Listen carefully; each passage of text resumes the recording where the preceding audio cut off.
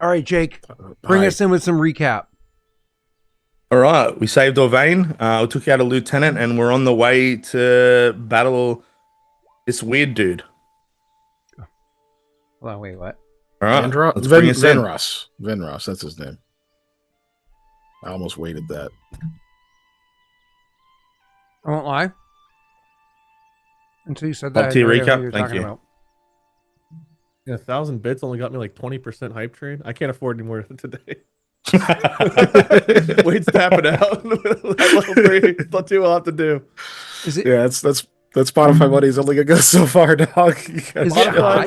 Listen, that contract's not been renewed yet. Right now, I think that ends this year, and I just bought 2 computers, so I'm gonna be harvesting fans' organs soon. Yeah, they'd give them. You and your cult. We call them motors. Fan organs are called motors. Whatever, I don't care what they're called, as long as they're valuable. See, look, 13's already in. Awesome. Yours will cover at least 1/3 of one PC, assuming it's a valuable organ, I guess. What's more expensive right now, a kidney or the newest graphics card? I so badly want to Google that, but definitely shouldn't. No, you can totally Google it. We're all curious. We all want to know. Dude, a Flesh PC would be cheaper than what I paid. Would you have to get it healthcare, or does it just get a regular warranty? Okay, if we're bringing in insurance, then all of a sudden maybe I got a better deal. Yeah. I'm not dealing with American insurance on a computer. No, you'd have to hurry up that move to Australia. I honestly don't know where the buttons are to see how, because you had said some weeks ago that there's a way to change how hard it is for the thing to go up and down, the hype train thingy. There used to be 10 years ago. I don't know if that's still a thing. Oh, I'm over here. I'm clicking like looking through viewer rewards. I'm looking through partner. I'm looking through bits and sharing. I'm like, I have no idea. Oh yeah, I don't think it's there. I looked again. Oh, okay. It used to have its own little like thing you could mess with, and yeah, I don't think it's there anymore. I'm like, I was, because you had said like, oh, it only went. I was like, oh, does that seem weird? I don't know. Believe it or not, I try to pay attention to you guys. Believe it or not, I don't believe it, but I do. Because the hype train used to cap out at like level 4 or 5. I think you could see how difficult it was to make it cap out, but now that hype trains can go to infinity and beyond, I think that they got rid of the setting. Yeah, I was like, I don't. Oh wait, to change difficulty of a hype trainer channel, you need to go to your monetization community settings. You'll find a drop down something. Community, hold on, community. Oh, there it is. Hype train. I did not click on community. Okay, hype train. I didn't Google it. I just kind of poked around at stuff. So there's 5 settings: my bad. Easy, medium, hard, super hard, and insane. Mine was set to hard, which maybe is the default setting because it's 3 out of 5. It's the middle of the 3 options. So I assume it's always been there. Mine's set to medium, and it was set to 6 events. What does that mean? I think you have to have like 6 people cheer or sub or something to trigger one. Yeah. 6 things that you can have a threshold between 2 and whatever. I'm going to lower everything now because like there's no reason to keep it. So that kind of like, so mine is, oh wait, a kickoff threshold. Oh, I was like events. I was like, no, hard has a 6 tier 1 subs, or and then this one says 4 tier 1, but that's for like first goal, not because like each goal changes, right? Mm-hmm. Okay, gotcha. But this mine kicks off at 2 events. They have something called autopilot. Forget AI. We have AP, which will dynamically adjust our hype train settings to earn more support from each hype train. I can really learn to milk you all out there. That's toggled off. -2. So hype train is on, autopilot is off, kickoff is 3, high engagement moments. It starts. Wait, this is toggled on. It says hype train might start if we detect higher than usual channel activity while respecting your cooldown selection. So more or less they're saying, yeah, you got a normal cooldown, but if there's a lot of people there right now, we'll turn it back on for you. That's what it sounds like. Difficulty was always at hard before. I think it's been that way forever. I guess that's Weird. a medium. I don't care. Mine's on easy. Mine's on easy by default. What does that mean? I have no idea. So I feel like these settings that mean were anything? different a long time ago than they are now. So I just lowered my thresholds a bit. I mean, there's like cool emotes and stuff people can access. So I'd rather them just be able to do it if they want to do it. So I just made it easy and 4. Hype trains, I mean, they don't It's bother weird me. that they're so different. Whatever. Yeah. Like all of our channels are like the same size, so I don't know why they're so different. It's kind of weird. I don't know if the settings are. I mean, it's possible that Scott maybe messed with his a long time ago, or Mike did or something, and he never knew about it. I don't know. So, I know I messed with mine a long time ago because, like I said, it used to be different the way they worked. Yeah, that was a long ass time ago. So, either way, all right, we don't have to word it like that. Just say it. No, a little bit ago. We're old. Okay, so the I just set it down to medium, and I left at 3 minimum to trigger. That's like a good minimum. Otherwise, everything's a hype train. So, well, no, because there's a minimum of an hour cooldown. So. Oh, it was So it said a cooldown. I have the 1 hour cooldown. It's I think I've always had the 1 hour cooldown. Yeah. So, because I think that was always the default. I don't think you could ever have shorter than that. No, I think it's always. Oh no, that's not true. Because I remember it used to be 2 hours years ago over on Daelric. I don't know if it was configurable back then, though. I don't know. Couldn't tell you. I've messed with it now 2 times in my life. Yeah. All right. So does this autosave? Oh no, I have a bottle of hand button. lotion in front of the save button. My monitor. Clicking that save button, pretend like this conversation didn't happen. My fingers are. My hands are dry. It's winter time. Gotta lotion up. Make it real difficult to pretend it didn't happen, Scott, if you keep talking about it. This is the most kinda overcompensation for lotion at the desk, like, of all time. Well, do you remember the time that I got winter? I really dry hands. Do you remember when I got lotion sent to me by that sponsor? The sponsor was really funny. I mean, I won't lie. I can't remember the name. I don't. Drago Gaming? Is that it? Look, I'm just proud of close. I'm just proud of you for having lotion and knowing how to moisturize anyway. All right. Oh, dude, it's so infrequent. I am to say I'm ashy is I'm scaly. Can you It's like take the dub? Just take the dub, Scott. Time to go to You the gotta color do stay, that. I think, right? Where are we right now? I think we were literally walking into the color stay, if I remember right. Maybe we weren't, but I know we found out that we were going into the like storage area because I remember You cannot gift any luck right now because we've apparently drank it all. Into the season. We're 65 episodes into this season, so that's not how that works. I just saw season 5, episode 65, so that seems like how it works. The episode counter has always counted. And luck dice is only supposed to make it for the first like 8, so we can't right now. Yeah, So- we drank it all. So hold on. Let me actually. Yeah. So, Oh no, this would normally be the finale because this is session 13 of the season. So, because it's I've been doing. How 13. fitting. We have no luck. Yeah, I mean. All right, cool. I was like, what's 65 divided by 13? I have no idea off the top of my head. So, but now I can see it. Yeah, 50 and 50. Isn't that an even? Yeah, it's an even number, isn't it? Well, 13 and 65. Neither of those are even numbers, but that's okay. I mean, 5s are honorary evens. What? We all know this. What? Don't act surprised. Have I got time to just Maybe have a 55. shower real quick? Just double checking before I go. Do you feel as dirty as we do after Scott's 4 minutes of lotion talk? Because like I would like one too, but Maybe. Okay, so thank you for reminding me, Wade, or whoever said those words. I actually honestly forgot what you were doing. You're at the color stay and trying to sneak in the back door. So more or less going into where the storage area goes in. So it's the when you guys are heading directly there, correct? It's the nighttime.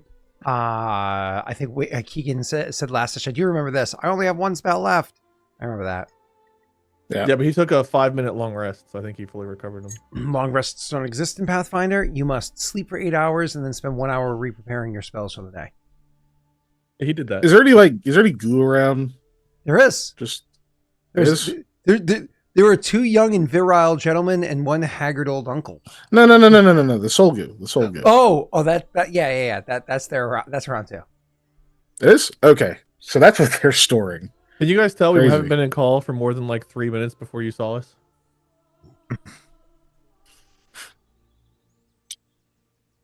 Hi, chat. Usually we talk for like 30 minutes. Today it was about 3. So we're a little off of our games at the moment. Yeah, normally we get all this out. The goo. So you are... We get like a portion. Just a little bit. Some goo. A smidgen of goo. All right. So let's go. You guys are there, heading over to the place. Obviously, not actually stopping if there's any soul goo. You haven't started to express addiction yet. So when you guys are heading over towards the Color Stay Inn, I don't think there's any conversation that need to be had along the way. I think it's kind of understood what it is that you're doing, and the fact that you owe them a favor, kind of like coming out of being dead. You know, like the revival party, if you will, is going to have to be hosted there. The announcement done there. As a and then didn't you owe for a secondary favor that he's doing for you? You also owe him a small favor. They said it was going to be something relatively small or something like that. It was not meant to be over the top. Cool. And what was explicitly it can't have to do with the ooze. Yeah, correct. Yeah. Which what was the small favor in response to? Shit. It was something. I don't remember what. The person that's watching on YouTube that just saw the last session ends like 5 minutes ago, they'll know. So great. I don't think you've uploaded to YouTube, so too bad you don't do any editing. This is gonna go in too. To stay there. We're like, oh, that's right, because Mikhail was like, yeah, if you want us to come out there, might as well give us a bed there, right? Yeah.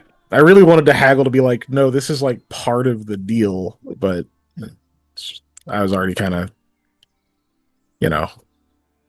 I was like already in trouble. And then my friend sat down when he wasn't allowed to, so that I was like also on the hook for being in trouble again. So I was just like, let me just chill. I don't think that was even addressed. I think they just let it go. So, but yeah, it was still rude. Yeah, that's why I didn't say shit. Yeah. It was like obviously uncool. Anyways, so you guys are make your way there.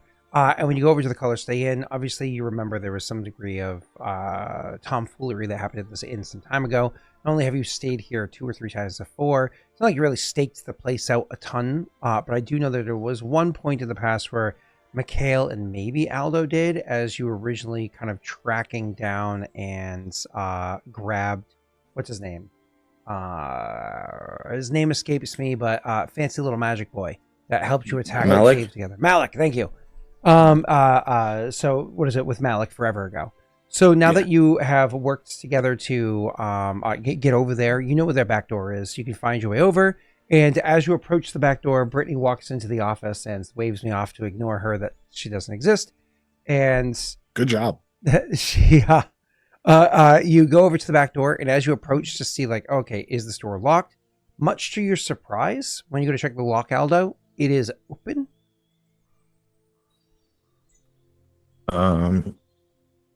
Not being very surprised, because didn't the guy know we were coming, like, now? I believe yes. Yeah. Aldo just looks over his shoulder and mouths towards you guys. It's open. I just love the no budding of the slowly DM. Opens the door. You're surprised. I'm not surprised. Makes sense. Yeah, well, can't argue. Follow it in. Our one caveat was we're not supposed to touch anything inside this area, right? Correct. We're not supposed to take anything. Jeez. I guess that was specifically worded that way. So Mikhail is saying, don't take anything, and Wade is like, Cave of Wonders, guys. Cave of Wonders. I mean, if there's a lamp. All right. Are you going to touch the lamp, or are you going to leave it alone? Well, we're coming in the back door. Might as well give it really slowly. Yep. Okay. There we go. Yep. That was unavoidable. Okay, moving on. So you guys go into the back door, and when you get inside there, it's actually it looks kind of surprising from what you would have expected coming through the back door over here. As you go into the back door, you are able to see that the entire place is, well, kind of worn down, like the service door to a busy establishment. You know, the floor is not as much of a shine as the rest of the place does.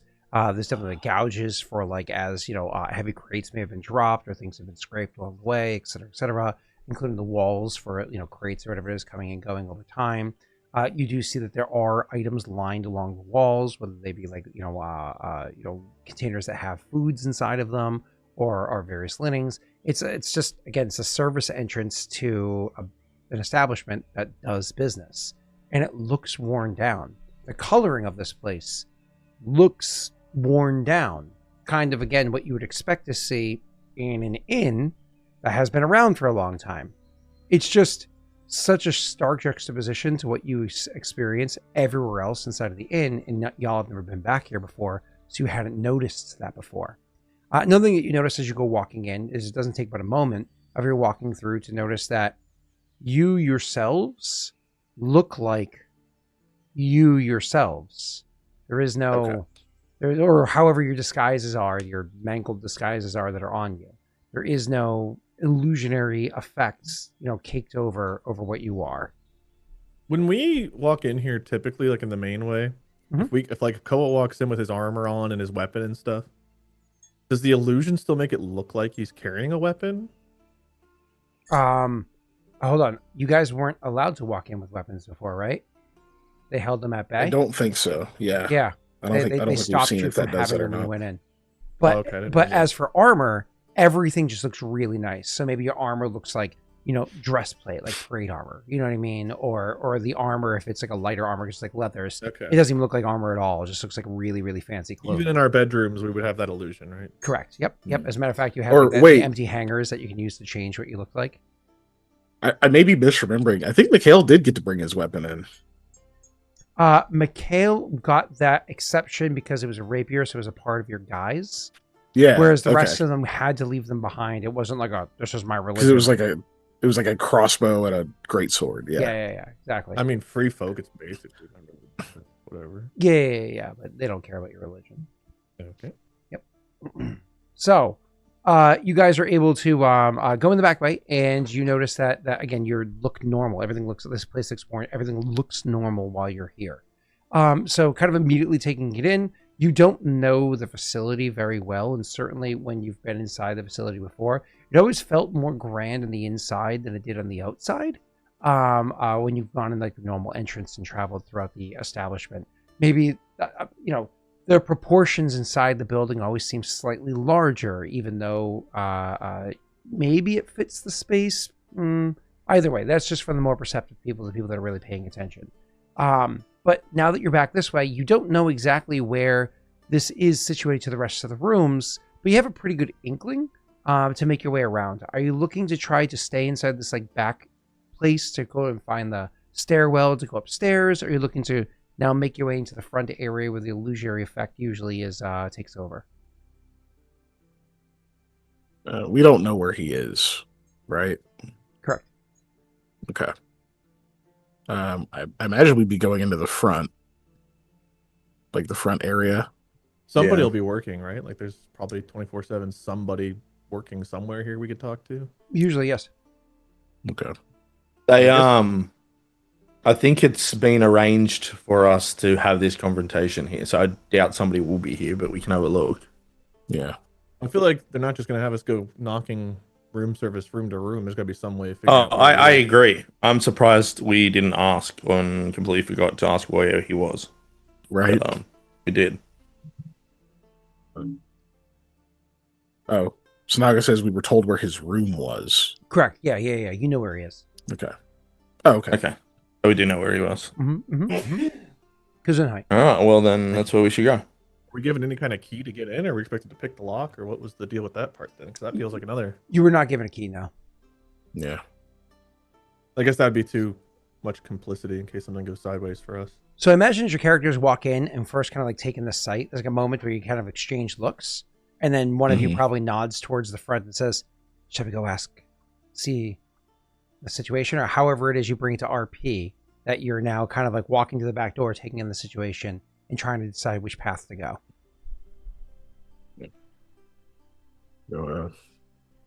Should we stop by the front first or go straight upstairs? What would that do for us? I don't know.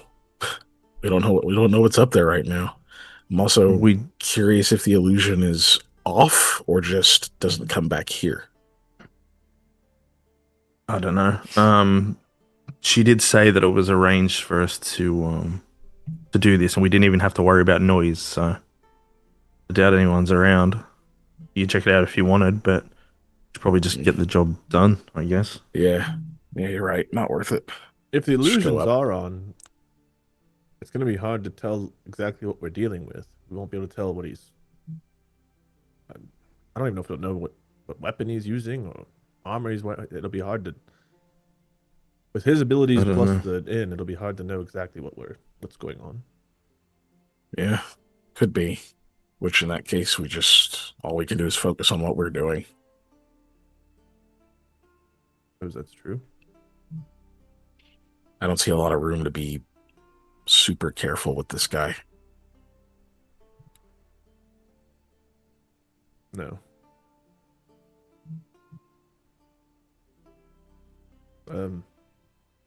Aldo, I defer to you, honestly. I feel like just moving around and breaking in bit is more your area of expertise. So do you think we should just go straight up there, or if we should look around? I defer to both of you, but... As he's saying that, Aldo's sensitive ears hear like again, what you can imagine would be the service door coming from like the front area open up, and you hear footsteps starting to come through into the back area. Likely somebody coming by because they're grabbing supplies, whatever it is. Remember, it's the middle of the night. It's late, so it's not like there's going to be a ton of people around. But there's definitely somebody that sounds like they're coming through the back doorway. Likely an employee. What do you characters do? Like, obviously, Aldo, you can respond, but if you care to do so. But what do? You like try to scramble to grab a hiding spot? Do you just kind of like stand there? What's the plan? When Aldo hears that, he just kind of gives them both like a surprised look, and he's just like, "Make yourself scarce." He'll go to step behind something because doesn't know exactly who's coming through. Yeah, try to get out of sight. Sure. You guys can go ahead and roll stealth checks real quick. That was on the 20. Damn. Okay. All right. I could have used that a bit more than Jake, but it's cool. The situation may be a tad rocky, but the area is not. Cool. So with our start carrying around pebbles. With our totals coming in, Koa get an 8 total. It's not that he couldn't find a good spot. He actually found a decent spot for how large and kind of bulky of a guy he is. Again, he's not taller than, say, Aldo. But he is, broad, and he does wear armor and whatnot. He has a big sword coming over his, neck, and he's got a maul or whatever it is at his side. So he's bulky, and so he makes a bit of a clatter as he goes to try to slip into a spot, and that makes the feet like stop really quick and like hello, is there anyone back there? And then you see a person come around the corner to look around to see what you are, and the person that you see come around the corner is shall we say, if they work here, hell, if they're a patron here, they are grossly underdressed for the position. I mean, it's not that they're not necessarily an attractive person. They very well could be, if they knew what a brush was. And maybe they have a nice form to them if they wore an outfit that even slightly, fit their person. But untailored and unkempt, you see a person kind of like look around the corner and like looks around and goes, "Huh, I hope it's not rats. I thought we got rid of all of them." And like starts looking around at the floor, just trying to see if there's like a rat or something around, and grasping something that was in their hands. Turns out it's a piece of like a baguette, like a piece of bread that they're holding in their hands, and they're going around looking at it.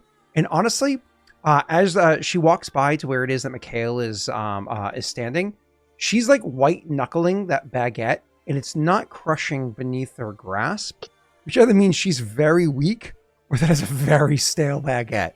Whichever the case may be, she looks around and she like actually, turns around the corner really quickly to look down to see if there's a rat there with raising the baguette high. And no question, you can't deny it. Simple fact of the matter is she's staring directly at Koa's feet. She identified where the sound came from. She went over. Maybe it's a spot where she's seen rats before. Maybe it's just a decent sized spot. She's looking directly at Koa's feet. And after staring at his feet and his like ankles for a second or two, she goes, damn. And then kind of like, stands upright and looks around and goes, I'll find it next time. And then goes back to collecting her belongings, including grabbing a couple of dishes nearby to where Mikhail is, situated. Don't get me wrong. Mikhail is well hidden. You should have to be a particularly perceptive person to notice Mikhail in there.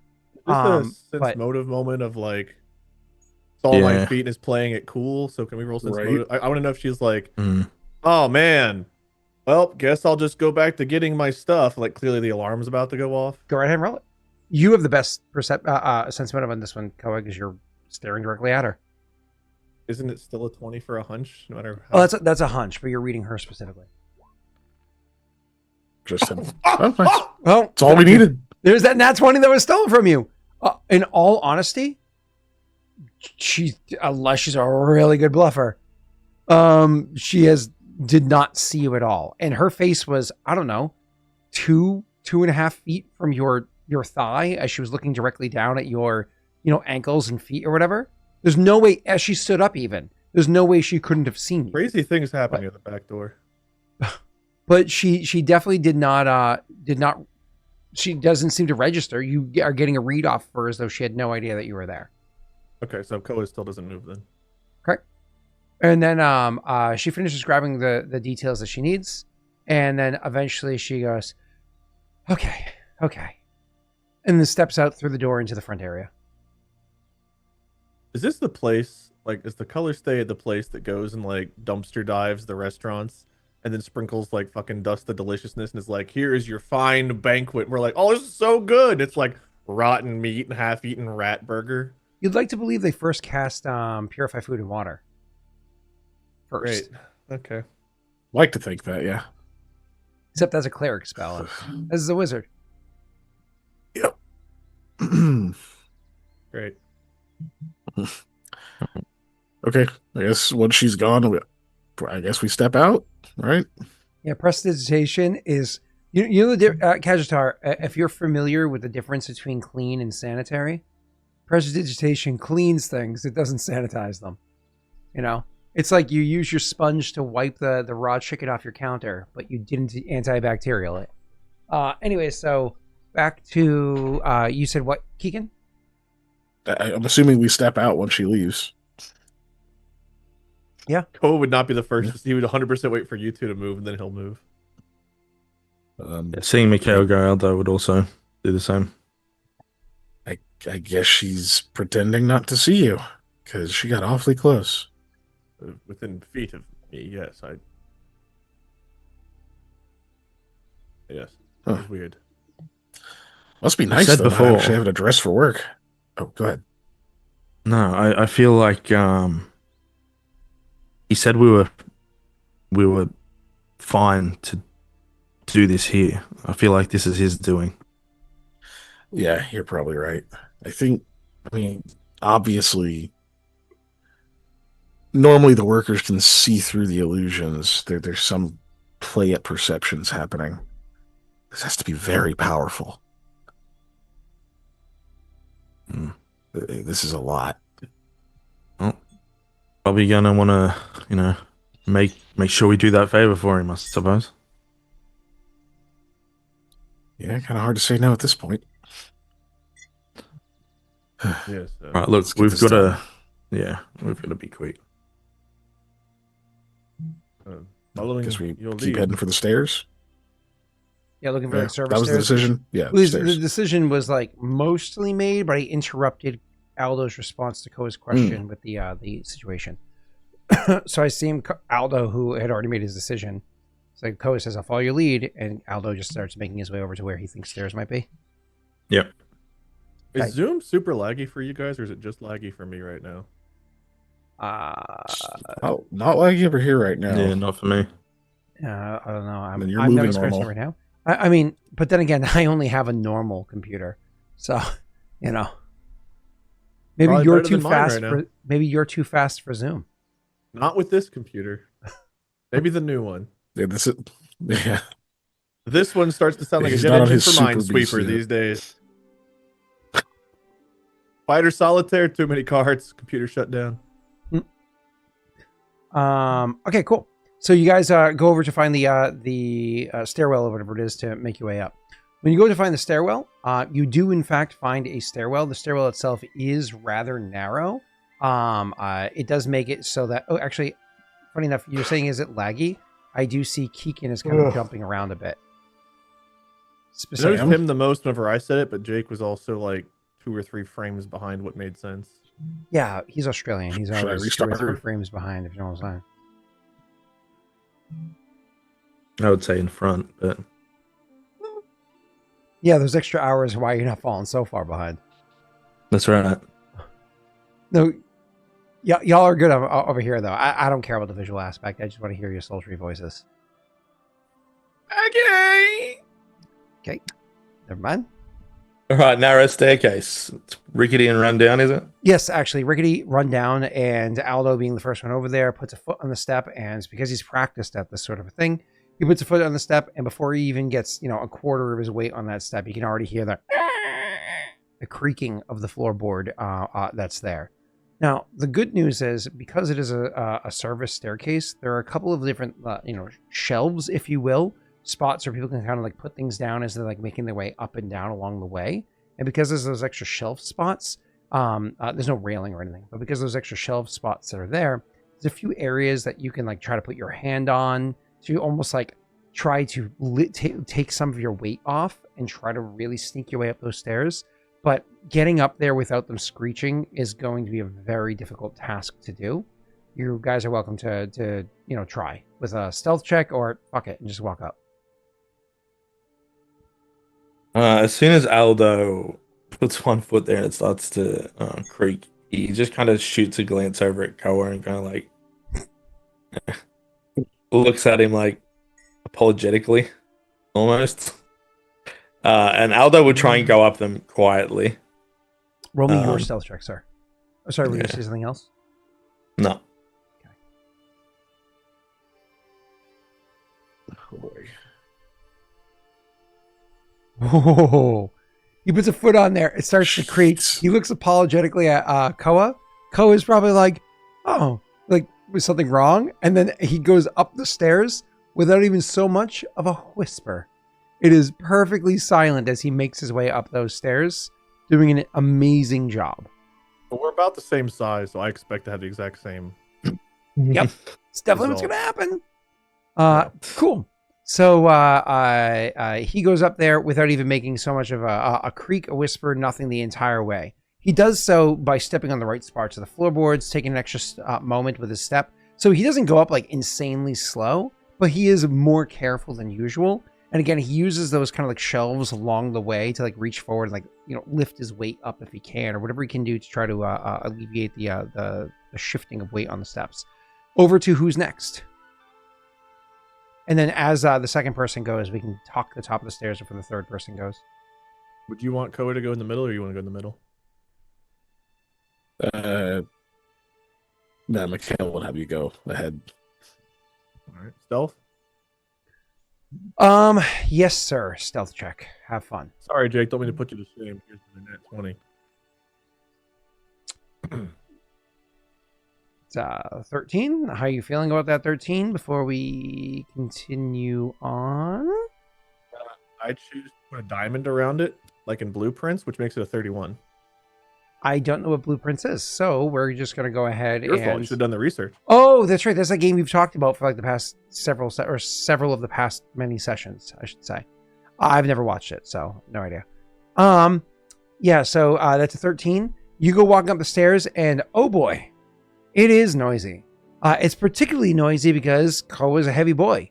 Not only is he packing a considerable amount of muscle, but again, has like a 9-pound sword and like an 11-pound hammer and a whole bunch of armor and other shit on him that makes his weight off balance. And he is creaking. They are screaming as he's walking up those steps.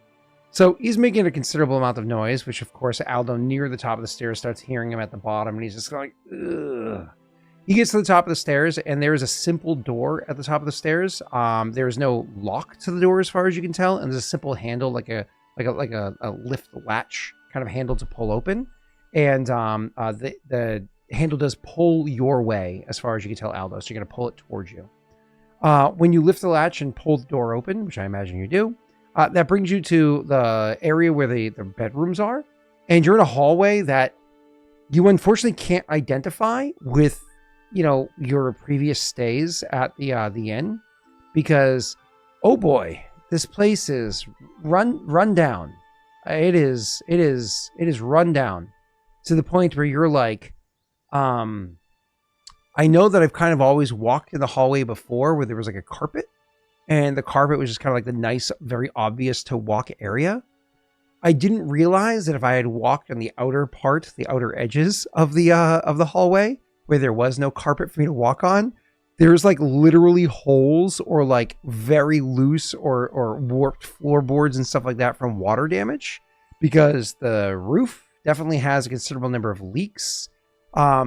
You're pretty sure you see mold growing on a couple of different areas of the roof overhead, but either way, there is a lot of damage to this place. As you can tell, it is dilapidated. Maybe more likely just needs some serious love from a very tender owner. Either way, you open up the doorway and you're not sure exactly where you are because it just looks absolutely terrible. While you're up there and waiting for Koa to screech his way up the stairs behind you, you do notice a person walk out of one of the doors nearby. So you kind of like you lean back just in case so that they don't notice you. You lean back just in case, and you see a person go walking by. This person is dressed well, certainly not color stay in well, but a person that dressed up nicely to go to the color stay. And it is, but mundane clothes that they're wearing. Slightly disheveled, because again, usually the illusion would do the work for you. But either way, Koa comes screeching up the stairs behind you. Do you wait in the stairwell for him, or do you step out once that person, as Koa is approaching, as that person steps away? I'd probably step out into the hallway, I guess. Okay. You step out into the hallway. The hallway itself is just as bad as before. As a matter of fact, as you step out into the hallway, you have a whole new concern out there. Squeaky floorboards. Sure, that's a concern. There's more areas to step, though, so you could probably pick through here easier than the stairs would have been. The bigger concern is that definitely two of the spots that you stepped on, you walked far from the door, but definitely two of the stops that you stepped on had a bit of a give in the step, which suggests maybe don't walk too close to one another. Otherwise, it's probably going to be extra screech. You don't know how these floors haven't given way to people that have walked in groups before. Or maybe they don't walk in group. Whatever. You step to the side. Koa finishes making his way up the stairs. I don't know how Koa thinks he did, but you know how he did. And it won't good. Dead? Yeah. Silent. This is like Drax thinking he's invisible. Koa tiptoed up those steps and didn't hear a thing. Because the sword clanking against his shield right by his head was so loud he couldn't hear the footsteps, so he thinks there were no footsteps. Before y'all talk about it, Keegan, go ahead and roll your stealth check to get up the stairs.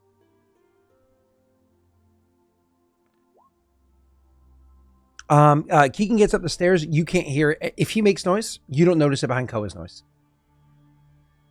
He absolutely makes no noise to your ears.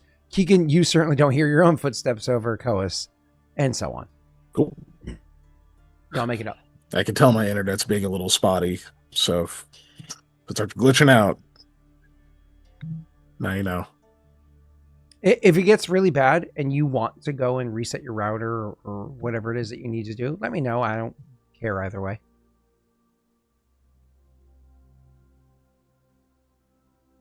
All right. Get at the top of the stairs so everybody else sees what you saw. Yeah. All right. I just give Koa like a nice smile and a nod, and he tosses you a wink, thinking he did a good job. Slowly make my way up the hallway. So the problem is, like I said, you didn't know where you were because it looks so different from before. So even though you do have a room, which you know is to be on the second floor, you have no idea which direction. You came up at like a corner where like a right corner that's upstairs, and you're not sure where it is upstairs that this room is. So you kind of have a choice. You can stick together and try to go and find the room together, making your way all around the marigold bush until somebody finds it, or you can semi-split up so you can, find it a bit quicker and then call the others over. Or the rooms everybody numbered? stay here and everybody else goes around. The rooms were numbered when it was the illusion was there. From where you are right now, it's hard to tell. You have to move a little bit. And feel free, just Aldo, to go and scout ahead to look and see if the rooms are numbered for you. I'm going to do that. I'm also going to go in the direction away from whoever was just around, because I got a feeling this guy probably, as much as he likes to stare at people, probably wants his alone time to be alone. Okay. Sure. So you are going to head away from the other two. So you just kind of like give them a look like you're going to go scout ahead, and you're going to go walking in that direction. Just you by yourself. You don't need to make any checks immediately. You take, a dozen steps or so away. You being as careful as possible to not make any creaks. If you do make a small creak here and there, it's more ringing in your ears because you're hypersensitive to it than it would be necessarily heard by anybody else. You do look over. There are plates, like spots that would suggest that rooms had numbers at some point. Just like the doors have areas that suggest that there were locks that functioned at some point. But considering some of the doors don't even click shut, some of them can shut, maybe just because more they're jammed than it is because they're actually shut. But the housing for where the keyhole would have been long since worn down. Those kinds of details are all there. So you have an idea of about where you are because you see that one of these number plates, if the number is actually what you think it is, if it's actually a 6 and it didn't like fall down and now it looks like a 9 or whatever, you think you're near to where the room is, but you can't be certain. Not all the rooms are consistently numbered. If I've got a vague idea of what I think, I'm going to turn back towards the other two and kind of motion for him to come this way. Like a ninja, Koa follows.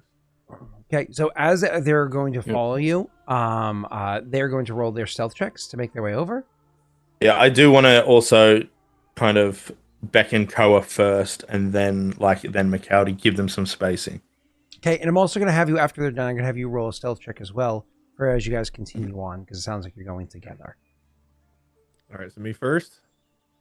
Si, senor. Sorry, boys, taking the good rolls tonight. Honestly, not bad. It's a 2. What? It's a Roman 2. Okay. And then Aldo, assuming you're walking with them, you can go ahead and make your roll.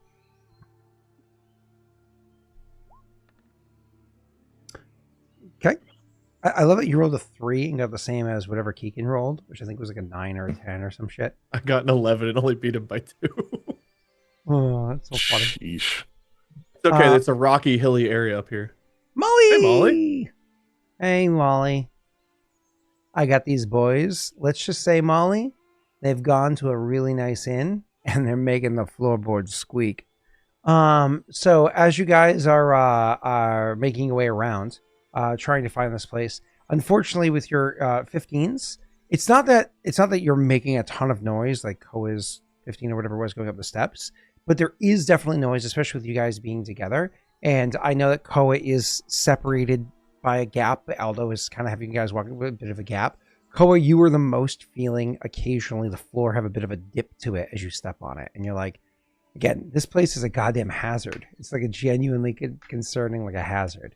Anyways, this isn't like some back area where like people that work here would stay. This is like the actual hallways where we even would stay, right?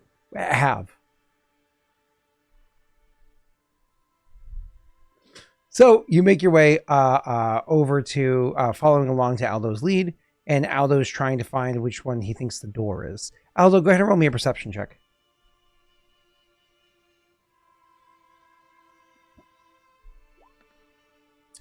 With relative ease, you're actually able to pick out like enough numbers along the doors, whether they be faded out or whatever the case may be, that pretty easily, again, you're able to find your way over to the room that you believe is the correct room.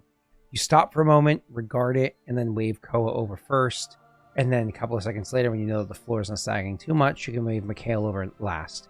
Stopping you guys about, 12 feet or so away from the actual door, across the hall from it. So, pretty darn close to the door, not quite at it.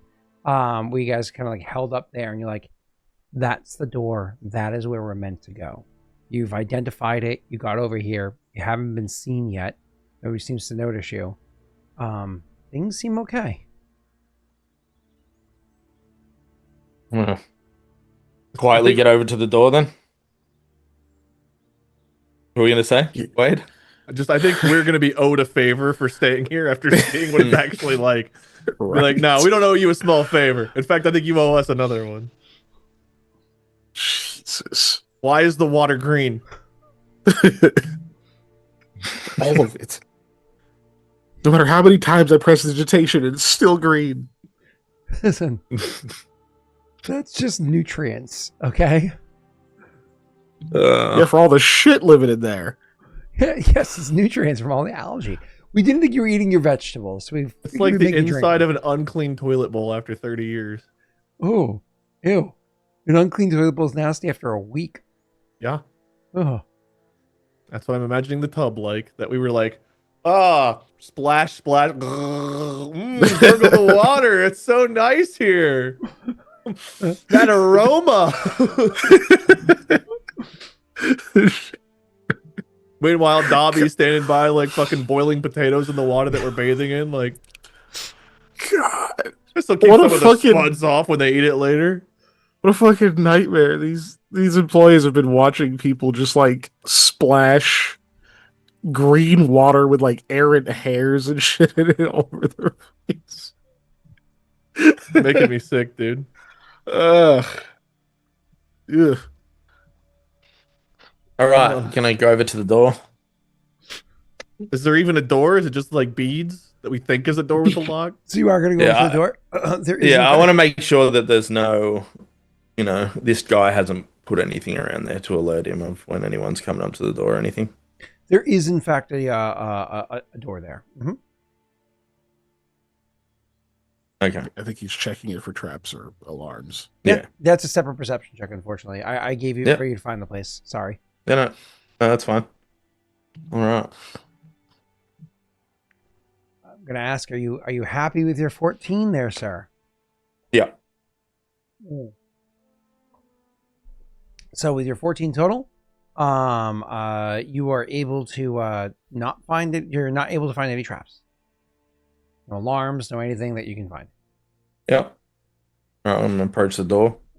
I thought you what already if this guy can't see through illusions? Oh, yeah, I did. That's right. If he can't see through illusions, it makes sense why he stays here. But if he can see through illusions, why the fuck would he want to stay here? Yeah. I'm going to try and open the door. Okay. Very slowly and quietly. Nasty motherfucker. So you grab the handle of the door, and you slowly lift it, and you try to push. The door does not budge. It seems to be, you don't feel a lock, you don't notice a lock, but it seems to have some sort of a lock to it because it does not budge. All right, but I can't see or feel one. No lock that you notice, no.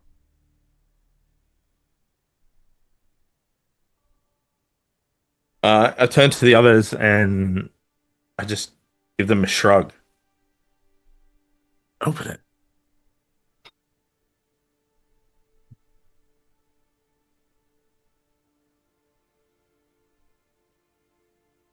Are you going to open it? Aldo kind of pulls away from the door and he says, it won't budge.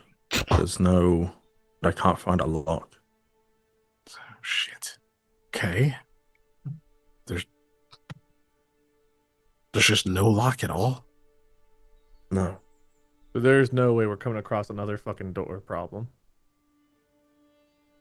You were given a key, as was mentioned in chat earlier. Oh, we have a key? I thought you said we weren't given a key. No, you were given a key earlier. Oh. I Okay. hand Aldo the key. Sorry, forgot we had this. Thanks. So did I. I'm going to go back Always over to one the with door the wall. and I can use a key here. When there's no lock? So Yeah, as you you just mash it into the door. So I guess as you go to open it, Koa will stand behind the door, assuming you like open it to stay out of the way. If there's like a clear shot, I guess the plan is charge in and just hit the guy right away. So Yeah. as you have the key, literally as you press the key close to the door, all of a sudden the door itself goes from rigidity being stuck where it is to it actually has like you even see it shift ever so slightly. And Aldo's very perceptive, especially while he's taking care of like these like minute details around like checking the door or whatever it is. Literally as he's reaching forward the key to the non-existent lock that's right there, as he's reaching forward, as soon as it comes within like a couple inches of the door just shifts slightly. You can feel that there was something that was holding it in place, and now it seems to have released. I'm going to open the door. Okay. So This you're just gonna place is push the made door out of open? like popsicle sticks, but they've got some I'm crazy gonna- fucking locks. Try and sleight of hand open it quietly. Okay. You go right ahead and roll me your sleight of hand check, sir. Again, same as everything else. Koa Don't expect it to be prepares easy. to charge.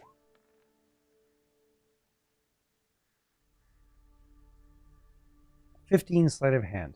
Okay. Yep. So as you're pushing open the door, you hear the Oh, I door didn't hear anything. That's screeching. Ooh, silence, great. If you say that every time, it breaks it for everybody else.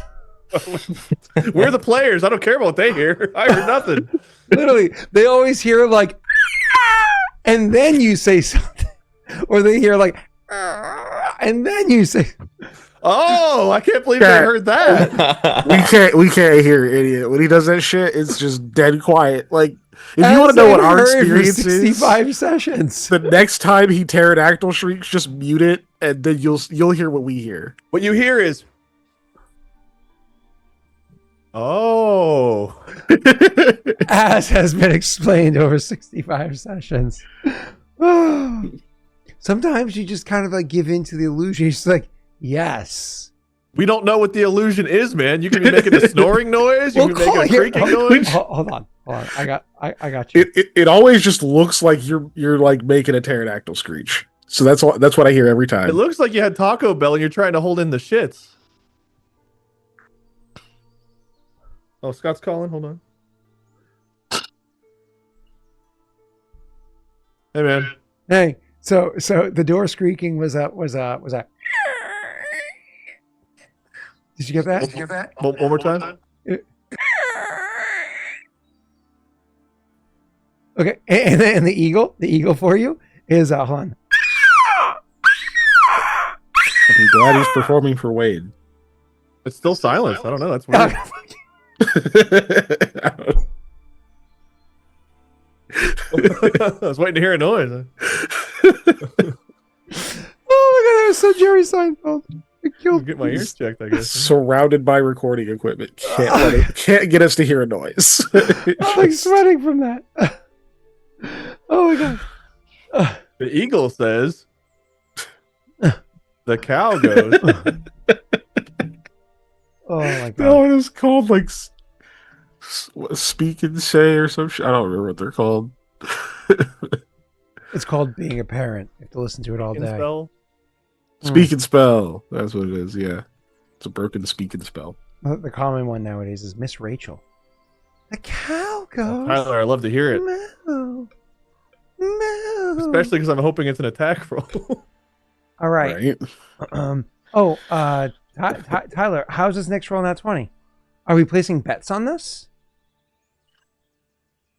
I mean, we're doing great so far. The door didn't make any noise. That was just with a 15. Tyler, do me a favor. Press exclamation point and knit for me before we continue. Type exclamation point and knit. I want to see something. I like Perfect. how you're. All right. If attaching Wade's things next to it. attack roll if Wade's next roll is nat 20, I will double that number. But if Wade's next roll is not a nat 20, I will half that number. That feels like maybe not one. What? No, what? No, but that's less fun. But you keep for it me. fair. But I don't want fair. Wait, haven't you rolled any? You're gonna have to at least offer that at 20 to 1 odds, right? 20 to 1 odds. Sub-Zero's been waiting since last year for some points. Scott, nobody's redeeming anything. Also, Scott not giving anyone their points. First of all, Sub-Zero, I only accept IOUs that are mailed in with your reading coupons from your General Mills cereal boxes. So if you can go ahead and send me your... That's the oldest shit you've said on this. Yep. He keeps topping himself. It's crazy. Well, someone's going to top me. Your General Mills coupons mailed in. Like it's 1995 and we're trying to get a new CD-ROM video game. Oh, my address is 555. Oh, so where were we? So anyways, yeah. You go to push the door open and the door goes I couldn't even do it. Guys, this is a really door. I don't even know what point Snog was waiting on. So anyways, yeah. You guys are going to open the door, and there is unfortunately a creaking to the door, so it is heard. So Aldo, that's what happens there. What do you like? Is Koa just charging in behind you, or if he opens the door and I see the dude there, Venros, I'm prepared to charge at him. Ah, gotcha. So I'm hoping Aldo opens the door and steps out of the way, so that way it's a clear path. Perfect. So just to add order to this, because I know everybody wants to go just absolute ham at the moment, why don't I have the three of you just go ahead and roll initiative? You can always say, I wait until XYZ. That's fine. But for now, I'm just surrendering my surprise round by doing that. No, we just establishing it early. Highlight your mini, please, for the sake of initiative, so we can have that properly tracked. And actually, give me 1 second. I haven't used initiative in so long. I want to reset the old ones. Clear. Now you're good. God damn it. It was almost good. Well, there's that 20. Yeah, it wasn't Wade's. Tyler's thing. Oh, that was Wade. No, Wade. Hey, you add us together, we get a 40. I'm 40. Points. Cool. Okay. So Aldo in order. Aldo slowly is pushing open the door, whatever it is. And then Koa does not roll me a perception check. But you probably don't see anybody inside there. Me or Jake? Me? You're the one that's looking to charge in. Okay, I don't know if Aldo would give me like a signal if he saw him too, since he's right there. 17. Aldo did not see him, and neither do you immediately see him inside the door. So you push the door open. Neither of you immediately see him, so I assume you do not immediately charge in. Okay. What do I see? Great question. So what ends up happening is you, Aldo, push the door open, and inside you see a room that, in all honesty, it's in better condition than the hallway you just saw out there. The hallway's in terrible shape. In here, there's a full floor. I mean, you don't have like all the time in the world to analyze every detail, but there's a full floor in here. There's not like holes in the floor. There's actual furniture. Like there's a proper bed inside there with a proper mattress and blankets. They're wrong. The blankets do look like they've been used. It doesn't. It looks like somebody hasn't recently made the bed or anything like that. Somebody's certainly been inside of that bed. And there's even nearby furniture, even if it is all very simple. It looks simple but sturdy. Like at one point in time made decent. But otherwise, it is a pretty simple setup inside there. Koa, for you specifically, you look inside. You're able to see a simple room. You can see part of the bed and some disheveled blankets on it, not the whole bed. You can see part of that piece of furniture I mentioned, not the whole thing. But from Koa's angle, as he's like really looking in to see if somebody's in there, you do actually notice something else.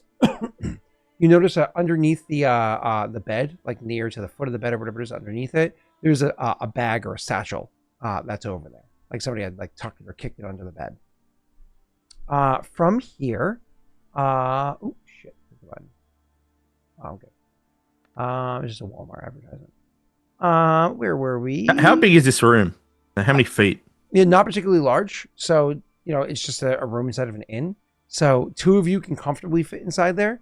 3 of you would be. How exactly would you? How many feet would you say? Like distance from door to back wall. Yeah. From door to back wall, 12 feet. But the width of the room is not particularly large. Only about 8 feet. Okay. Aldo, Damn. you get to go first, unless you're doing anything else. That's true. I do get to go first. You are the closest one to the door since you opened it. Right now, Koa is standing back, and I guess Mikhail's probably like on the other side of the door or something. I just want to. The guy said not to worry about noise, right? I just want to make 100% certain. That's what he said, Scott. Yeah. That's too good of an idea. Smiling, it's so funny. He did say that. He said, "Don't worry about noise." Obviously he was meant like battle noise. If you're like, I don't know, do something extreme that might be outside of the bounds of what he was referencing, but he said, "Don't worry about noise." I like it better when you said, "Don't worry about noise." He and said, wasn't all these weird caveats. He said, "Don't worry about noise." So yeah, that's what we heard. I'm gonna just choose to go with that. Yeah, and it is in fact what he said. He should have been more specific if there were all these caveats. You can only play for so. It's like. Also, what is normal battle noise? I mean, what's normal for us may not be normal for everyone else. It's like if somebody says, stop signs will bring safety to the town. If people follow through them, if people actually follow the stop signs. Whoa. Caveats. Yeah. Be more specific. Is there a reason why you're asking, or are you just kind of... It's definitely a reason why I'm asking. Are you guys having like a side conversation? Yes. Is everybody just feeding Jake ideas? Well, no, we're having. You have initiative, but we have initiative. We're a team. We're working together here. Yeah. So you guys are like mind linked? Sharing one mind? No, but our characters have been in many battles together. They're simpatico. Mm-hmm. They don't know have how to like eye each other's satchels, if you know what I mean. I don't. Would you like to explain that with a bit more detail? For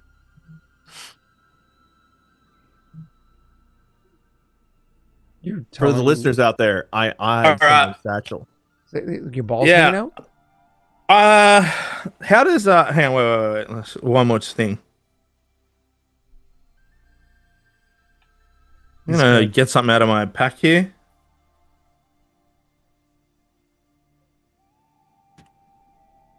It is the Thunderstone. Mm-hmm. So if I throw a Thunderstone at the wall and like close the door, it's kind of like flashbang this room almost. Like with sound. bang. What I have written is it's a 10-foot radius. Within 10-foot radius, it causes deafen, and it's very loud. Mm-hmm. So more or less, because I said the room is like 12 feet back. If you threw it at the back wall, you're about 12 feet away from it. I mean, you're outside of a 10-foot radius, but anybody that's further in the room than you are would be within that 10-foot radius. That's the idea.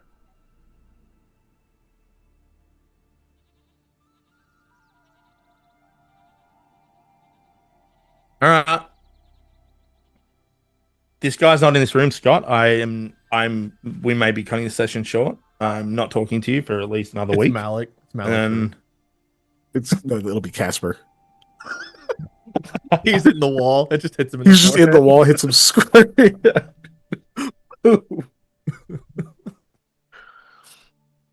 Scott will be like, "Well, why didn't you ask me if Casper was in there? I would have told you he was right on the back wall." You get hit so hard that Casper gets another concussion. 4 strikes and he's out. Let's do it. Throw it on the back and shut the door. So you open the door, you look around, you see nobody in there, and you just kind of like, you look back to the others, and Koa doesn't see him. He's looking intently, sees the bag, and then you look back and you give him Mikhail that look that's like, oh. Mikhail's like gestures towards your satchel. That's right, Wade. Mikhail's like gestures towards your satchel, and you're like, huh. You reach in the bag and you pull out a Thunderstone. That's not what Mikhail was saying, but that's what you thought he was saying. You pull out a Thunderstone and hurl it at the back wall, grabbing the door and slamming it shut as you do so. And it makes this extremely loud, oh, I'm sorry, I'm not going to make any noises for you since I don't want to listen to you for No, do it. No. We enjoy them. No. We enjoy these. No, it's our favorite thing, Scott. We all love it. No, it's okay. A very loud kaboomy boomy. Now, the way that this works is you have to technically make an attack roll with this. To hit the back wall, desired spot, it's an AC 5. For you to hit the wall, if you can go ahead and throw that for me. If you roll that one is the only time where it really matters. Just a ranged attack to throw it accurately? Yep. Yeah. And he hit it with great ease, which I anticipated he would have. So it hits the surface in the area where you want it to. It makes a really loud, deafening bang. So everyone within a 10-foot radius has to make a fortitude save or be deafened for 1 hour. Deafened for 1 hour. What's the AC on that? The DC is a DC 15 fortitude save, which is really high, or be deafened for 1 hour. A deafened creature, in addition to the obvious effects, takes a -4 penalty on initiative and a 20% chance to miscast or lose any spell with a verbal component that it tries to cast.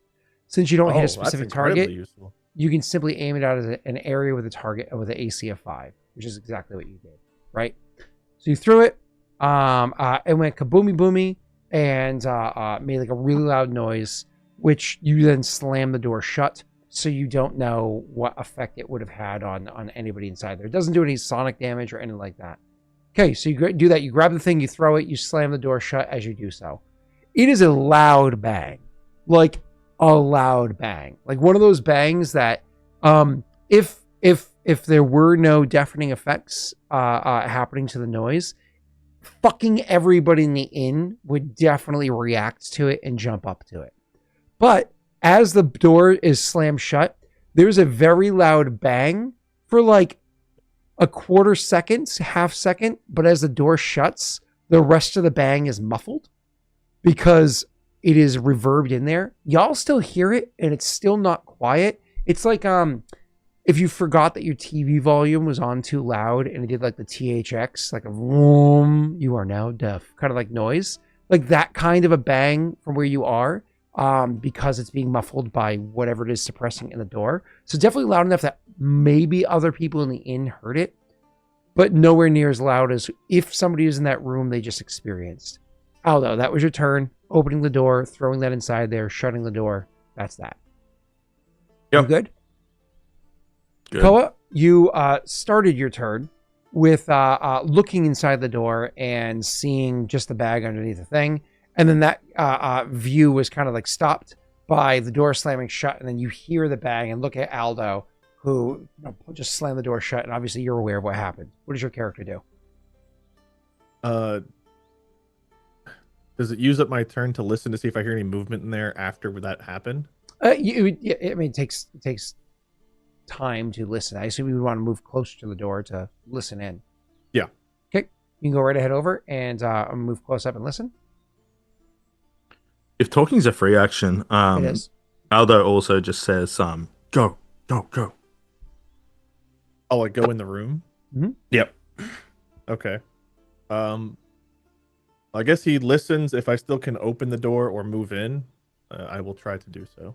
Yeah, so you walk up to the door, and because again, you're only like 12 feet away. You have a lot of movement, right? So you're like 12 feet away. You walk up to the door, you listen to it, and then you actually don't hear a thing because, sound is being magically suppressed, as fair. noted. And then he's just like, go. And you're like, oh, okay. And, open the door and you go inside. Open the door, I think it's technically supposed to be a move action or something like that. But either way, so you open up the door to go inside. So unfortunately, like you've spent your time like walking to the door, listening, opening up the door, whatever it is. And inside, you do in fact see standing there, kind of like checking their like, putting their hand to the ears because of the ringing noise. Whether or not they're deaf, you don't know, but there he is standing there. You know who does know? You do. You could tell us. I could. But science, you have to find out through the. Have I seen this guy? I know for sure it's the right guy. It's Venros. I don't think you've personally seen him before. I think only Aldo here no, and Mikhail, because he chased Mikhail, right? No, he chased Aldo. No, he chased Aldo. Only Aldo is. We've only heard him described. But you've he heard him fits the described, description. and so the description was unerring enough that you can definitely see that this looks like the person. But also, as you say Aldo, or like nudge him or whatever it is, Aldo also sees him now standing there. Okay, so I don't know if I'm close enough to attack him. If I am, I will. If I'm not, then I'll prepare to do that next time. So he was not immediately in front of you, and you can't free action step up. You can still attack him with like a ranged attack, but he is, or if you had a reach weapon, but he is just outside of your reach with you having like, because if the door was open, you would have been fine, but because the door was closed, it disrupted your ability to just. Yep, that's fair. But also muffled most of the sounds. That's a good thing. In there and ready to go. So you just like, I guess you spend your standard action to like step in. It's like be in his face. Well, I don't want to block him. them from getting in, but if I can get in there and they can still get in through there as well, then yeah. If you're using your standard action, you can place yourself wherever. Yeah. The place is small enough. Like I said, 2 of you can definitely fit in there. 3 of you is a bit of a tight squeeze. Okay, then if I'm using my standard, I will get right in his face. So that way, if he goes to do something, I don't know if you try to cast in melee, don't you get like an attack of opportunity sometimes? Unless they cast defensively, which it takes a check. Or have certain features or so on and so forth. Correct. Okay. Then yes, I will move myself into melee with him. Cool.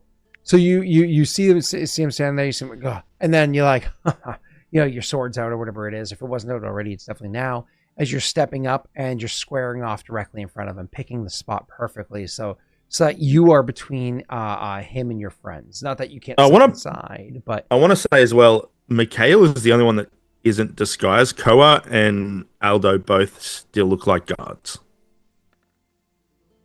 Oh, I guess that's true. Yeah. Yeah. Yeah, mine's partially dismantled. Which should probably be all the way dismantled now. Oh yeah, okay. I see what you're saying.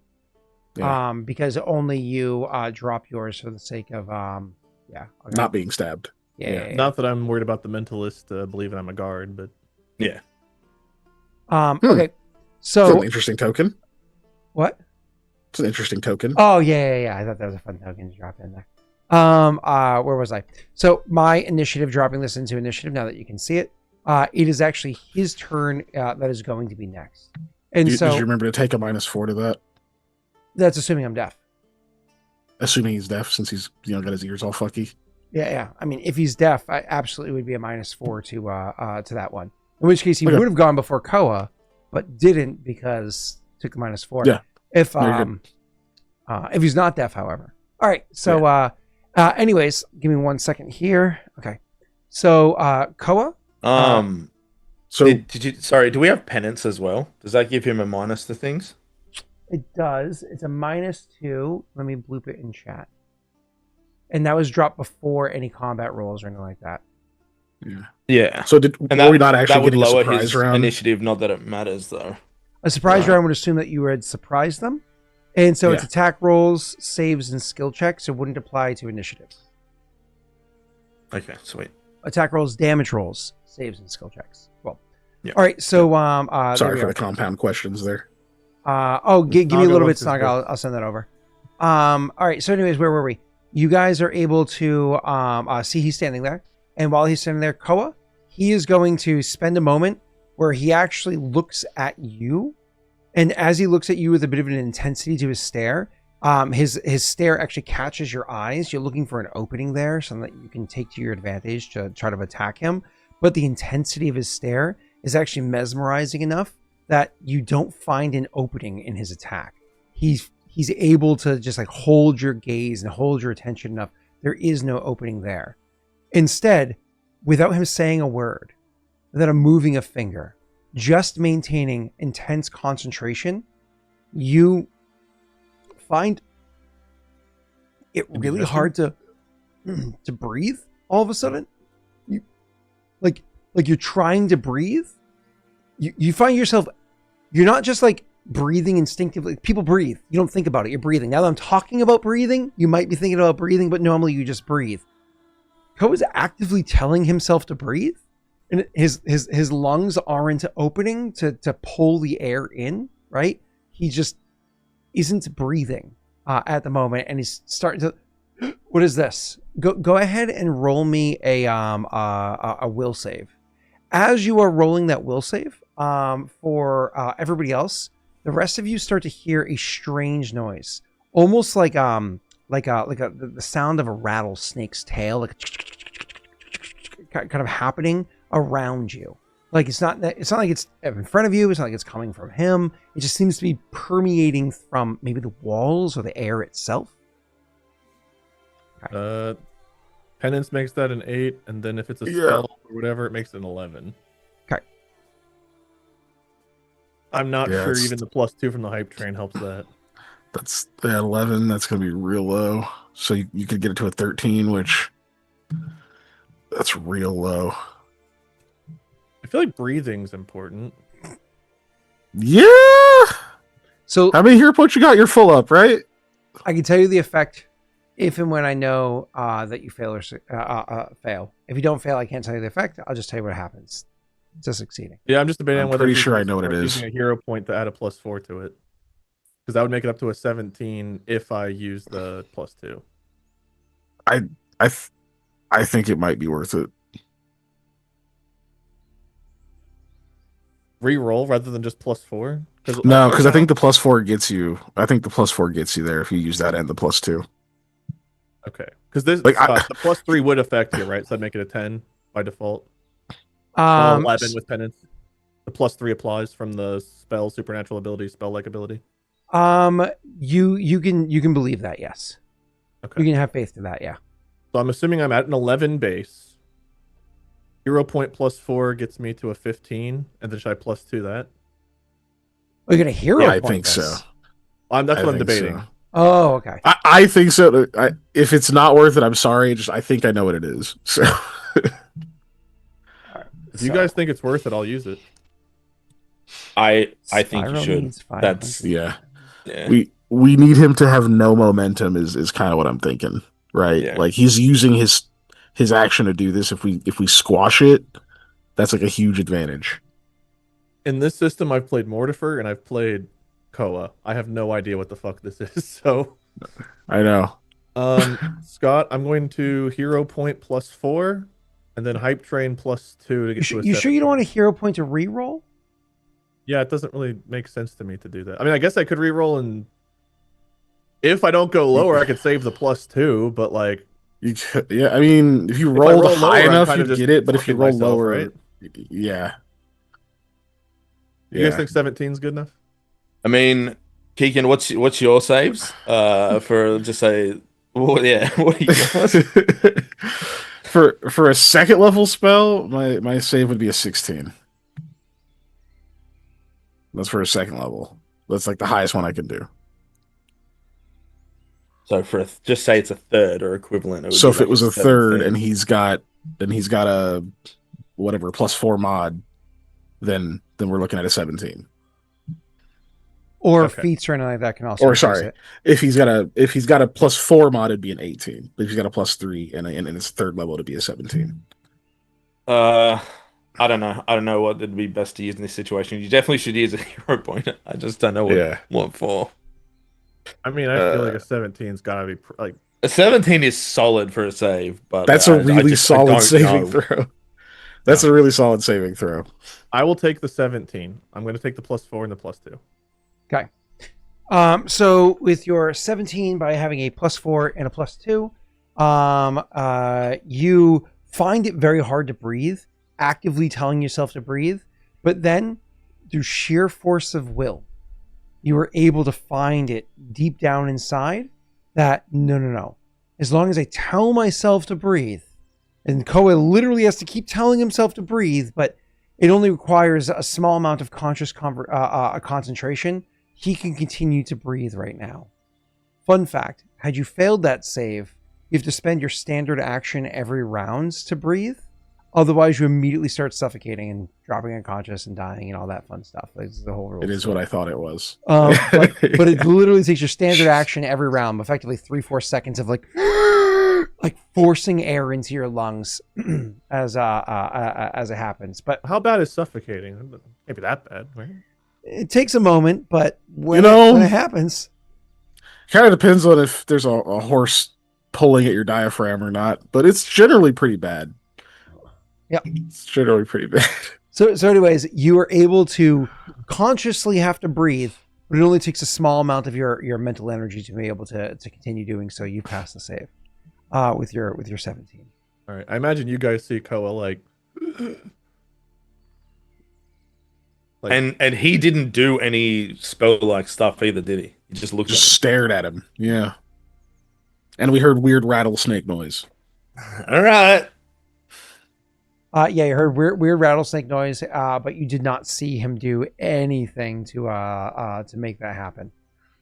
Okay, so that is what he does with his own standard action.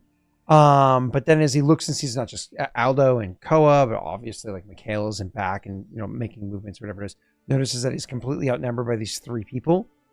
Doesn't necessarily know who any of you are. The most unknown one is Mikhail. And that's tucked away in the back. So maybe he knows who you guys are. There's a good chance that he does not. Then immediately has to go to his next action. Quickly with one hand, he slaps his forearm, and you can hear a small cracking noise happen inside there. You're familiar with this. You use these yourself all the time. He had one of those armband belt pouches, and so he just used some sort of a potion to take effect right there. What the potion is becomes immediately. Oh, he sleeps with these on. He was definitely asleep. I'm just saying. No, we didn't even get a surprise round. Bastard. Okay, so slaps his forearm, Paranoid and fuck.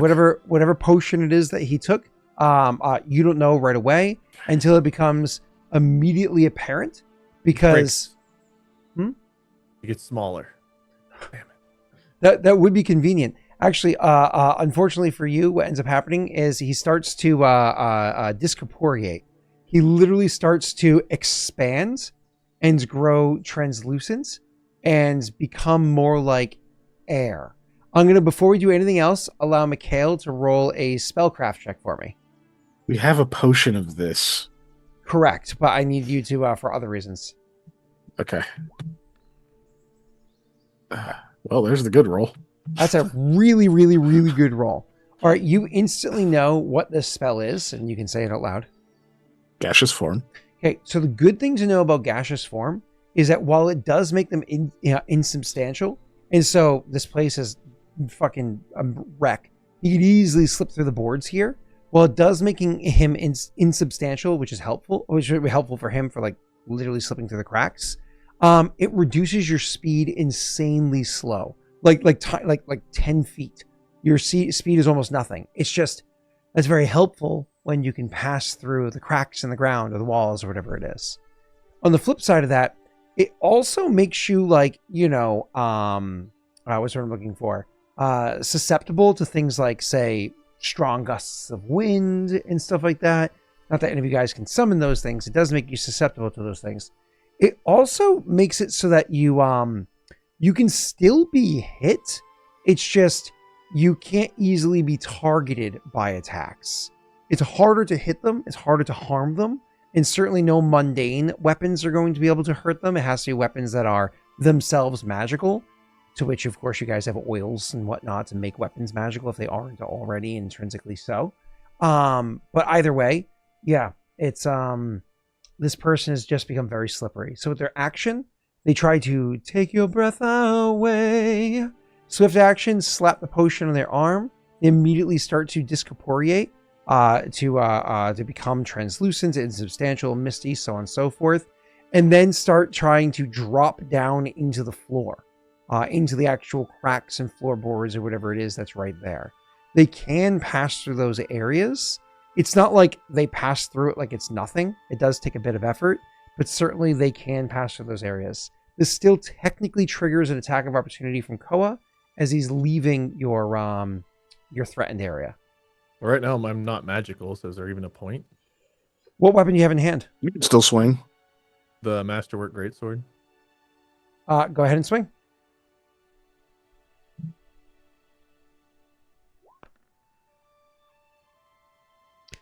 A 14. Are you confident in your 14, your ability to hit this person? No, but I don't know that it's even worth trying to modify right now with the situation at hand, so I will just take the 14. Oh, wait. We do have penance, so is that a 15? Oh, yeah, it's a good. Thank you, everybody. That is, in fact, a 15, because Mikhail hasn't started, like, singing or anything like that yet. That is, in Do fact... you have armor on? Hmm? Do you have armor on? I mean, if he did, you didn't have enough time to really take it in. He wears simple clothes, you know what I mean? But either way, he didn't seem to. A 15, Koa, hits. Okay, chat's saying 8 of Martyr and Vroga. Are those also active? I didn't On see your 8 come turn. through. Hold on. I had to change the page to give people points. I see Blessings. Oh, Blessings of Vroga. That happened 7 minutes ago. It's not your turn, though. We'll have to do that the next person's turn. So 7 minutes ago would have been my turn. Okay. So I didn't have like power attack or rage or anything on yet, so I don't have that. This is just a flat out damage roll and attack roll. 12. Okay. So good news and bad news is. Bad news is you didn't really do much. The good news is technically the way it works is you swung your sword and your sword passed almost completely cleanly through them.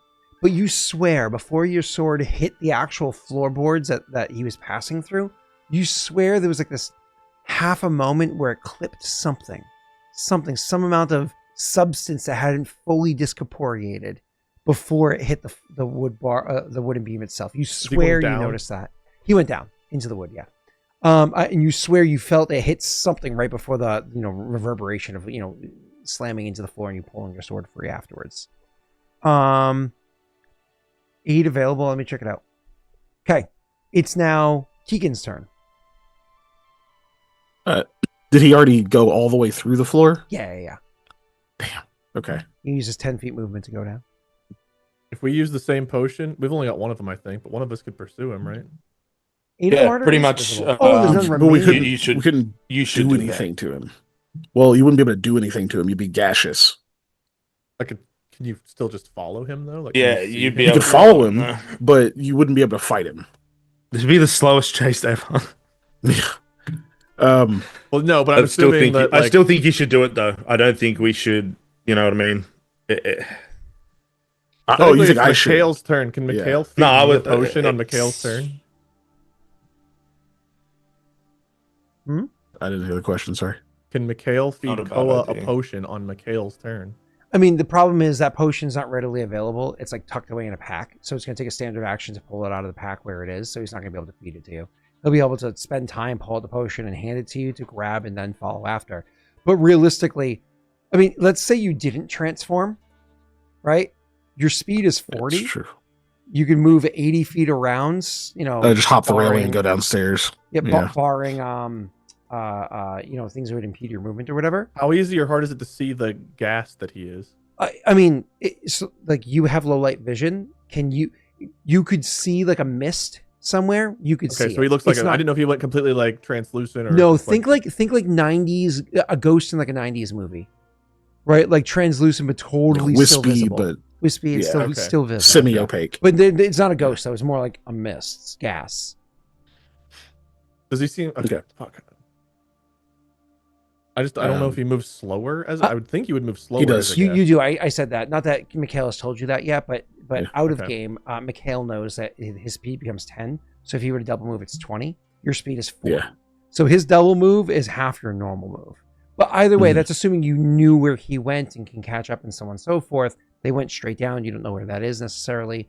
So I'm not saying that the gaseous form and following with the world's slowest, a chase scene is a bad idea. I'm just saying that it would take It was an a moment for entire it to Star pull Wars back. movie, Scott. It's got to be good. So, yeah, Mikhail would say, would shout, shit, he'll be slow. We can still catch him. And honestly, he Before you do anything, roll your Vroga. Oh, my Vroga. And then make your decision. Yes. Now the Vroga.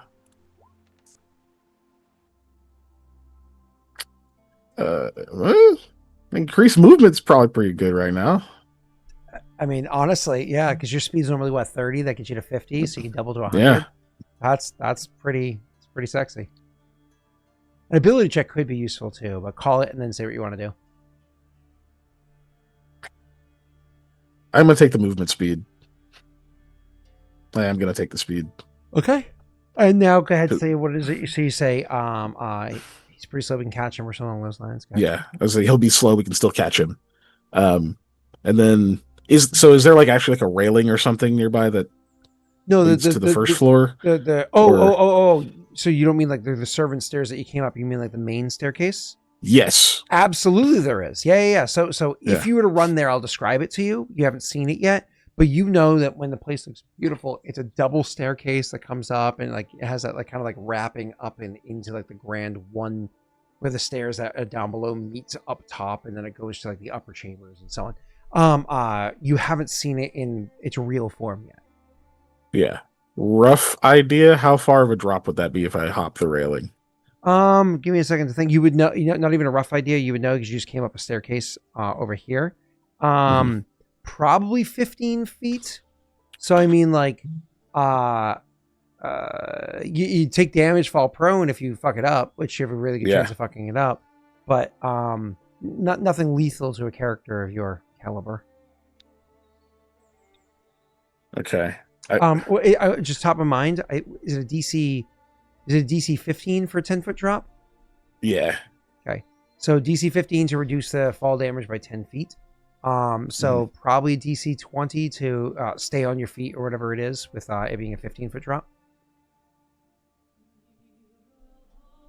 Well, if I don't take any damage, then I don't fall prone.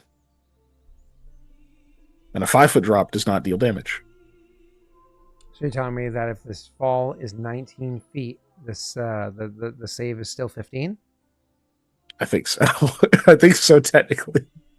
I will meet you at 17. Yeah, do with that what you will.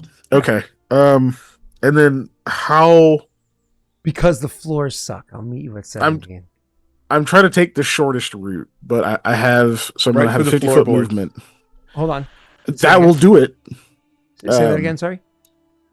Say what? Wade? You were speaking and Wade spoke, so I didn't hear everything. I'm sorry. Oh, I'm trying to take the shortest route. So, okay. Yep.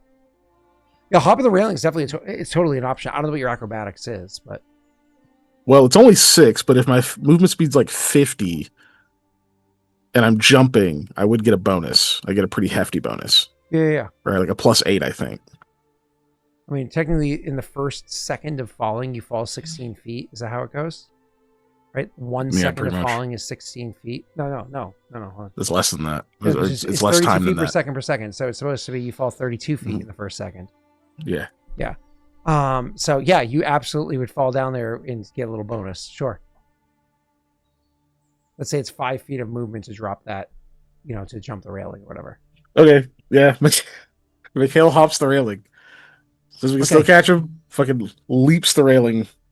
Let me describe what you see because this might change your action. I know. You see, you're like, he's moving slow. We could probably catch him. And then you just feel the swell of speed, this burst of speed. You just feel this urgency to move.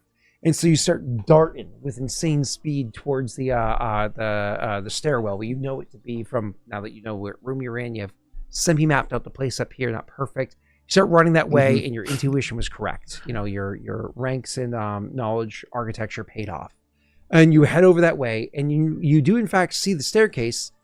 And it actually is very similar to the staircase that you see when you come into the place, and it looks nice. It's worn down, it's beat up, but it truly is a grand staircase that has like the double stairs that meet up at the top and so on and so forth. The railings, very worn down. Some of the steps are a bit warped or what have you. But overall, it is a really, really beautiful, staircase that's there. The area that's down below, you're not trying to pay too much attention to it, but something catches your eye. The area that's down below, it is a large, grand hall that would be for like dining or hosting or maybe a ball, like dancing or whatever it might be, similar to what you see beforehand. But again, is very worn down. There is, in fact, an area off into the corner where there would be where there's a bar where you first encountered what's her name forever ago. But again, that's not what catches your eye. The center of the place, the middle of the floor that's there, there's as you run over and you're getting ready to hop the railing, you like slow down because it catches your eye and you look into it. There's a hole in the floor that you don't see the bottom. Instead, what you can see is that there's, bits of rope and boards that are holding the floor up. So as people are walking across the floor, they don't fall through somehow. This is where there's tables. You can see that there's tables set up on there, and the chairs are situated in such a way that people are able to sit there for the most part, but somehow people haven't fallen through. You do not know how. You can't see the bottom because the hole is huge. It definitely goes deep, and there's a glow coming from it. A multicolor glow coming from that hole right there. You have no idea what that is. That catches your eye. I don't know if that pulls your attention completely to that rather than your immediate task, but anyways, you're not the only person in the grand hall either. You see that there's two other people off to the side having a conversation. One of them dressed nicely, but not as over the top as it would be for being inside the establishment. The other person dressed like absolute trash, and it doesn't matter. You also look over at the actual, the bar itself. There is a barkeep that's there. Looks very similar to how you had seen him before. You met him long ago working behind the bar. And a naked gnome sitting at it, enjoying a drink, averting their eyes to whatever's going on where you are. Either way, there is... I don't know if this hole gathers your attention rather than... We either fight this dude or go on Rainbow Road. It's up to you. That's the naked gnome. That gets my attention. Why is... No. Okay, so there's tables. Are the tables also over the boards and shit? A couple of them are, yeah, to ensure that people aren't dancing over there. There's tables that are right there. Is there a table I can land on that's not over the glowing hole of ominousness? You actually can jump... Yeah. You can jump off to the side over the railing. That makes it less of a far drop, too. You don't have to drop into the hole. Okay. That's like 3 or 4 feet less you have to fall. So high top? Scott? So listen, guys, so you will hear Mikhail say the whole, hey, he'll be slow, we can catch him. And then he bolts off really fast. And then as he's vaulting the railing, he goes, "Oh shit, there's a hole."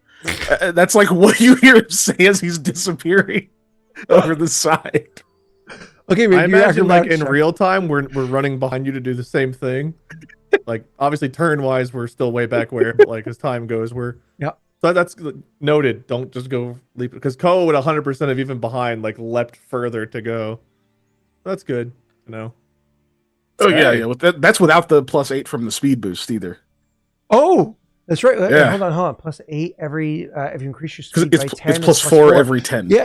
You're right. You're 100 for jump checks, for acrobatics, for jump. For checking, jump specifically, this would be considered acrobatics for jumping. Yeah. Okay. Yeah. You are 1,000% correct. Yeah. That is super good. Yeah. You jump off the railing. You go, oh shit, there's a hole. You land on a high top and ride it as it, onto the ground. You land gracefully onto the ground, and are able to, maybe tumble or whatever it is to absorb the impact of that big drop. And they're immediately able to get to your feet and start trying to run towards where you believe he is. You still have some speed here. If you would like, you're double moving, correct? If I have to, yeah. Absolutely. Then, since you're double moving anyways, I'll increase the DC because you're trying to do this quick of mind as opposed to taking a moment to think about it. Go ahead and roll me an knowledge architecture check for trying to know where that room was-ish down below. Solid roll. You want to leave it at 16? Yeah, we'll keep it. Okay. So again, I increased the DC because it was a quick of mind kind of thing, but you head at least in the direction, even if not the exact area where he is, and you start going back there, and by, coincidence, the way you end up going back to is the same kind of area where you originally came in and went upstairs, that service area that's down below. When you hit the ground, don't get me wrong, there was a bit of a thud, you landed gracefully and you did tumble it, but there's still going to be noise. People do turn their heads to look in your direction. You don't notice this, but those chasing behind you do. Except for the gnome, who's continuing to sip his drink and paying no mind to the fact that anything might be going on. No mind. Going on. I will see if anybody else knows any more details momentarily. Gnomes. You do not see the mist as of yet, but you know you're in the area. Know you're in the area. Okay. Cool. Back over to who's next. After you is back to the top, which is Aldo. Aldo, you were in the room. You shut the door. He opens the door, stood there, and the guy went and dropped through. You hear, he's running. What is it? Let's go quick. There's a hole. Roll your. He'll be slow. We can catch him. Oh shit! There's a hole, and he's gone. Roll your penance, or whatever it's called. Roga. Blessings of Roga. Yeah. Roga. Okay. God's like, thanks, chat, for spending money on these things. They're gonna roll Roga to chase a fart cloud. That honestly is a huge W. Are you kidding me? That's true. I say we suck them into our lungs, and then one of us just sacrifice. You have to concentrate really hard on it, though. Slurpee. Stomach acid's no joke. I feel like it's a waste, but I'm going to stay up here in case he comes back up through the floorboards. Okay. What should I use blessings on? If you're gonna ready an attack, then you could get that +2. I mean, you can also do an ability check if you want to make some sort of a check while you're up here. Even if that's what I was thinking, because it's I don't want to waste it by if he doesn't come back up, right? So I think I might use it as a ability check and just have a look around the room and see if there's anything that jumps out at me or something like that. But I'm going to be waiting up here next to where he came up before or whatever. Sure. So you probably say that to them, maybe not too loud to Koa, who's with you, I got this, go on, or whatever it is. You say it too quiet, because you understand that maybe he can hear you through the floor. So you quietly communicate that and start looking around the room with your perception check. You get a +4, which will mental math. Yeah. All right. 23. Okay. Are you happy with your 23? Do you want to bump that to a 25? I'd love to bump it to a 25, but I'm not going to because we need that +2 for if this guy actually comes out of his incorporeal form. So 23. Okay. 23 it is. You go over and check the bed, and one of the first things you do is you go over to the bed and you put your hand on it, and you can feel there's warmth there. Yeah, he was in bed immediately prior to this. It still has warmth to it. He got out of that bed less than a minute ago. So maybe by sheer coincidence he was up. What's the likelihood of that? Or there was some telltale sign that warned him or something that warned him that you were on your way. But definitely he was in the bed and you guys were catching him off guard and he was able to get up just prior to your bursting into the room, right? So that you can identify right there. You also quickly look around the room and notice the bag that Koa had noticed earlier. You can grab the bag and pull it out and just kind of dump the bag onto the bed to see what the contents are. And you can see a few different objects inside there. Some things we can talk about later on. Things that strike you as being particularly strange is there's not small looking crystals inside there.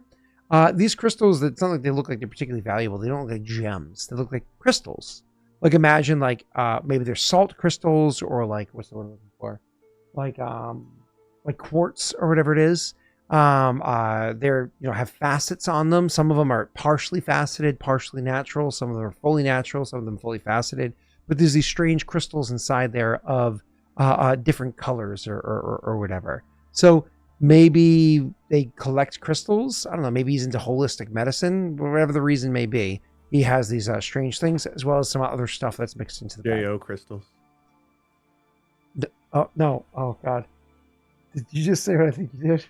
No. Oh God, I don't remember what the two letters are, and I don't remember exactly what they stand for, but I do know what you're referencing. It's like J.O. Face Off. It's jerk off. God damn it! Oh. God, I just remembered. Oh, that had left my brain, Wade. It's not lived in my head for years.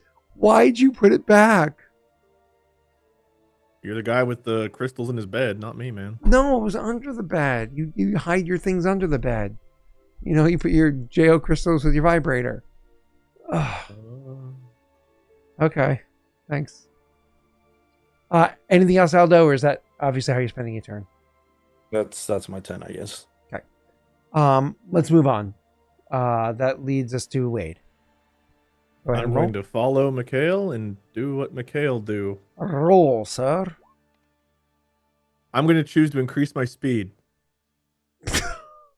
I was like, well, of course he's got. Oh.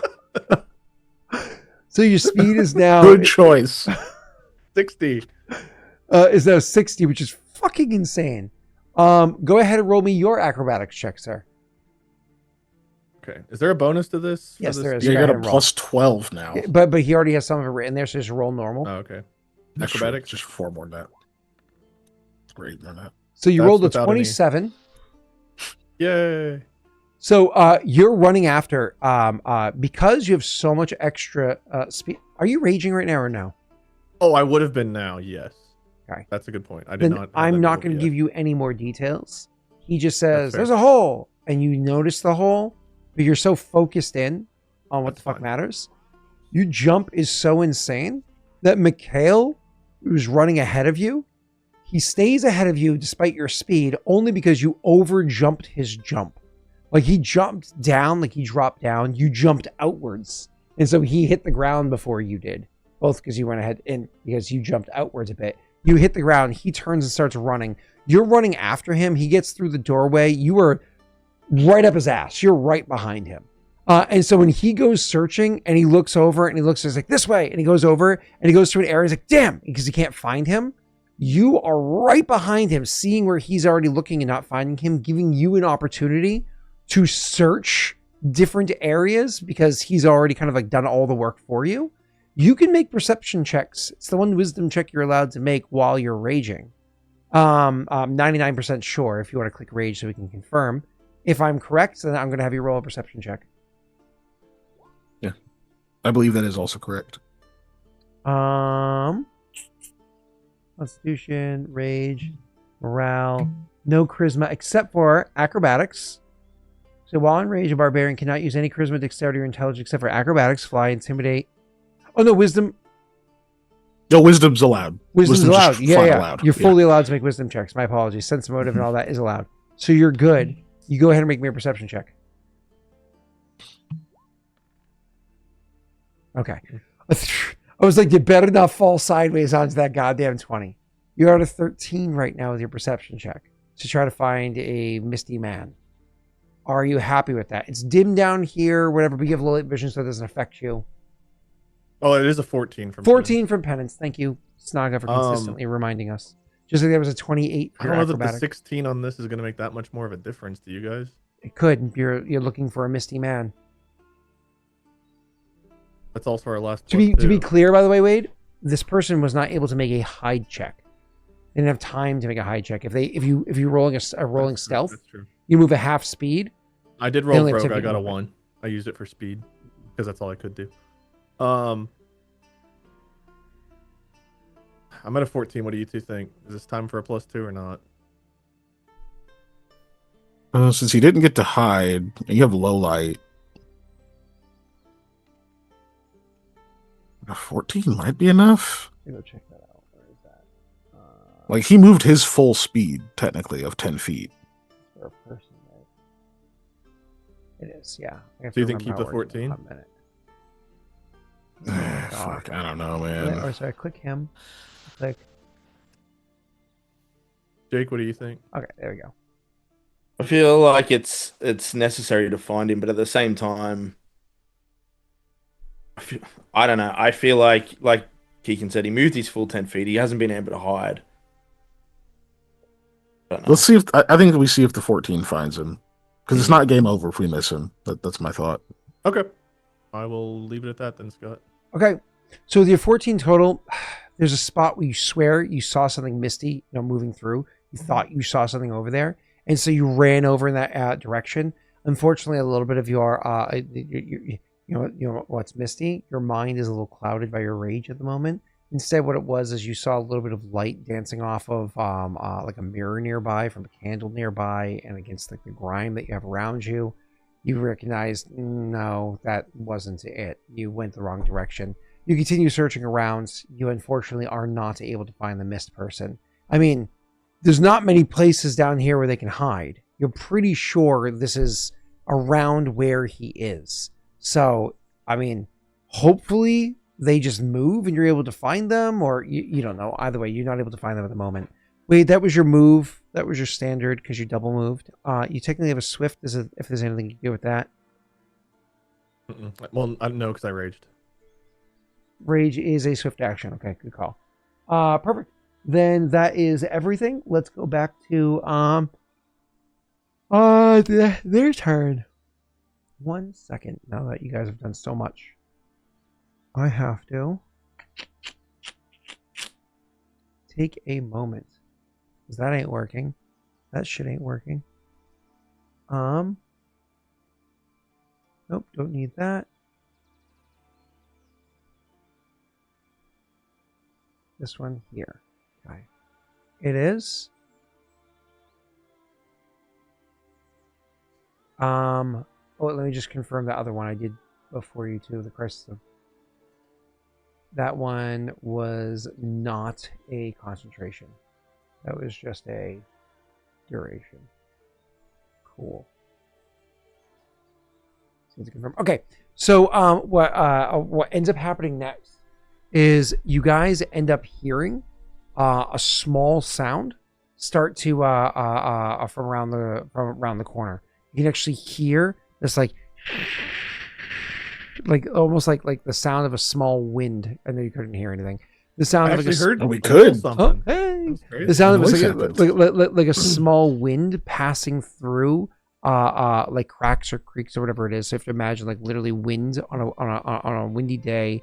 If you're inside of like a log cabin or whatever it is, the sound of air passing through like the walls or whatever it is that's there. That's kind of like a noise you guys hear coming from one of the areas inside the room down below. Both of you guys immediately hear this and are able to, like, your attention goes over in that direction.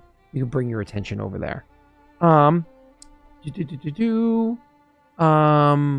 Where is that is that person's turn. It goes to, after that is going to be Mikhail's turn. Give me 1 second, Mikhail, before you move on, okay? Okay. Here's my D20. I was trying to find a D20 to make a check. Okay. Rolling. Okay. And let's confirm this over here. Okay. Mikhail, you heard that noise? It definitely sounds like wind passing through the area. You immediately bring your attention over there. You're about to start taking a couple steps over in that direction. Then you stop and you think for a second. You're like, wait. I'm literally a performer. I know my forte isn't performances. My forte is composition. But I'm a performer. I know how to gather attention. I know how to hold attention. And I know how to throw attention in the right moments. I know gaseous form does not move particularly fast, and that is some passing air. There's no way in hell that can be right. It does not move quick enough to make that kind of air. You get the sensation, like, I don't know if this is like a thaumaturgy, prestidigitation, a ghost sound, whatever it is, but you get the inkling. You're like, I think this is fake. I don't think this is real. You don't know for a fact, but you're like, I'm not so easily fooled. Okay. Well, Koa, he's right there. I heard him. Yeah. So if Koa seems to have also heard the rushing noise or whatever, Mikhail will say, ignore that. It's not him. Fun fact for every drop can't see him. I got a -1 to my bluff. You got a +1 to your sense motive. So you would have failed by 1 instead of you beat me by 1. Wow. I was like, correct. I was like, fuck it, Doc. All right. What about my bluff and sense motive? I didn't roll because it doesn't matter yet. It won't ever against me. So, but I still can't. Well, I guess I haven't searched yet, right? I haven't actually taken an active search. It is your turn. Okay. I am going to cast Dancing Lights and light up the room. Nice. I mean, Koa doesn't need it, but this does help you. Well, at least now it's not even dim light for him. It's It's just actual light. Well, dim light doesn't affect him. It's normal light for him. But yes, I hear what you're saying. Yeah. Cool. So I assume you then spend the rest of your turn kind of like looking around and making a perception check. Yes. Cool. Yeah. But I will also say, just so I don't forget to do it, he'll tell Koa the oil of magic weapon. Apply it. Okay. And then he'll search.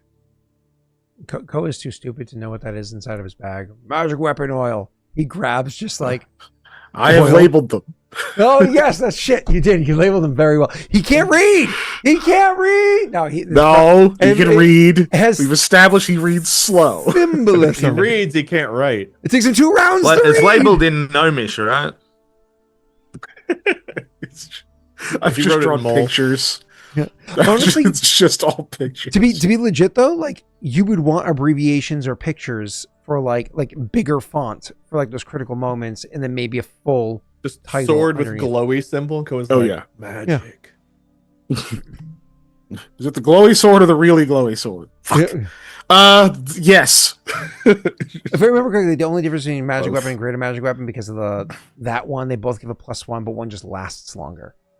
Yeah. Which is nice for like a chase scene or a long fight. But anyway, so yeah, you go ahead and roll me your perception check, sir. The Rogo was over, right? We only have the 1 round. Mm-hmm.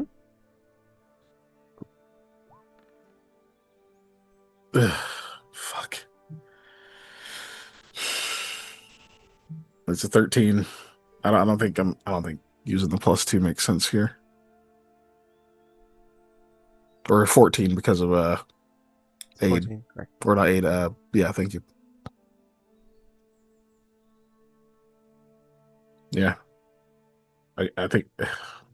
What do you guys think? Should I just keep the 14? He's had a chance to it's lit up now. Hide now if he wants to, though it seems like maybe instead of hiding he did the noise thing. Yeah, it seems like he did something to cause that noise. So I don't think he's actually hidden. I don't know if the lights make it any easier or not, so it could make it. They do for me for sure. It'd be helpful if you could find him, because then like my turn. Oh, Hammerhead just dropped heroic fortune. I assume. Man, I love chat sees a thing, they just immediately there's a thing! There's a thing! Yeah. Don't rely on Scott! They've gone ham. God. Is it for me? I have to refresh. I suppose it could be not for me. It's actually for Aldo. They said fuck Keegan. Nah, it's for Keegan. Yeah. Oh, okay. I mean, I would have been fine either way. So you got a 4 or reroll to find him, because I mean, I did roll a 4. Yeah. Rerolling, the odds are in your favor of rolling higher mathematically. Since you rolled the low, the next roll has to be higher. I mean, the odds. Like, well, it doesn't have. Do you think you need more than an 8 in your favor? I guess. But there's only. But the thing is, like, there's only 3 numbers I could roll that would actually be worse. One of them being a 4 again, or a 3, or a 1. Because a 2 you reroll as well. Yeah. Yeah. I mean, do the reroll. That has odds are in my favor. Greater. Yeah. Scott just wants to laugh. Hold on though, but if you add a +4 to it, you'd have to roll an 8 or higher for it to be worth the reroll. Because right now you could just. No, that's a good point. So you still do have a higher chance of getting a better number, but you could just take an 18. Wade, could you go straight to an 18? You're not supposed to do math, Wade. Well, Wade's actually. I just read Project Hail Mary. There's a lot of math and science. Math's in my brain. Don't know what Project Hail Mary is. Movie coming out with Ryan Gosling. It's a book that came out a few years ago. Really good book. I like Ryan Gosling. Yeah, I think we do the +4. Yeah, I think we just do that. And then you the reaction to it alone. 18 or 20 though, because you could +2. You take a +2 and just go straight for the 20. I mean, I guess if we're eating the +4, should we just go ahead and take the 2 as well? +4 you have to use over the next minute. You don't even have to use it right now. You can just straight up ignore that and just save that for something else in the next minute. Yeah, I won't have another turn in the next minute. What do you think, right now? Do we use the +2 as well? What's it going to take for me to use the magic weapon? I mean, you just standard action to oil. Which means I still can't swing the sword this round, right? Correct. Right. I mean, if you can find him, it would be great. Yeah. I think an 18's enough, honestly. I do, but I don't know. Do you disagree? I don't know that he hit if he did something to make the noise. Yeah.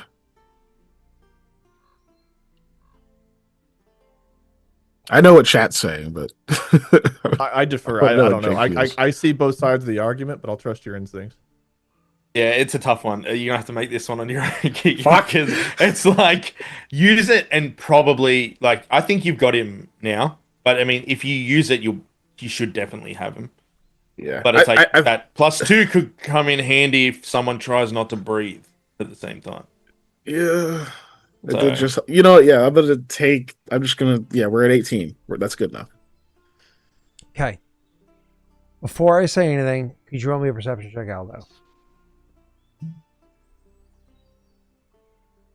Just like a ghostly head, just the eye level's like, oh shit. Okay. 12. Stop there. All right. Mikhail lights up the lights and goes around looking for him, trying to see what he can see. He knows it's not where Koa's already looked, or less than likely it's where Koa's already looked. He could have gone somewhere after Koa looked. It's probably not where you already looked, unless, again, he went somewhere that you already looked, if he knew that you had already gone to that area. And you definitely know it's not where that noise is. So you avoid that noise and go to the only other area that you can kind of like the other area down here that's left.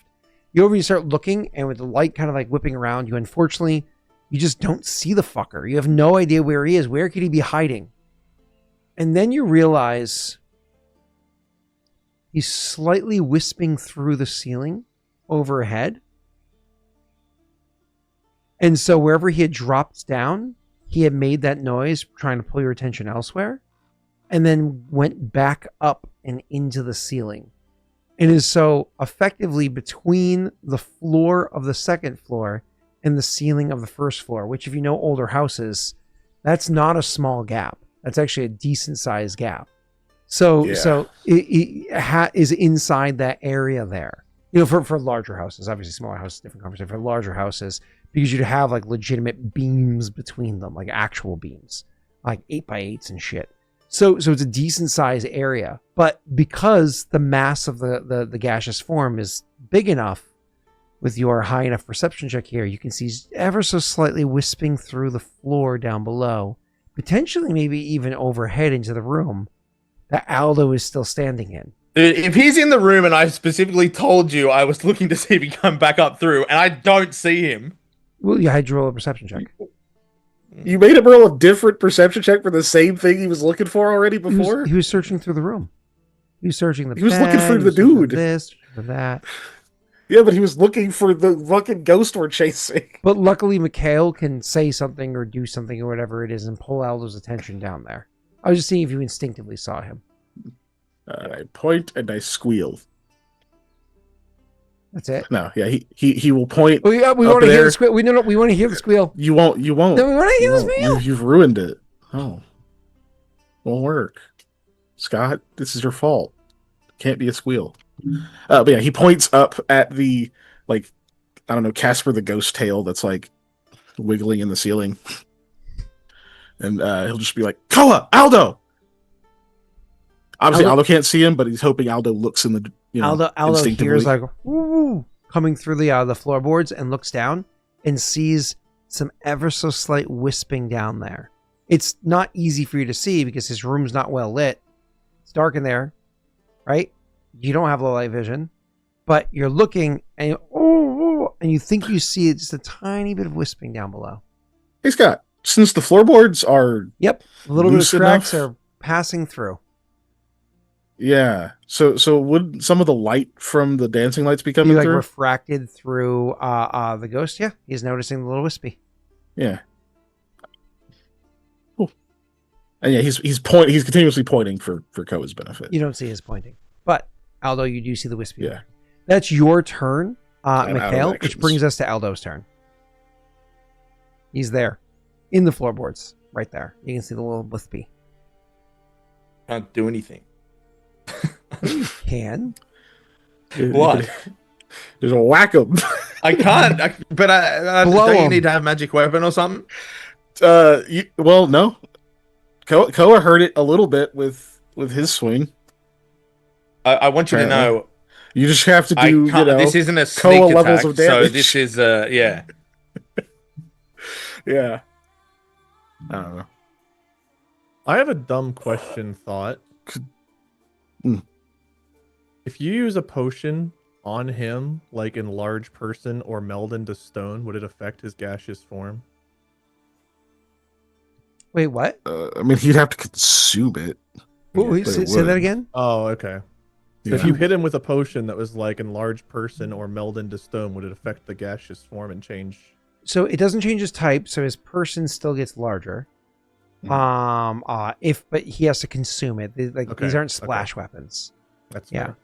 The thing that would be beneficial is if he did something like a dispel magic, and he's like, I don't think Koa can do that. Yeah.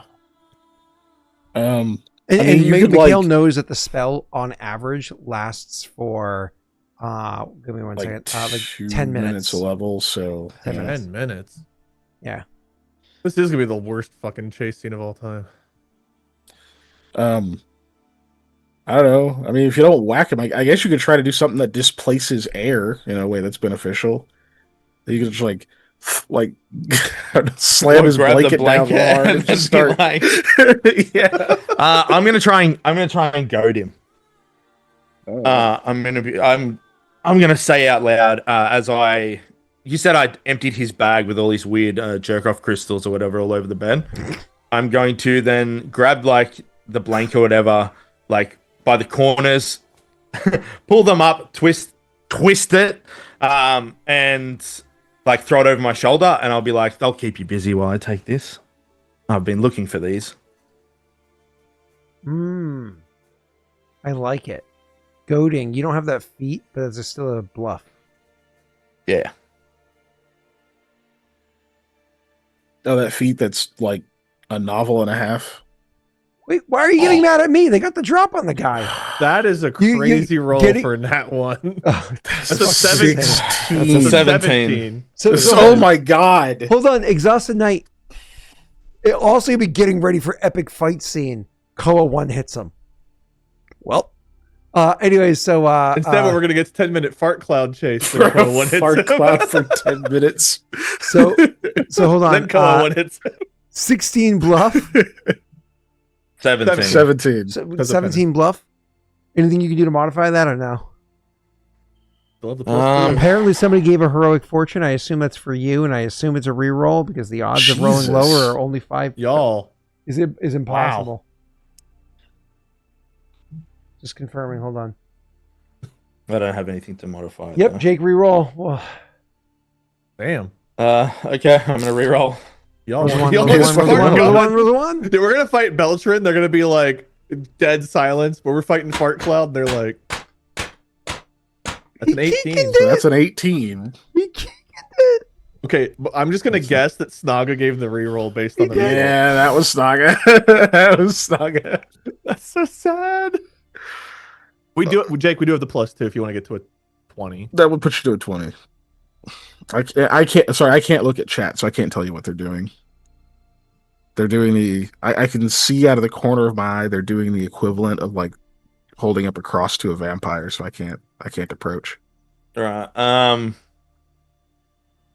I feel like we need the +2. You know. But I still have a second level spell, so I still have a Gallant Inspiration that I can use as like a clutch. Him? It won't be on you though, because I can't see you. But I mean, I have it if it's needed between me and Koa. All right. I'll use the +2 then to get it to what, a 20? Yeah. Okay. Because right now you're the only one I can't help. Well, I guess our performance could, but why are people telling Keegan to reroll? It's I apparently I have to roll the 2. It's not just any 2. Yeah. It's your trait.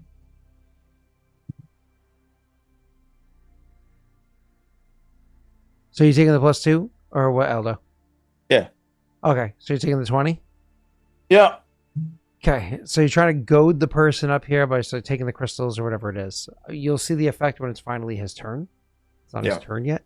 So that's your turn. As you grab things up, you see the lines, and then like you go over to the door and start like taking a couple steps out without going too far. You're not stupid. You're not gonna leave the vicinity just in case. Cool. It's Koa's turn next. Koa's not thinking very well. Mikhail said use magic weapon. Koa's going to use magic weapon. Okay. Well, the last thing I did was point at where the thingy is. So you walk over. You walk two. over to where he's pointing as you okay. pull so the would you oil tell me out. to hold off since he's going through the ceiling? I mean, Scott, is it enough that he can actually swing at it, or is it definitely not not a viable target? I mean, I would say it's technically a viable target with like really good cover, like what is it, 9/10 cover or whatever they call it in this version of the game.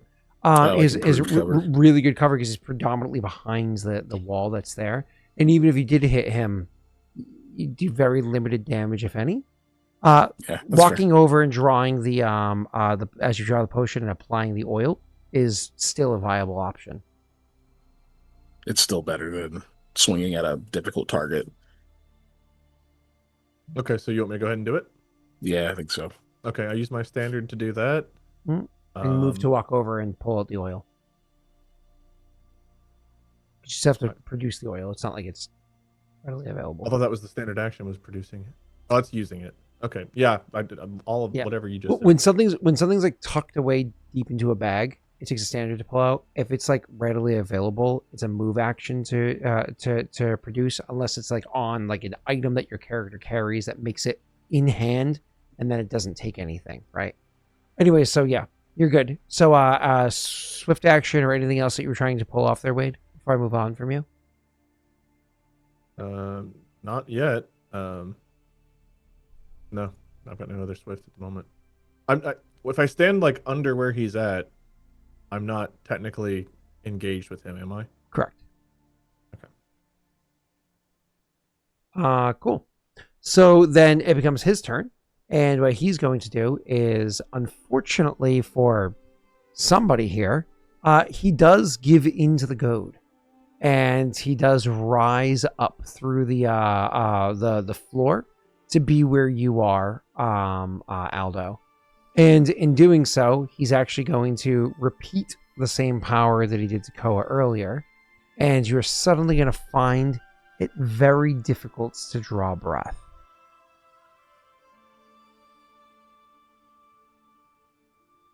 See, yes. And that is what? Oh, will save. Will save. What did you say? Yep, so you go ahead and roll nice and low for me. Save.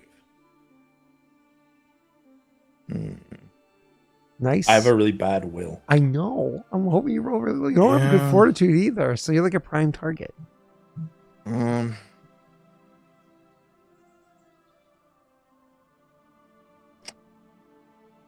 I am going to... Can he see me? Does he need to have line of sight? Rose up through the floors, and again, you didn't go very far, so was able to come to the doorway. Like, is up and visible. You can see each other. You're both visible to each other. He is fully exposed to you now. Right. I don't know what to do here. I don't know whether to use it before, like a hero point for a +8 here. I ended up with a 17. I don't know. I mean, you don't need to get higher than a 17, but you may need to hit a 17. So, yeah, I think that's going to be my only way. Yeah, I'm going to use the hero point here for a +8. Does anyone else see aid? I don't know what you mean. All right.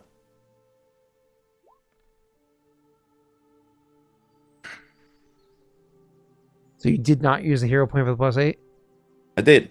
I did use it for the +8. Oh, and that got you to the 13. He rolled a 3. Yeah. So penance, does penance do anything? Penance is saves. That gets you to a 14. We had a 17 earlier. And you guys already used all the +2s. Yeah, we've eaten the +2s. I see 8 of the martyr there, Snaga.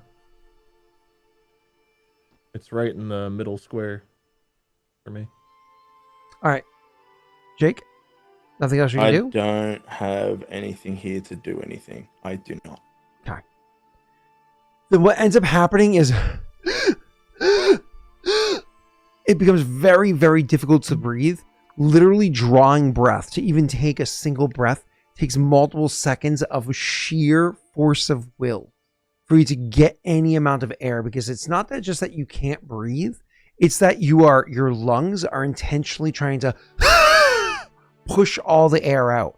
It takes all of your strength to stop your lungs from pushing all of the air out actively and to instead pull it in and hold it in. So this is a lot of effort for you.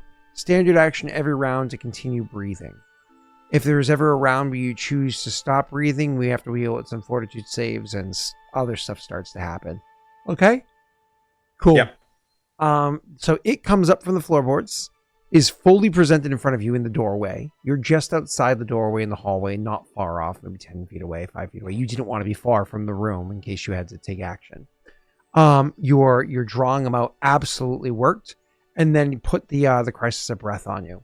They can't take any other actions because they move their 10 feet of movement, use their magic, and that is the end of that.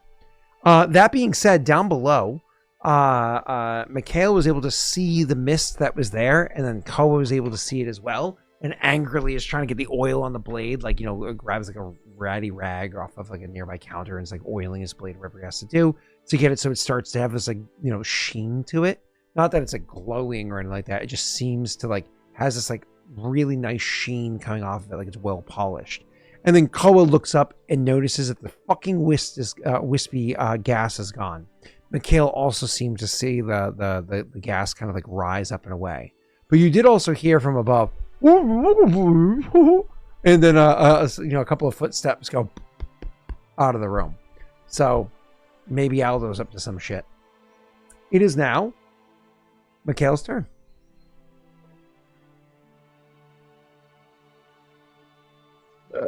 Yeah. Okay. Cool. Fuck. I guess I leave the room. If it's just gone. Yeah. I'll have the dancing lights kind of string their way back out of the room, so I won't be too far from them when I run back up. I was just gonna, I guess I'll double move and start trying to run up the stairs to get back to where the damn thing is now. Okay. So you start to just double move back. Wait, because controlling dancing lights isn't a move action or anything, is it? No, it just happens. Okay. Yeah, so you just start double moving your way back, which is 60 feet, which gets you into the great chamber, and it's to the stairs, and it's most of the way up the stairs or whatever, just doesn't get you all the way back to where you were. So you get into the top of the stairs or whatever it is. And you can see as you're running through there, once again, people's attention is kind of like looking in that direction. And now there's dancing lights like over by the door where you just came from, but the dancing lights seem to just kind of fizzle out. Like they just fizzled out of existence as they came through and into this gray area where other people are. They're just not there anymore. But you do find yourself pretty much at the top of the stairs, moving at your half speed or running upstairs, trying to get up there as quickly as you can. Unfortunately, it's not easy going upstairs as it is jumping off a fucking cliff. Awesome. Yeah. That's that. After Mikhail's turn goes to Aldo's turn. Aldo, I assume you're going to spend your standard action breathing, but you don't have to tell me that yet. You can tell me your whole turn. More or less what Aldo's going to do is he feels this thing come over him or whatever, and he's like consciously like breathing, still realizing in his head, no matter what's happening, he has to lead this guy towards Koa and Mikhail. So he, like, you can see probably like heaving, almost like forcing air in and out. He tries to put on this like grimace of a smile at the guy and just turns, and with my move action, I guess I will, like, I want to make towards the stairs, right? So I want to also, if I can, cut line of sight. So he has to chase me, and because is he still gaseous or yeah, which means he's either going to lose his shit, which is why I was trying to goad him, or he's going to have to cut it and run. Yeah, and chase me. Because you're your single move 30 feet. Yeah, is triple his single move. So even his double move starts to fall behind. You are correct. Yep. Cool. So you start moving. Anything else with your turn, sir? Aside from there's nothing else I can do. I'm just breathing. Cool. That's a great move, and you're able to make your way pretty much to the top of the stairs. Over there or over to the top of the stairs. So you can look down, and while you've got this like what's wrong right here? Sack over your shoulder, like a sack of like a blanket, like a bundle of stuff over your shoulder. You look down, you see the hole and everything I described beforehand, but you also see Mikhail running up. Mikhail's looking up at you, sees you running down or coming to the top of the stairs. The whole area down below is pretty much ignoring you, except for the bartender, who is definitely watching you and having a side conversation with the what's it called, the gnome down there, but definitely watching what the fuck you guys are doing at the moment. Either way, so that's going to be your whole turn. It then leads over to, after Aldo's, Koa's turn. I bolt after Mikhail and probably pass him by 20 feet, I'd guess. Yeah, you're able to move a bit quicker than he is, allowing you to get all the way to the top of the stairs and more or less be standing right by Aldo. So you see Aldo holding a like a bundle of blankets, thrown over his shoulder, and you see him like actively trying to breathe. You know what this is because you've experienced it before, but he's having way harder of a time with it than you did. I don't know what Koa's opinion of this is, but unfortunately for you, Wade, it is a double move just to get up here to see that. So now more or less you guys threw it onto my lap of what I want to do. So do I come round and face you guys, or do I and try to... Depends if he wants to get his JO crystals back from Aldo. Right. Does he know that? And also, he doesn't know we're up the stairs. Yeah, he doesn't know we're up the stairs. Yeah. So give me 1 second to make sure I understand this correctly before I make a decision.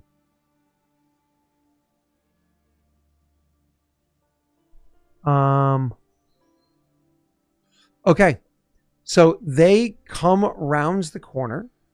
Yeah, that's what it is. They come around the corner. They float around the corner, that 10 feet or whatever it is, just barely coming into view. So Koa sees Aldo, looks past Aldo with an angry, narrow look in his eyes, and sees the cloud over there, and looks at the cloud angrily, and like white ripped around the hilt of his blade, and prepares. The cloud looks at Koa. Well, the form is there before Koa. I should say there's a look at Koa. And what ends up happening is, Koa, you end up starting to see a strange ripple in the air in front of you around where the Taco Bell night. Taco Bell night. I get it. This is a strange ripple in front of you around where the cloud is. There's a strange ripple that's over there, and you can just see it kind of like, the air almost moving. And then with this sudden sound, almost like air being sucked in, and then a pop, like that rippling almost implodes on itself, and the cloud just completely disappears.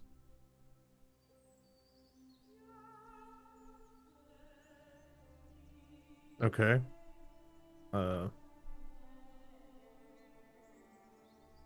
I see the cloud suck into like one point and disappear.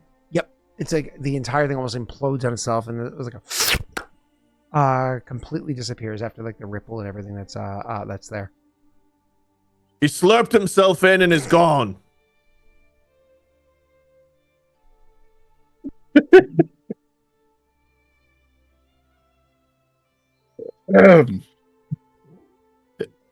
He what? While holding his sword. It is Mikhail's turn, so you're welcome to do what you'd like. Did I see him slurp himself in? You were still coming up the stairs, so unfortunately you missed the self-slurping. It's quite the show. All right, I'd like to spend my move action going more up the stairs. Is there any evidence of the slurping? Is he just not there? By the time you get up there, like you heard the pop as you were stepping around. Koa's just big man and in the way, and as you walk around the Koa, you heard the pop. You serve yourself in there, as he's like gesturing down the hallway at what you did not see. Sake. Okay.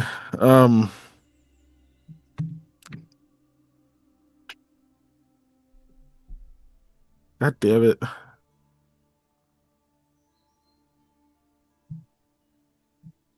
Yeah, not a ton I can do with no valid target.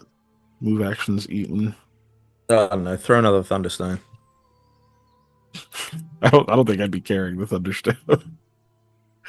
Fucking, I just throw it at my goddamn feet at this point.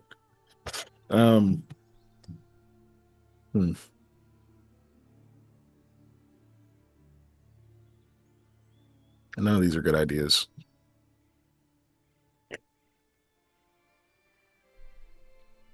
I guess.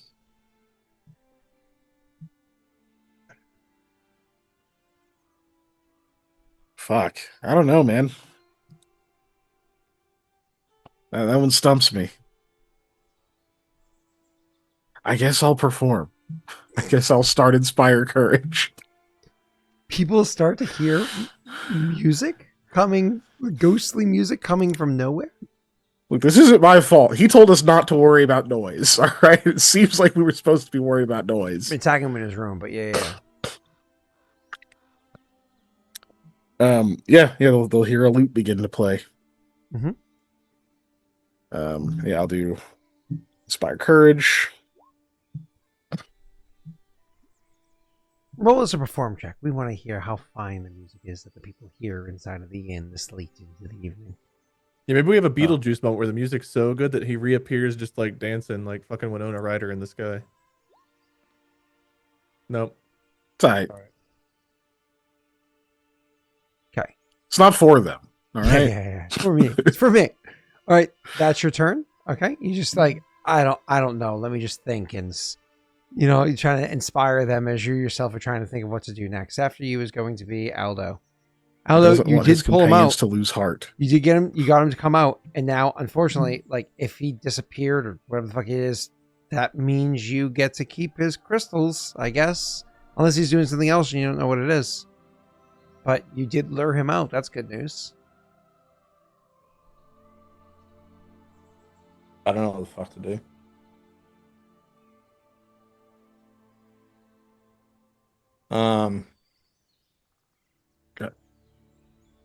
Do we have powder? I don't think we have any. Is there powder in his room? We have smoke pellets with smoke. I have pellets. makeup powder. You have makeup. Yeah, absolutely. Yeah. Yeah, you have makeup. And smoke pellets. That's true. That would make it harder for us to see, though. No, but if you like powdered all over the room or wherever he was or whatever, that's legit. We Kevin Bacon, we're Invisible Manning here. Gaseous form, I don't know how much that was going to disrupt powder. Yeah. I mean, even if it's just a little bit, like that's better than what we got now, dude. What the fuck could he have just done while in gaseous form to become less? I mean, can you use like an invisibility potion while you're already gaseous? He's clearly casting. You're not going to be able to. He can't take items. potions. Yeah. So it must have been a spell again because he's definitely casting spells. Or casting spells. He's doing something very spelly. I'm going to use my standard action to continue to breathe, and I'm going to get my disguise kit, I guess, and use a move action to like get it out right. And then I don't know if you'll allow me to like grab a fistful of the powder and just kind of give like, I know Koa's next to me, just like kind of go to hand it to him. Yeah, that's fine. Don't definitely just like hand it to Koa. Yeah. So I can still talk. He's just like, forcing air into his lungs, and he's like, throw this down the hallway.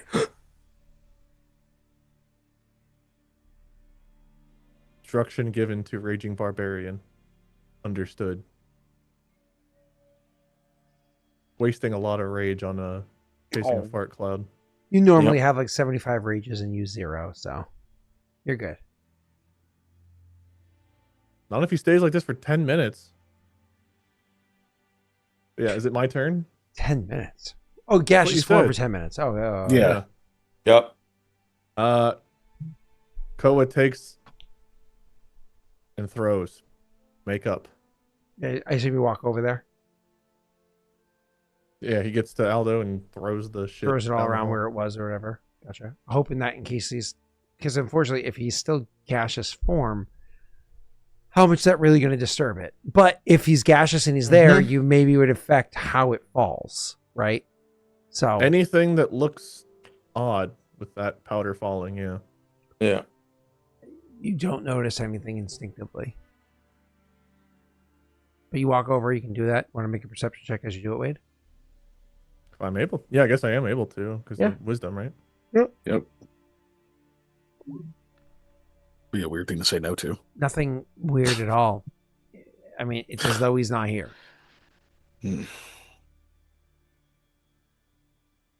Koa throws powder. Koa looks. Not Koa's turn anymore.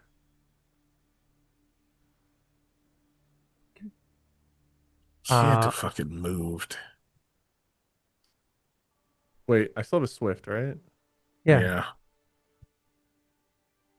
Well, he'll move now, but he couldn't have moved after that because he already came out and then did thing. Some sort of like instant transposition kind of. Yeah. Can I use intimidating glare? Does he have around fucking boots? Does he have Misty Step? Is this Misty Does he Step? have fucking? Does he have wasn't playing boots? 5e. You can't interact with magic items while you're in Misty form. While you're gassy. Yeah. Can I intimidate the area around me in case he's next to me? You can make those atoms quiver. It doesn't say I've got to see him or anything. It just says if he's adjacent. It's true. I will try because there's no reason not to. Oh wait, yeah. Does this use my? Hold on. Does this use my move or does this use my? It's move. Never mind. I had to use move to throw the powder probably. So never mind. I can't do it. But it was for perception. Yeah. Never mind. Can't do it. Okay. His turn. Nothing happens. Mikhail? It's exciting.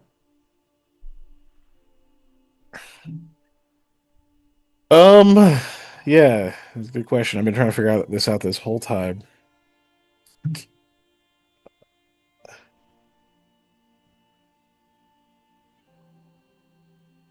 Yeah, none of my spells. We've used 2 or 3 already, plus the ones given. I don't know that we want to throw more at this. It's been expensive. Nothing so far.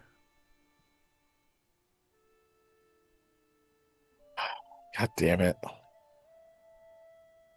Hammerhead, that spell has a duration to it. I mean, that's true. No, I guess that's true. Yeah. We have some scrolls. Can I give... we can share hero points, right? I can give Mikhail a hero point. We've done that before.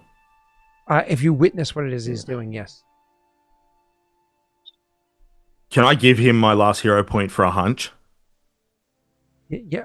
I can just hold on. I think I still have 2. I can just use one if we really need it. You can keep yours. I feel like we have to, like, this has to be ended now. We have to do something. If he's still around, we have to find him. I agree. I'm just thinking. Because hold on. I need to check something. Do I have that on my list? We have a scroll of Summon Monster 3 that we've had for a long ass time. I didn't even know that existed. What the fuck? Listen, man. Hold on. Before you. Oh god. What's that gonna do for us? Summons a Quasit. Hey, buddy, welcome back. I could summon an air elemental. Oh my god. It won't be very big. Oh my god. But I could summon an air elemental. That would ruin it'll take a whole round though. Ruin the day of a gaseous form. It wouldn't pop in until next round. That's kind of what I'm thinking about doing. And then you can save that hero point for rolling really well on that check. Wait, do you need a roll on that? Is it on your spell list? That's what I'm checking. Wait, you said, I don't know if it's on my spell list. What level is it? 3. Okay, that's where it gets scary because it's above your casting ability. So there's a check no matter so what. If it's not on, well, no, if it's on my list, there's no check. No, but if it's not on my, it doesn't matter as long as you can use scrolls. Like if a spell is on like a paladin spell list, even before they get spells, they still don't have to make a check to use the scroll. No, I understand what you're saying, and I know that that's how it works in other editions. But I'm pretty sure in Pathfinder, if it's above your casting ability, it's above your casting ability, and you still have to make a check. It's just not as hard of one. I will look it up while you look up that. I have to look at my list. Pathfinder, was it use magic device? Yeah. Keegan, I just looked. That's not on my list, so I can't help you. Fuck. Why isn't it on the goddamn barbarian spell list? No, it's cast a spell from a scroll. You must have a spell on your spell list. Use magic device that allows you to use a scroll if you have a particular spell on your class spell list. And DC's equal to 20 plus caster level of the spell you're trying to cast. In addition, casting a spell from a scroll has a minimum score. Oh, I might be fucked. The appropriate thing, if you do not have a sufficient score in that ability, you must emulate. It's on my list. It's it is on your list. on my list. It's on my list.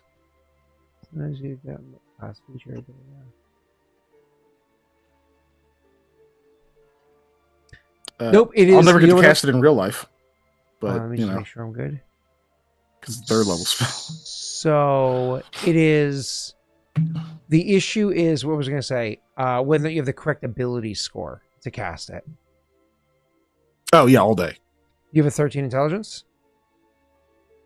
I don't need to cast with intelligence. It's on the bard spell list that uses charisma. So you have to have. So it was written Charisma by a with my wizard. casting score. Hold on, let me just check here because again, it was written by a wizard, right? Clearly, it wasn't written by a bard because there are no. Well, I have bards at a 14 high enough intelligence. level. You have a 14 intelligence though. Yeah. Then it doesn't matter. In which case, it is on your spell list. You don't have to worry about you being too low for it. You do have a high enough intelligence, so you don't have to worry about that requirement.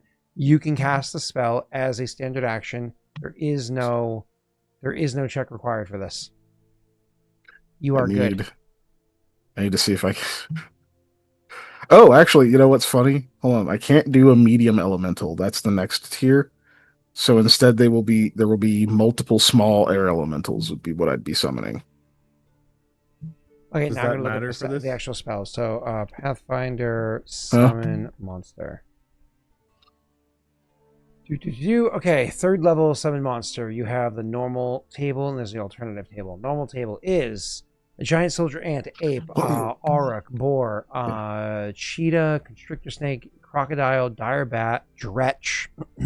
Yeah, you'll have to look at 2 electric eel, because it's not on the 3. electric eel lantern, leopard, monitor, lizard, shark, wolverine. So then there's also a blink dog. There's an alternative. That's insane. Choker, dire boar, were rat. That one's insane. That one's a no. Iron cobra. Ooh, I know. If you want to summon someone who will suck someone in the same room as you, but not you, summon my ex-wife. Damn. I don't have an ex-wife. What the fuck?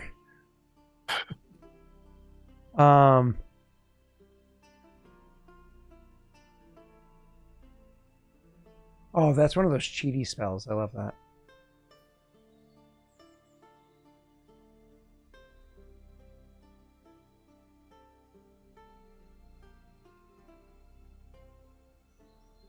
Interesting. There's the Sylvanshi Agatheon. It's one of those ones where it's like you use a third level spell to summon the creature, but the creature has the ability to cast Commune, which is like what, like a 6th level spell, 5th level spell. So it's like I think it's higher than that. It's like, do you remember the old rule? If you play a druids just so you can get high enough level to summon unicorns, because you cast one spell to summon a unicorn, and a unicorn has like 5 healing spells, but it can also cure disease, and it can also do like. So it's like you cast one spell, and it casts like 6 more spells for you, independent of your turn in combat. It's so powerful. Does that unicorn help us right now? No, and he also doesn't have that spell. I just okay, great. Funny shit here. All right, so anyways, now back to.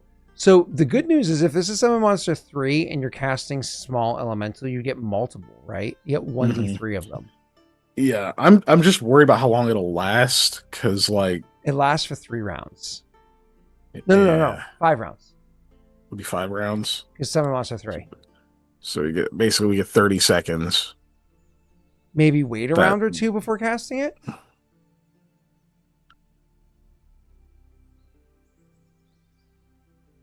The problem is, like, we can't see him, and I don't think they'll be able to see him either. To, like, go after him. But they can pass through walls infinitely to look for him. And they're smaller, so they can pass through walls even more easily. And don't they have insane speeds?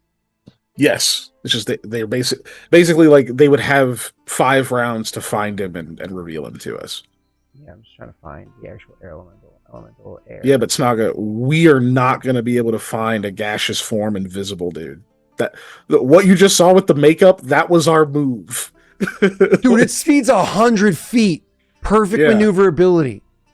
Double move means that they can move. They can travel 200. 2 of them. If you summon, let's say you rolled average, you rolled 2. You got 2 of them. It's 400 feet of searching through walls around. Right? Like, if you're lucky enough, you rolled 3, that's even more insane. That's actually pretty solid. Like, you can start casting now. You can wait a couple rounds before you start casting. They can search. We'd get up to 3 of them if we're lucky as hell. Penance adds +1, right? No. Okay.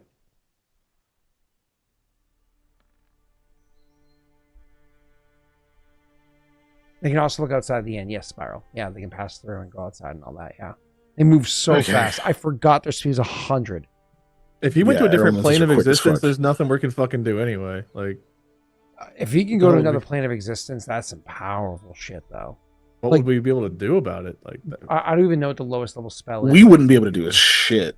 Yeah, he would just be gone. Okay, yeah. Mikhail will take that scroll out of the case and start casting it, or do you talk to the crew? Do you want to spend the turn talking to them, buying yourself time?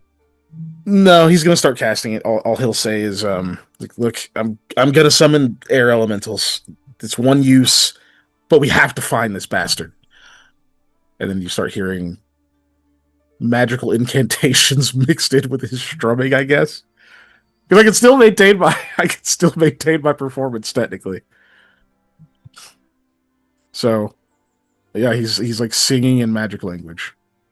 Is somebody holding the scroll for you?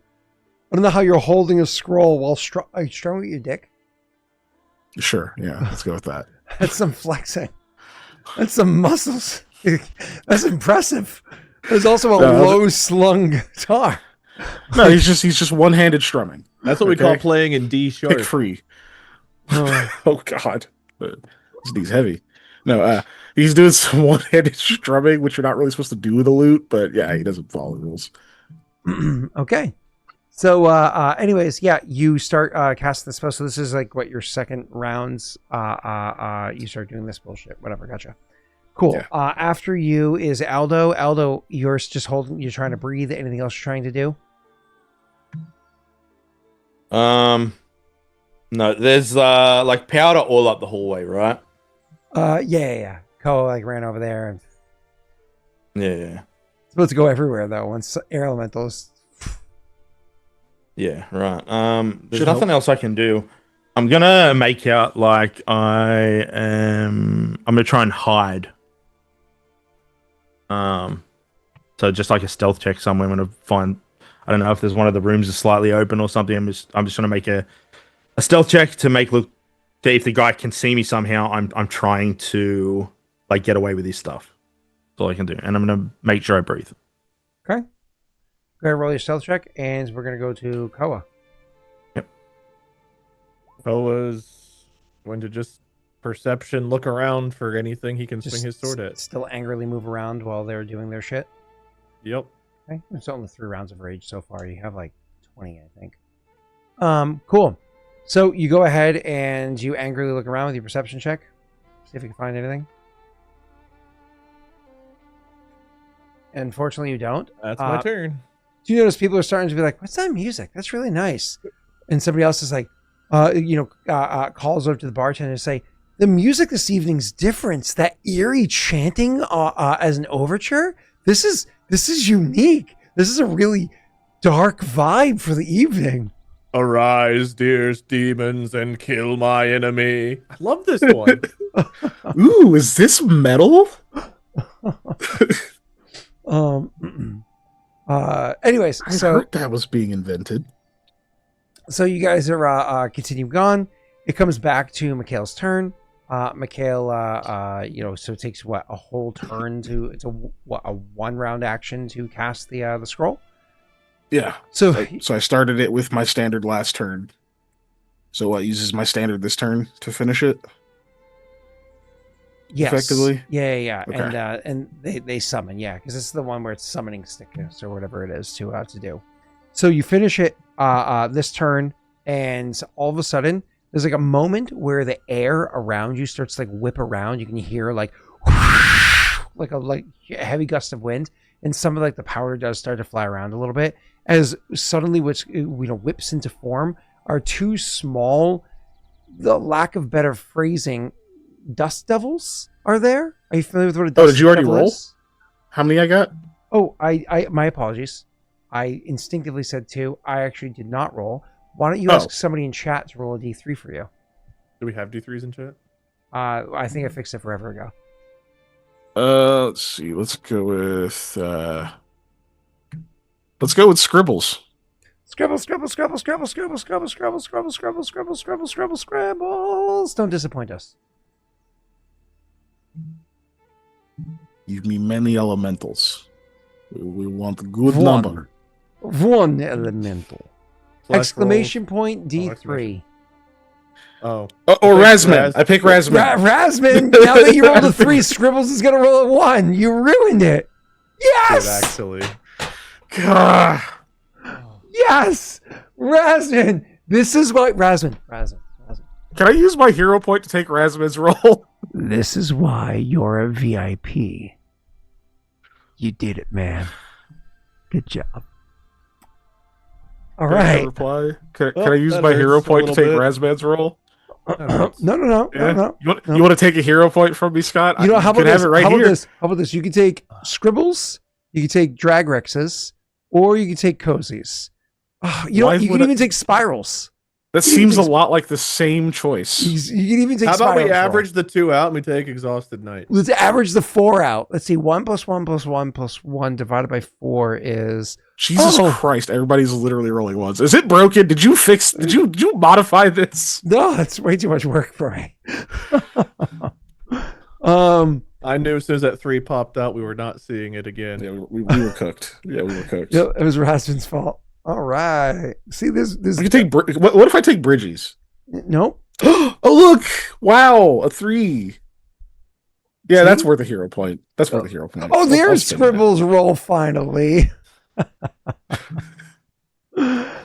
right, let's move on. It's 1 elemental for a scroll that probably was worth like gust of a lot wind of for a money. moment. That an elemental appears before you, but the only way to describe it really is a dust devil. Do you guys know what a dust devil is? Yeah. So if I do. If you're like walking, Jake, maybe you've seen this before. If you're Dirt Devil growing up. If you're walking around outside and suddenly you see like one of those cute little occurrences where like maybe you just see a couple of like fallen leaves in the autumn, just kind of like twirling in the sky or moving around. You can kind of think of this as what do they call it? Like gust, or what's the nickname that the snowman gives it in the second Elsa movie? Joy, gust, wind, air. I don't know, man. I know what you're talking about now, though. So What I would say is let it go. Let's move on. All right. Either way, the snowman calls the wind it. Either way, so it's more or less like a small little spiral that's only really visible by the fact that some of the literal dust from the ground, a little bit of the makeup powder that's around, all things like that have kind of like formed around it as it's there. So it makes it clearly visible to you, but only because it's whipping around these airs or whatever it is. It's not like it's super, substantial or corporeal in front of you. Either way, that thing stands there, but despite the fact that it's clearly whipping winds at extreme speeds, because you see that stuff moving around, the air around it, and so therefore around you, is hardly disturbed at all. And it doesn't make this like loud, gusty kind of noise to it beyond just when it was immediately summoned. And it stands there or kind of spins there, if you will, before Mikhail. Despite the fact that it doesn't seem to have eyes, a head, arms, or anything like that that identify it as being humanoid or where its attention is, Mikhail gets the understanding that its attention is on him. He feels some kind of a link to it. Yeah, I will command it to find our enemy, the unseen gaseous one. In what language? I will use Glyn. You speaking Glyn? Yes. So you're speaking in like more or less the goblin language to tell it to go and find your enemy, which is like a gaseous cloud. What language would I know to use with something like this? Would I know? The scroll was written by the gnomes, so they're So Canaan? Canaan, yep. Obviously, if you speak Orin, you can get much more complex concepts across. I don't No, think you speak obviously, Orin. I definitely don't. Yeah, I would go with Canaan then. Because the creatures are not intelligence, but they're not unintelligent. Either way, so you say, find, a gas cloud around here. It's a person. Go.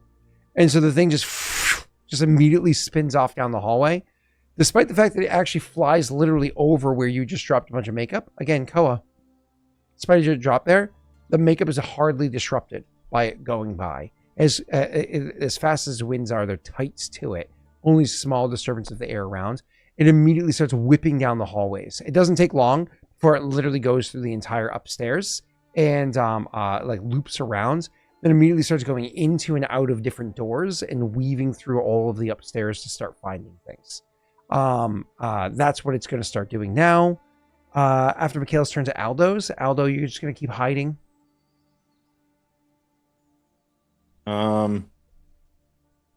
There's literally nothing else I can do. Okay. Um. I can jump forward a few rounds if you guys like as we are identifying things. I just want to make sure I'm giving you the opportunity to act in turn if you care to do so. You can always ready something. I don't know what though. How many rounds of 'Cause, rage? like, if Magic you- weapons are probably gonna wear off. We've wasted a lot of shit. This is very annoying. I've been in rage for 3 rounds. Do I drop out of rage and just save it at this point? If you drop out, you're only fatigued for 6 rounds? Yeah. Might be worth it.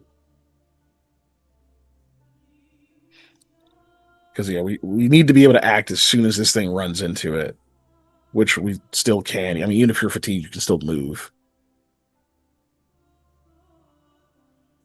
I mean, this is the last fight of the night. We're gonna hopefully rest after this. So I would retain rage, so I could just keep burning through the rounds right now. I've got 12 left. So I think if it's okay to even briefly speak in meta here, I think maybe we would probably also be searching, right? Like while this thing is looking. Not So Aldo, Koa would he's gonna probably stay in hidden, rage and look around then, because. Or yeah, Aldo's got to breathe, but. Okay, well, Koa will stay in rage and then keep looking. I don't know how many rounds it's gonna take to find it, but.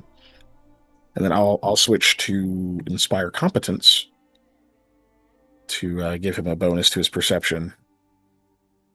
That's not targeted. It is targeted. That's right. Yeah, that one is. Cool. Go and roll your perception check. Go. What's that? Give me a plus what? 2.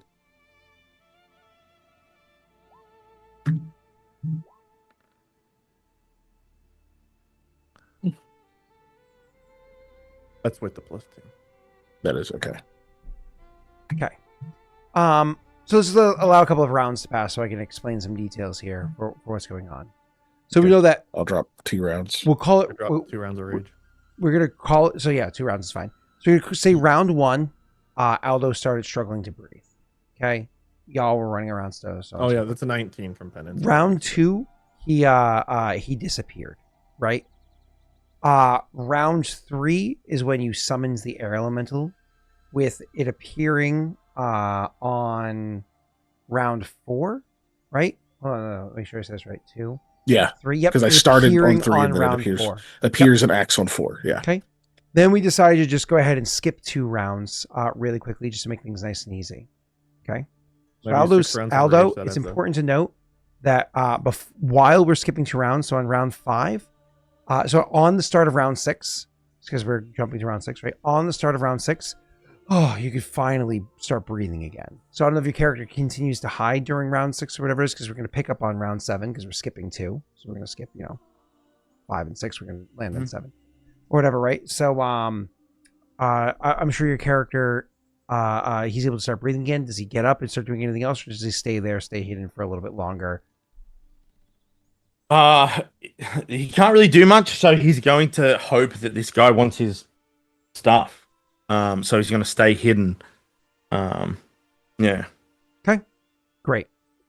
Koa is angry, searching around, so on and so forth. He's kind of like stomping around the whole upstairs, opening doors. Like, what's his approach here?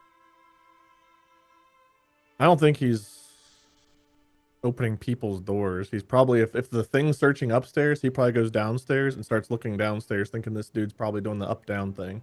And if we're up here, He'll run down and start looking below around where it was. I assume you're avoiding like that giant hole that I mentioned beforehand. He's not planning on going in the hole. Are you examining it at all, or is that not of interest at all? He'll glance down there to see if he sees a gaseous form, but he's solo focused on finding this dude at the moment. There's no gaseous form. Wherever that hole goes, it goes deep, and there's a glow coming up from it. You don't know what that is. Does the glow look like the gaseous form? No. All right. So, Keegan, you had taken 2 rounds off of your performance or whatever. Actually, could you put 1 back? And the reason for it being, because of the way initiative works, you actually act after he does. So I have to do something prior to your burning that out of the turn, right? Okay. So you did not skip 2 turns. They did because of initiative order. After round 6, all of a sudden, so Mikhail, sorry, you were staying at the top of the stairs where you were, nearby to Aldo, while the thing was going around searching, and you were playing your loot, right? Yes, I would have been trying to keep up where it's searching, not like keep up with it, but so that if it runs into him or whatever, then I can be privy to it. Okay. So it's not staying inside the whole time. It's also kind of like whipping outside, but going through the upstairs, what are they called? Like rooms or whatever, like searching through, also through like floorboards, stuff like that. All of a sudden, while you're up there, go ahead and roll me a perception check, please. You can as well, Aldo. Wade, you're too far away. Downside is he's playing music. That's disruptive. That makes it hard to notice things because you're just, and even Mikhail right now is distracted. He's actively playing music. It's -5 to perception. That -5 does not apply to Aldo. Funny enough, that puts you guys pretty much on the same page anyways. Are you happy with your 16 and 17? They'd be 1 higher, right? Sorry, Are you happy with your 17 and 18? I don't think there's anything we can do about it. Yeah. So I don't think I want to burn the Gala inspiration yet. So okay. Luckily, an 18 is high enough, and once you react, it's enough to get Aldo to look over in the direction, so he doesn't hear, but he definitely sees afterwards. All of a sudden, you hear the exact opposite noise. You hear a pop, and then like almost where beforehand it imploded and sucked in and went. This time it goes. And the thing explodes outwards to exactly where it was before. Exactly where it was before. Exact position, everything where it was before. About 30 seconds later, so about 5 rounds later, it just appears there again. And so you kind of hear a popping noise while you're playing your music because it like distracts you for a second because you're like, was that my string? And then you just like, no. And you look over in that direction and you just see it's there again. And since it's there again, it's actually its turn. So he gets to do something before you do. Give me half a second here as I take my turn. And then can I speak? Yeah, you can say something. He unsucked! Megamade! He's gone from suck to blow.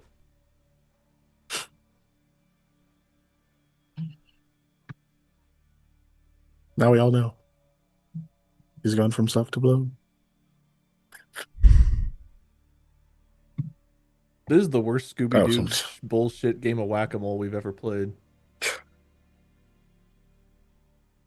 Okay. So this has been some Scooby-Doo shit. It has been some Scooby-Doo shit, yeah. Scott, you built this, man. We blame you fully. You're like, well, how do I design the most annoying fucking character of all time? Well, he's a fart cloud that hides in a. He wasn't designed to be annoying, but he reacted to his scenario. I'm going to use an ability on you, Keegan. It is a will save, as what you hear is a loud rushing of sound. It ends with the snapping or cracking noise of almost like a bullwhip. Oh, interesting. Will save. It's 12. Is this sonic or language dependent? No. And fuck.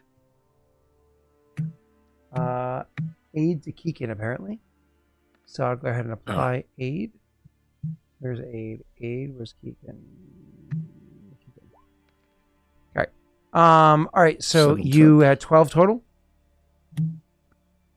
It'd be a 13 with 13 total. That's fair. Penance. If so it's not sonic or language dependent. Correct. Fuck. Hold on. Is this for saves? I can't remember. Gallant. Saves is only plus skill check. The martyr would only be fear. Yeah. No, I was looking at Gallant fear. Inspiration.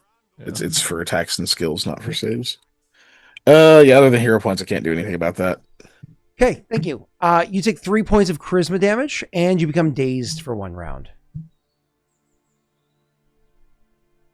Neat. So the sound of that cracking noise was it just like you literally just that noise that hits you, just the sound that hits you. It wasn't just like a cracking of a whip. It was almost as though somebody had literally put a lash against your mind itself, draining a portion of who you are, making you even doubt, get a little bit of self-doubt of who you are.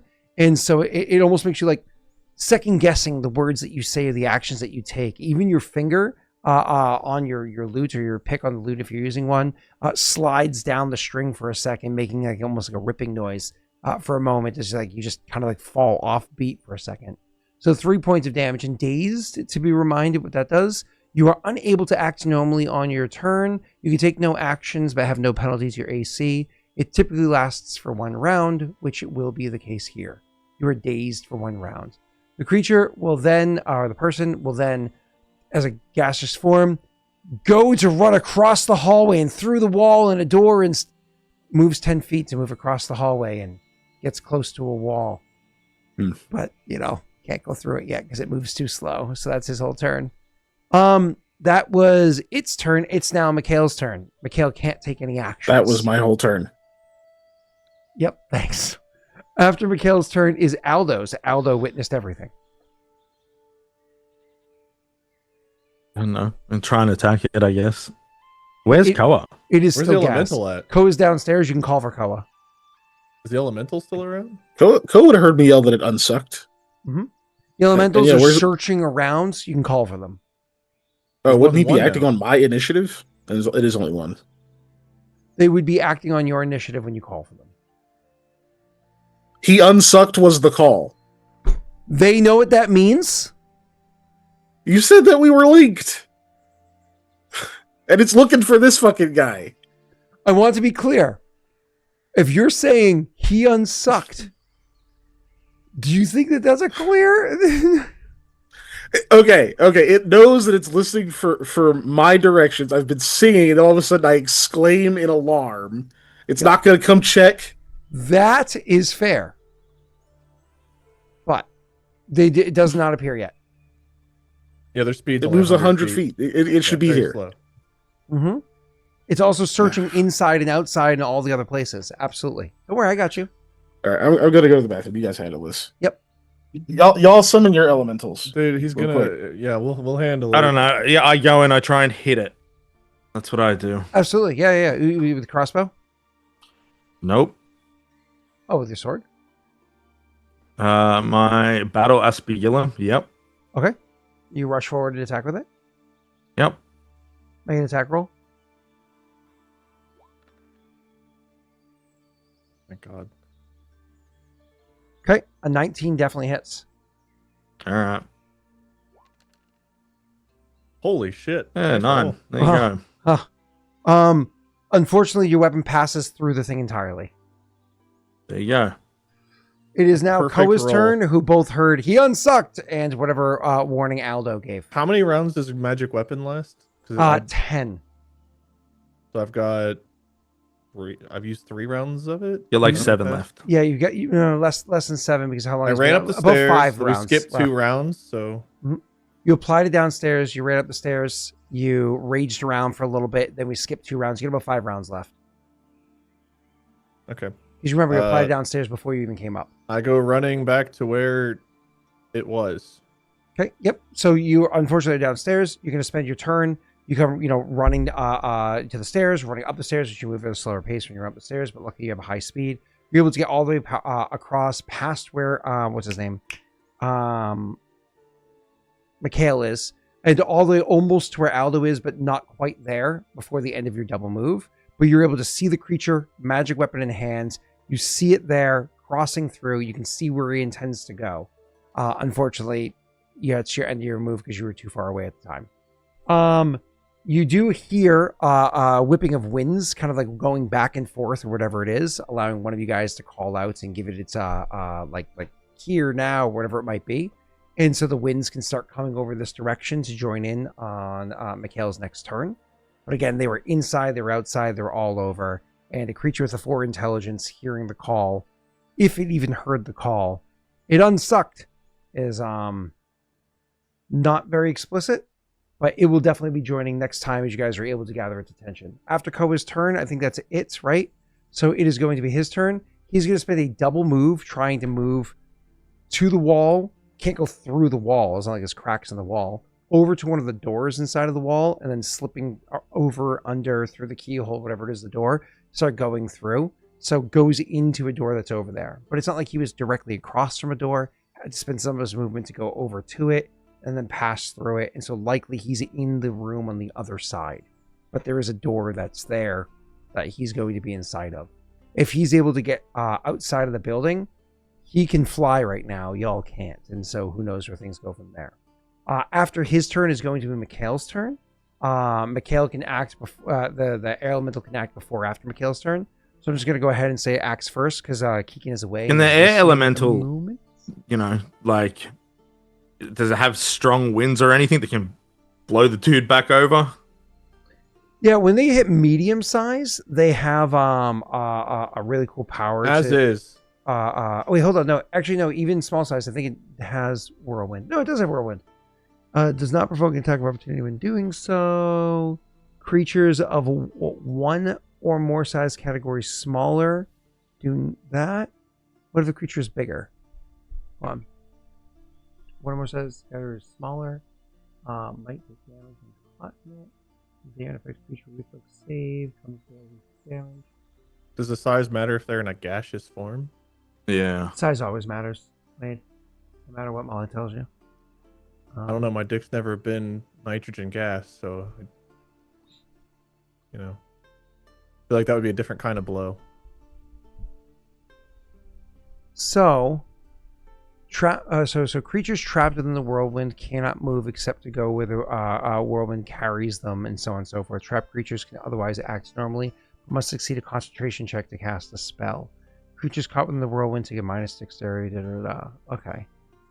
So let me just confirm one more thing. Might take damage from the whirlwinds, often being lifted. Affected creature must make a reflex saving throw. Whether it comes contact with whirlwind, take damage from the whirlwind slam attack. It must also make a saving throw, or be picked up and held and suspended by the powerful winds, are automatically indicating creature must fly. Okay, now let me go over to gaseous form to confirm. Gaseous can't run, always moves up, but must succeed on fly checks. You can pass through holes and openings, even small cracks, with all it wears and holds, as long as the spell persists. Which is subject to effects of wind. It can't enter water or other liquids. It also can't manipulate or activate other objects, even those that are carried along with its gaseous form. Continuous effects maintain active. Some cases may be moot. This is a tough one, because technically speaking, it's a medium-sized creature, but it's also made out of air. And so it's susceptible to air. This leads me to want to say that it does work, because summoning an air elemental is fucking genius. And I kind of lean into there being some special power here. Or is there some special wizard archetype? I kind of like this choice here. Okay. He gets a reflex saving throw. I have a DC set over here. So the air elemental is going to go whipping around. So you guys call out, like I said, get its attention, and starts whipping and coming over to where it was that the thing had popped from. And Koa, Aldo, Mikhail, somebody gestures at the door that you just saw the thing pass through. It's like, get there! And the thing will, just seeing the gestures, even if it doesn't understand the words, will then go and fly through, over under the cracks, whatever it is as well, to go inside the area. And then you start to hear wind, unlike what you heard before, from the air elemental. The whole time it was whipping around. It was pretty quiet doing so, because again, contains its gusts.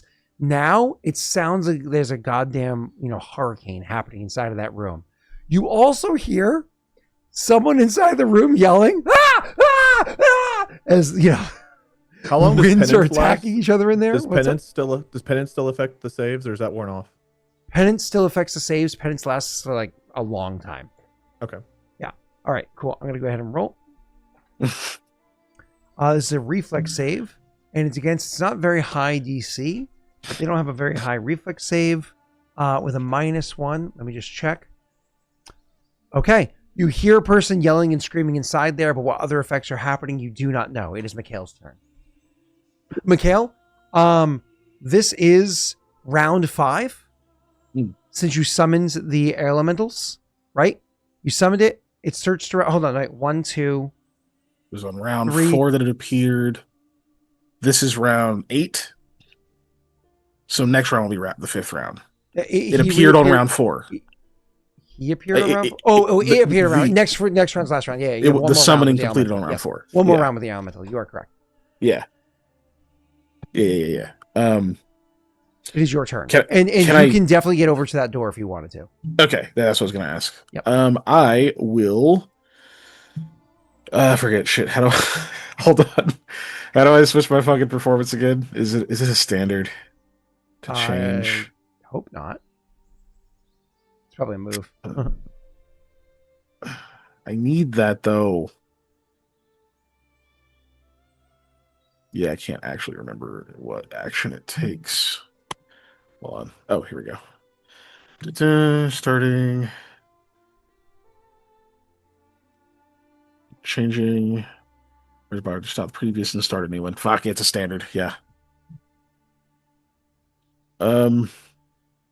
Whatever. I will stop for now. So, I guess Koa, you'll have +2 to your perception checks for the next 2 rounds because of lingering performance. Well, it's +2 to checks. Yeah, it's true. To skill checks, right? Yeah. Yeah.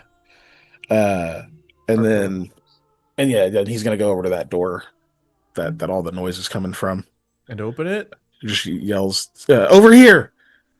Usually, like your standards, like push open the door, pull open the door, whatever it is. Yep, throw the door open.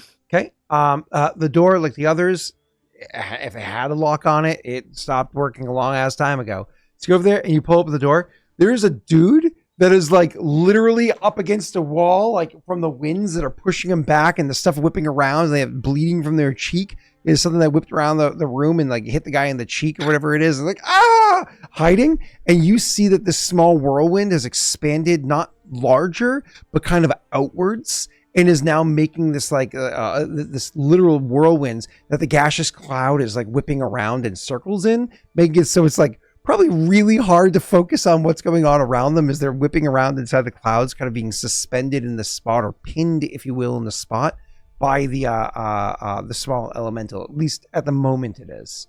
After that is going to be Aldo's turn. Aldo, you're right by the door. You can go in if you wanted to. Again, remember, these rooms are small. Yeah, I'll delay till after Koa. You're just going to hold your turn? Yeah. Okay. Awesome. And this is Koa's turn. Can I attack the dude without hitting the elemental? I mean, if they're tangled up in a fight, it becomes difficult to determine. I'm trying to remember how this works. If somebody's they just have a penalty to, it was a 50-50 to shoot somebody that's grappling. No, you can hit him. Yeah, no, you can hit him. Yeah, you can hit him. You're fine. I think there was like a 3-point X. Yeah, I'm thinking 3-point X. That, it was a 50-50 of shooting or hitting somebody. I don't think that's a Pathfinder thing. You're good. Even though they're both fart clouds that are spinning together. Okay. Yeah, you have to imagine one is like low because it's literally small size, is low and making this like really wide basin. Almost imagine like a whirlpool in a pool, and the other one's kind of like above it, being sucked up in like the air flow happening above. Do I have an angle to charge?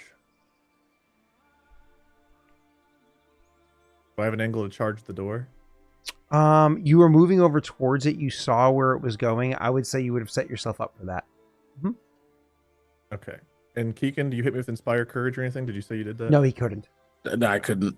I would have been out of actions. It's only for skills. Does it count as flanking since the elementals got him? No. They're sharing a square. He's not flanking. He's also not pinned either. I think you still go for broke. All right. I mean, I did say charge. somebody in there does have a -4 penalty to dexterity into their attack rolls. Mm-hmm. So their AC would drop. Yeah. Okay. I'm going to 2-hand power attack, rage, charge. And what bonus do we have right now? I've got +1 to hit from aid and +1 from penance. Is that both Correct. of those? Yep. You do. Yes. Not everybody. Okay. So whatever I roll, there'll be a +2 to this.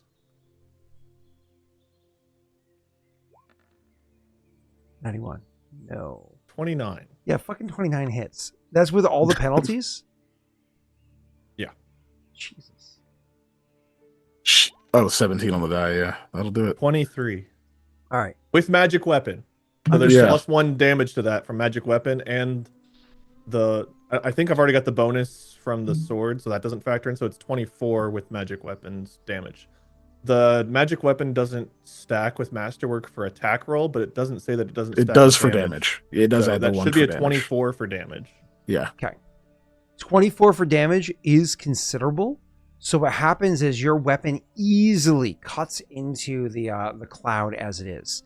However, as you're attacking this cloud, as you're cutting into it, it does not immediately dissipate. It does not immediately drop. You definitely can feel your blade cutting into the cloud, but something strange happens rather than your blade just like easily tearing this person apart or removing like a chunk of their arm, whatever it might be. Just as you cut through the cloud, you start to get this strange, very, very familiar smell. A very familiar smell just kind of starts permeating the room. And I say very familiar because you're one of the free folk. You literally spent years living out in the plains in Adir. So you know all too well the smell of honeysuckle, which is, again, just very pungent in the moment that you're here. Either way, your blade definitely cuts in and definitely is, cutting through and affecting this cloud. It just maybe doesn't have as much of an effect as you anticipated, at least not yet, as the room fills with that odor.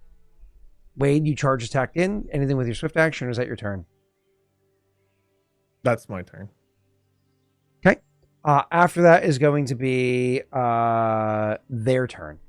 God, I don't know. It's Aldo's because he's delayed. Oh yeah, you fuck.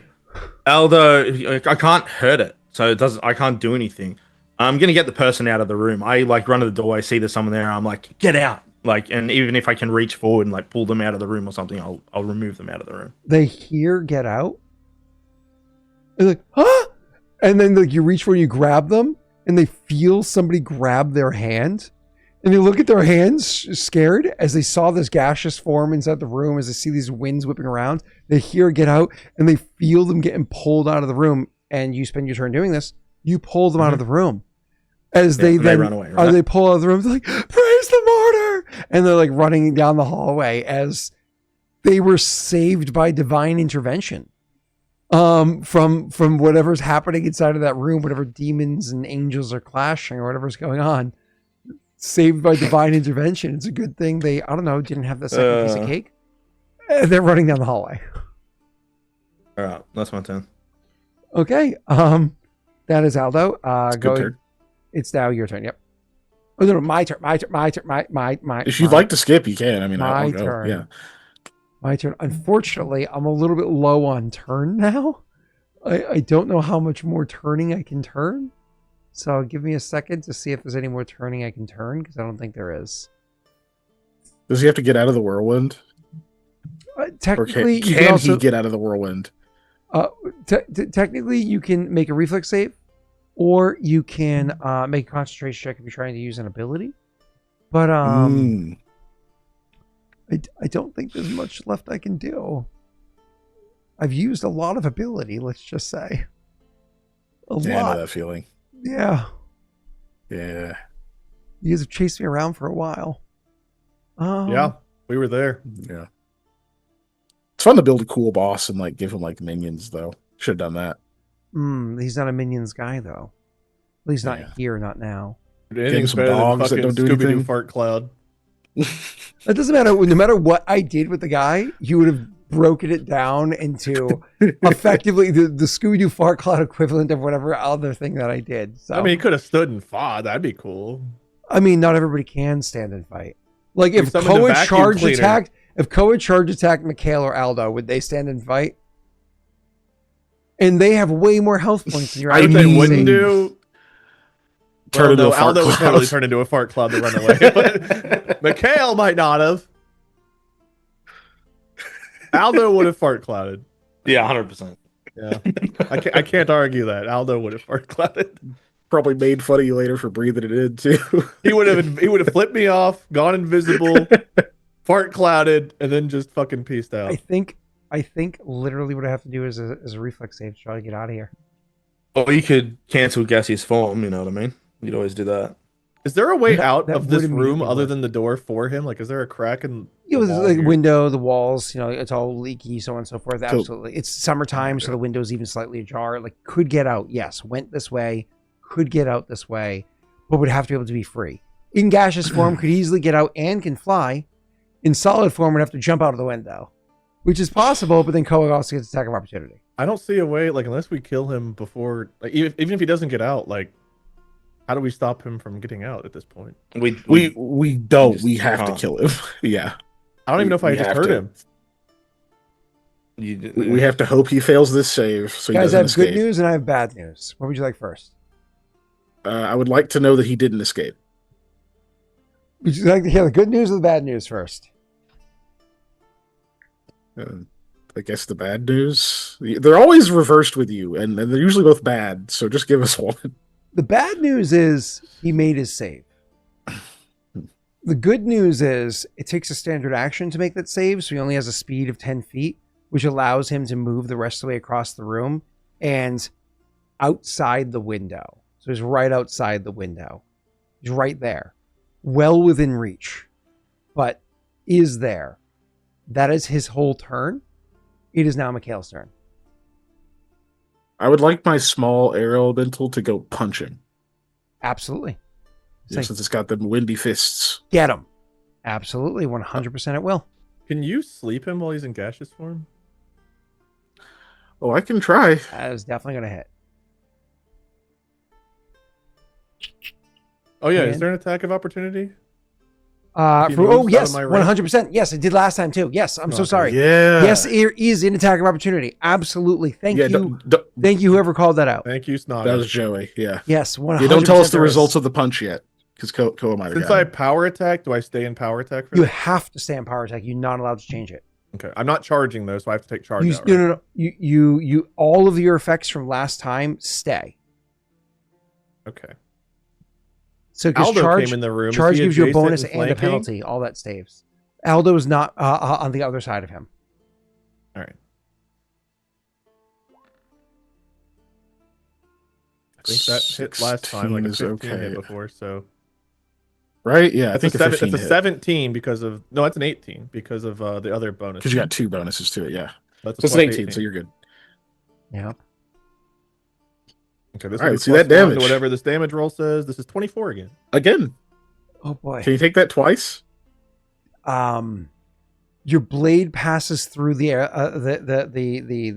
mist that's there, just like carving straight through it. And then as the mist continues to move forward, it starts to it starts to like kind of like stumble a little bit, and then the gaseous form kind of falls and settles instead of being like a moving cloud in the skies, almost more like a settled mist on the ground in front of you. You can see the mist is there on the ground, but is kind of more separated than before, maintaining in its misty form.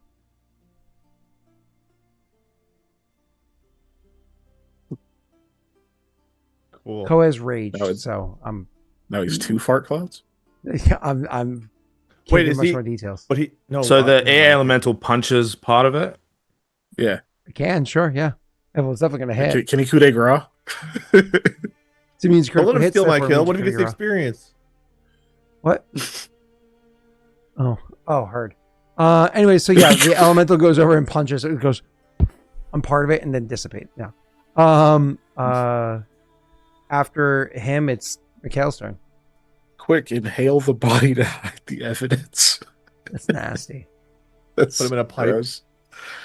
What about piping him to the naked gnome? Oh my god! Talk about telling someone you're going to smoke them. Oh my god. Yeah, I guess Mikhail will run into the room. Do I see what looks like 2 pieces of gassy mist, or just like a weird, like, do I just see what you described, basically? Yeah, now that because you have like more keen eyes at the moment, you're not raging. You come in, you look, and you realize, oh, he's been severed. Like, you passed through the cloud easily. And now part of him is over here, and a bigger part of him is over here. And the cloud is moving because it's air disrupted by the nearby air, but it ain't moving. Okay. Good. Then yeah, Mikhail will just he looks at it for a moment and says, You got him. That's it. Koa swings again. He's raging. Carpet. All right. Well, Aldo could do something too. Now there's 3 people. Or there are 3 pieces. Aldo just slumps against like the frame of the door and like puts a hand to his head and he's like, What is any of this? I don't know. I don't know what the hell any of that was about. Is he gonna remain like that? Mikhail draws his rapier and starts stabbing the chunks of gas on the ground, even though it's not going to do anything. I don't know. We have to get rid of this. He'll finally sheath it again. Start grabbing like pillowcases. Just grab like pillowcases with the blanket off the bed. There's like trying. Do these pillows have cases? Like, how this shitty is a fancy is this place? That's No, true. Not. They're it's not actually a fancy place. They all have holes. This in is a them. fucking Leak crack out of house that's everything. disguised as a mansion. Cases, no pillow. It's just limp fabric this whole time. It's just the gnome laying there naked, and we think it's a pillow we're laying on. Like, oh god, he's been crawling into the pillowcases. Yeah. This is serious. Dude, I do not want to stay here for even a small favor, man. The illusion's broke. I never want to come in here again. This is so gross. I think they did say they would deal with the body, but he's still trying to get it out of the way because there's people here. You know what? That guy's probably not coming back. He's just gonna try to like sweep the pieces under the bed of gas. Yep. With like swinging a blanket or whatever, just try to like sweep them under there. So if you drink that potion and you die, you just remain like that? I don't think that's how that's supposed to work. This is weird. This is weird, Aldo. I don't know. Are we sure he drank a potion. That's why he became like that. Yeah, I know. But listen, you're the magic he was guy. A strong potion. When you drink potions and you, I guess, die under their effects, does it end or does it remain? I guess it depends on the potion and the type of magic it's interacting with. It probably will just last the duration. I think he's going to turn back eventually, but into 3 pieces of person, or yeah, 3. Oh, yeah, 3. Listen, we need to stick around and find that out. I'm going to go search the room. He's got to have orders or something. He came here of his own volition. Yeah, how was he doing that? He didn't say anything. You do know, as you're thinking this, you have a moment out of combat to think of this. When you're in gaseous form, you have no voice, so you can't use verbal components. You have no hands, you can't use somatic components. And you have no objects you can interact with, so you certainly can't use material components or any types of focuses that are necessary for casting spells. So that would mean that whatever magic he knew, whatever spells he knew, required no prepared words, so likely studied the very difficult art of what's called silent spell is like a nickname for it. It's a difficult art of willing your words in your mind, and also similarly a very difficult art of what's nicknamed as being a still spell, the ability to cast a spell without making any hand gestures. And then there's another similarly very difficult art that some people are born with the ability to do. You've met them at school, but most people never can master the ability to just eschew materials altogether, to not require materials unless they have extreme magical properties that are required to make the magical effect work. The problem is, while it is possible he could have studied all these extremely difficult, he's Perrin, you don't know how old he is. It is possible he could have learned these things. He's some sort of a erudite or prodigy or whatever.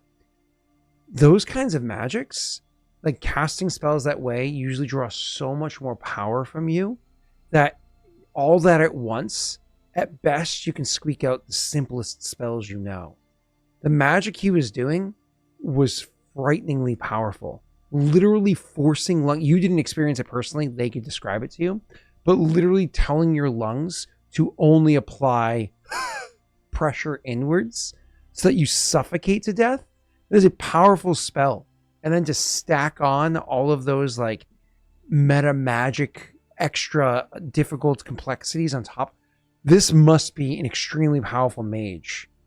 Maybe he's older than he lets on, and that he was so feeble. That's why I don't know. Either way, there's powerful magics. He just was caught off guard. And as frustrating as it was, he was caught off guard. He had no preparations beyond instinctive ones. Yeah, Mikhail is he's clearly a little shaken now that the adrenaline is starting to run down. He actually kind of puts his back to the wall and will slide into a seating position. He's just, you can't normally forego the physical movements. You can't normally forego the invocation required for spells. That is a really, really difficult practice. I don't know that I could ever do it. I would need a Perrin lifespan. And then yet he just, and the stuff he was casting, this isn't child's play. I don't know what this creature is. I'm glad he's dead.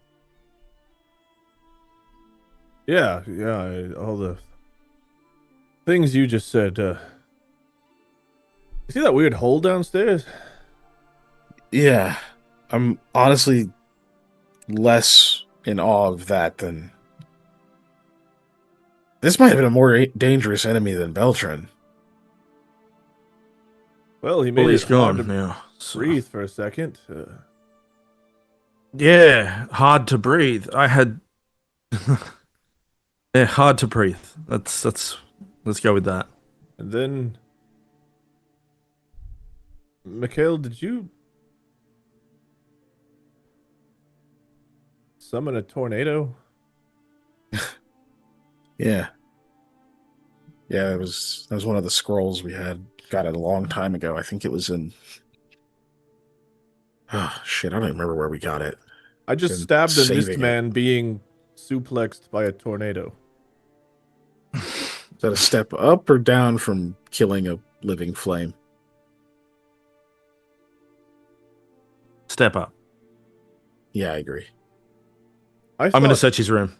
Good idea. I don't know if one of you can make sure if that guy tries to wander back up in here. It's probably not a good idea. I know he can't. No one can see us apparently. So I'll stay here. If he wanders back, I'll do something. All right. Just gonna catch my breath a minute. His breath thing, really.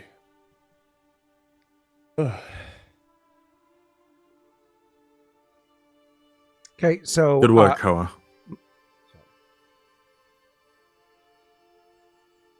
What's in the bag?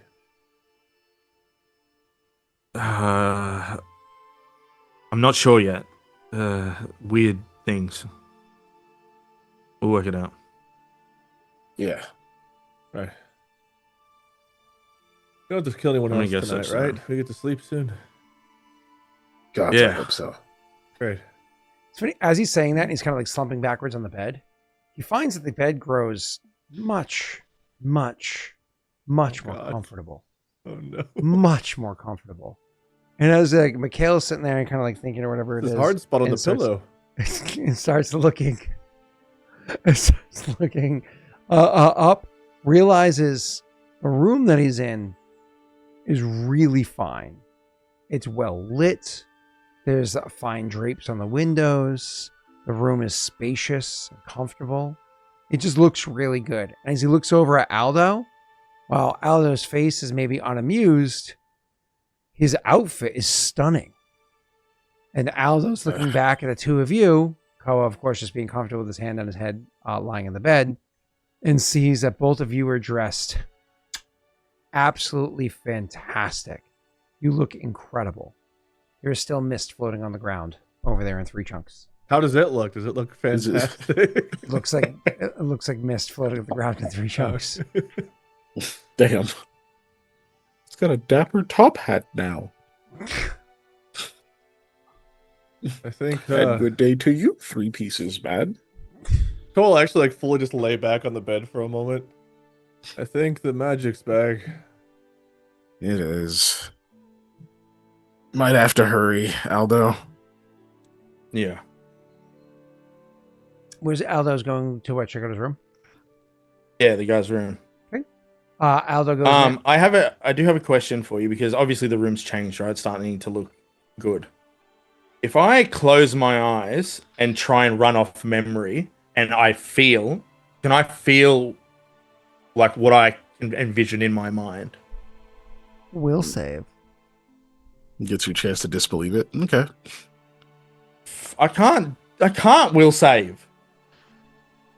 Will save. You could do it. You could do it. Tell me, if I disbelieve it, does it stay disbelieved? Will save. Normally, yes. But I don't know what he's gonna do. All right, I'm gonna hero point. Oh shit! Wow. Okay. You get a hero point for a +8. Let's go. If I fail this, Scott, I unironically hate you a little bit. It's not my fault. If I roll a natty 1, I hate you. Hey, when you call it, I think that's fair. Okay, you called many. Fine, you call a 2. I call a 2. Now you know it's going to be like a 7. Fuck you.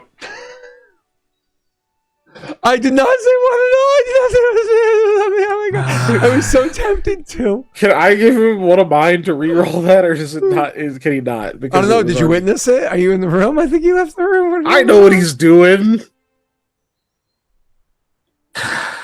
Oh man. Maybe that's high enough. You auto fail. When you're on that one with the saving throw, you auto fail. Never mind. It's not 5e where it's lame. That's technically a 12, but it's an auto failed 12. So I don't know. He's out of hero points. Somebody in chat want to give me hero points to re-roll this explicit thing? Oh shit! I think one actually came in from Snaga. This fucking gnome. Yep. Fuck Scott. Give to Jaaek. All right. Well. All right. That's literally what it said. Let's try it again. Let me Takes 2. All right. Okay. Thank you, Joey. That's a 25. So you still see the illusion.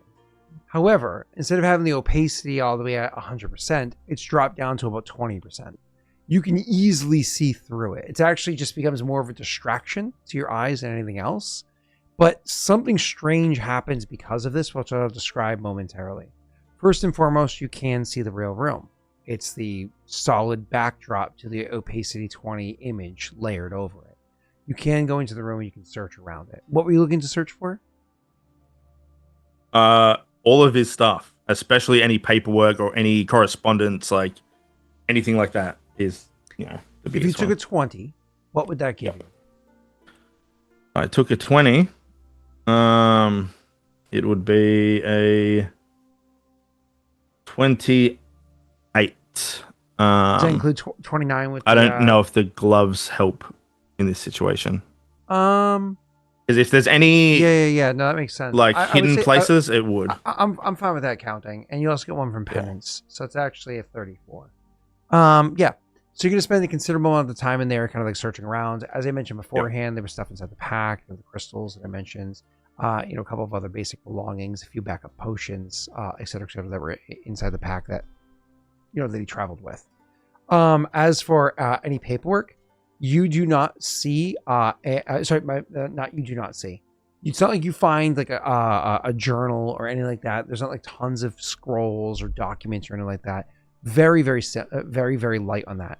However, there are a handful of small notes that are inside there. And when you take the notes out and you unfurl them, you can see that these are notes that were clearly given to him by somebody within the town. You can assume Beltran is the one that gave them, especially if they're signed B at the bottom.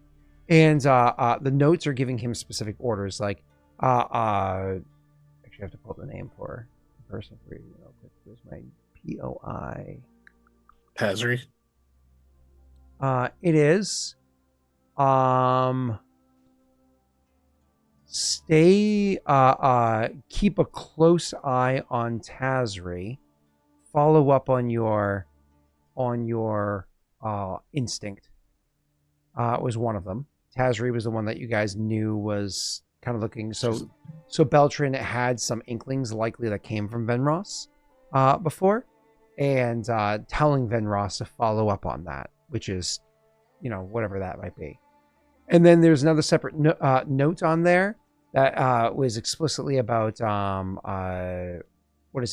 following up on certain other like subordinates to see if their loyalties truly lie where they believe they are. There's another one that does this seem like notes to self, or like if they're written by Beltran? Written to him from Beltran, like tasks to do. Okay. And then or handwriting. Nothing. Go ahead. Okay. And then the other one on there is more of like a curiosity, if you will.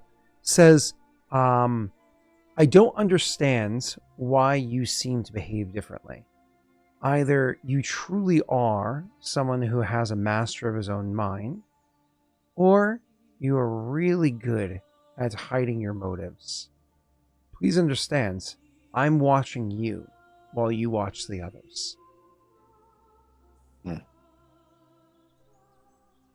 Please understand. Fuck you. Yeah, got it.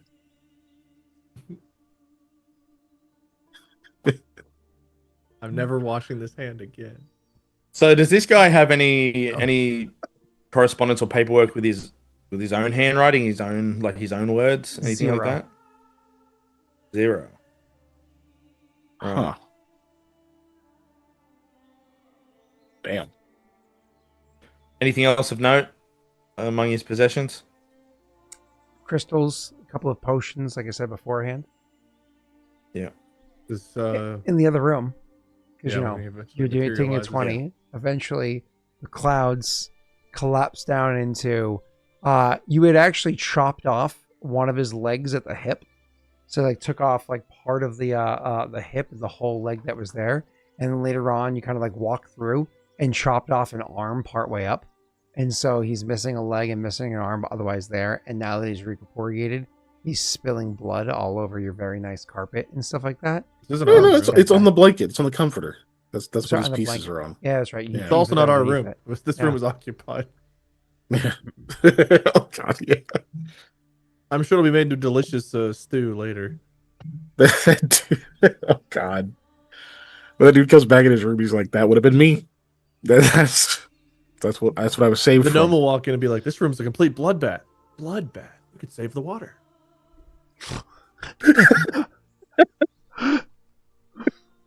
Anyways, so you look over his person for anything. Oh, and Aldo obviously had money on him.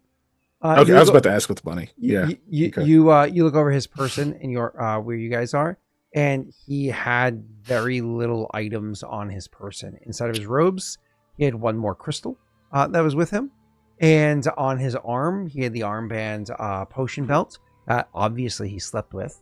One of the potions was already used. The other potion is still there on his armband. What mint, by the way, was the coins? What country? Ooh, it's a great question. So the mint is going to be a mix of mint, which are very common to hear in a deer. So likely he has coin that's on him that was given to him from Beltran. So it's a mix of mint. Nothing stands out as being like specifically for a different region. It's, a good call out there. He has no money from wherever he came from? What I would say is, do you have knowledge history or anything like that, or any of those like regional lores or anything like that, Aldo, or no? No. Okay, then roll me an intelligence check. But you looked for this specifically, so you can roll your profession. Do you have appraise? Surveyor or stonemason or tailor. I don't have appraise. No. Okay. Mikhail does. Then go ahead and roll me your intelligence check. Intelligence. 10, 11. Yep. 12, so unfortunately, nothing kind of stands out. So it's one of those. I don't know. Maybe there could be something there. Maybe you should ask Mikhail to look into it as well, because you came up with the idea. But nothing jumps out to you as being you're like, I don't know. Maybe I'm just missing something. But you have his coin with you. What's up, Koa? You said something. Oh, I was just saying. I think it's a 12 if penance is still active. Keegan, did you hear about the identifying a potion? No, I missed it. Want to go ahead and roll for it? Yeah, I can do that. What am I rolling for that? Am I doing this by taste? I forget how we've been IDing potions. Is it knowledge arcana? It's perception. Oh, it's perception. That's right. Yeah. God, so stupid. Okay. This should be more like spellcraft. 19 solid. Okay. I can. I mean, if you want to alter it. No, it's in DC 15 plus spell level. Yeah. Yeah, that's pretty solid. Yeah, you check the potion. You're like, hold on, no, this got to be wrong. It tastes like you're getting the aromas and the smell and the taste and the consistency and whatnot that you would typically get from like a healing potion, but it seems off. It seems wrong. Like you only got not even a part of a drop on your tongue, and yet it is so much flavor to it, so much taste. The smell, even just popping the cap, is very, very pungent. The viscosity is far, far greater than a typical healing potion. I mean, you've seen the difference between a Cure Light Wounds and a Cure Moderate Wounds potion. There's a difference here, but the difference between a Cure Moderate to this is exponential. This is a Cure Serious Wounds potion. Okay. 3d8 plus 5. So if Koa drank it would heal 8. Yep.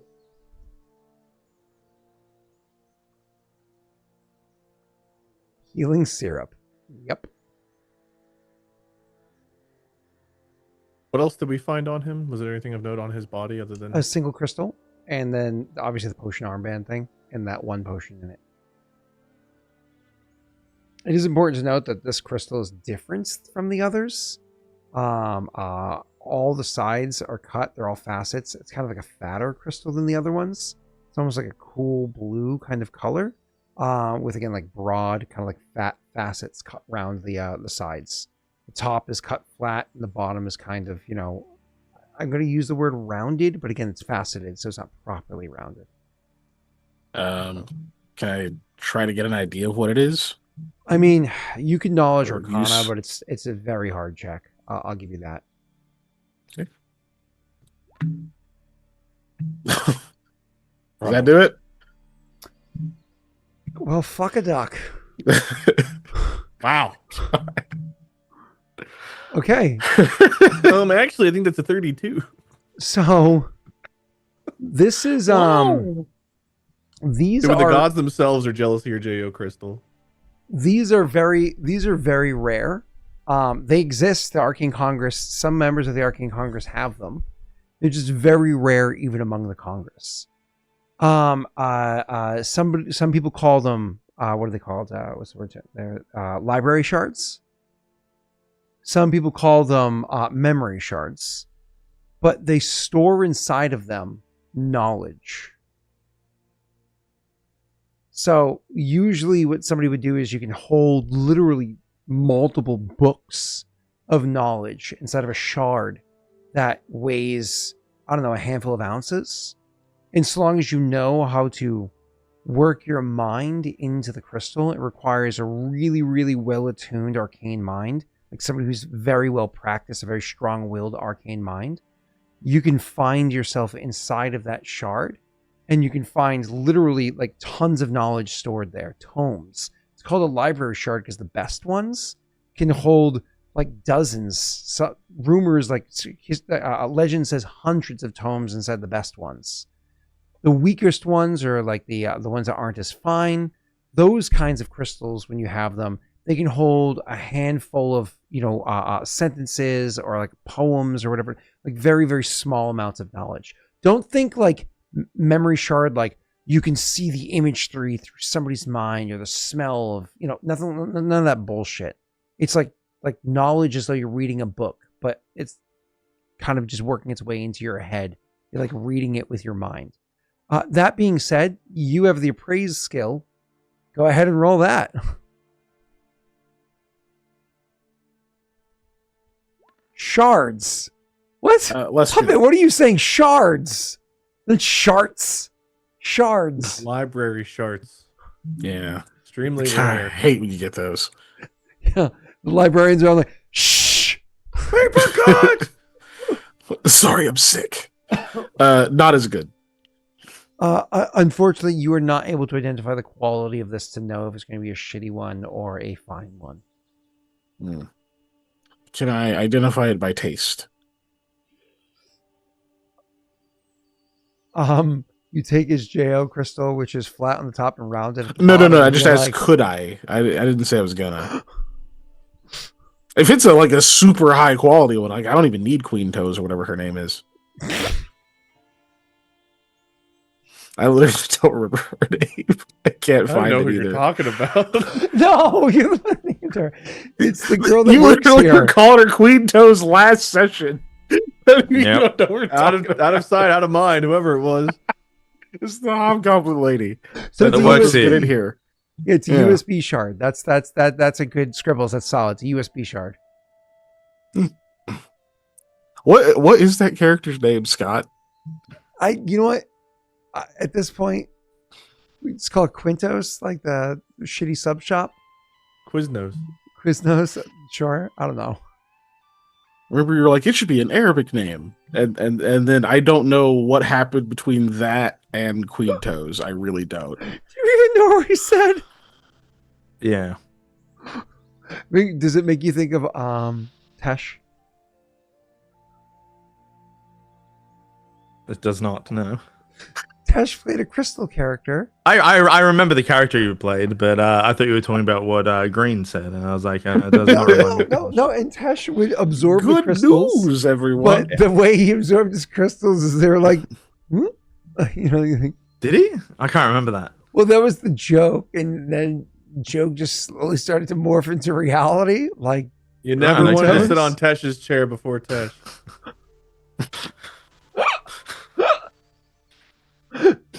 We all know there ain't no seat on that bike. he's Did you always boof in some chaps JOs? Tesh. Oh, Jesus. USB shards, IBS shards. Jesus Christ. Oh my God. So can Mikhail read this?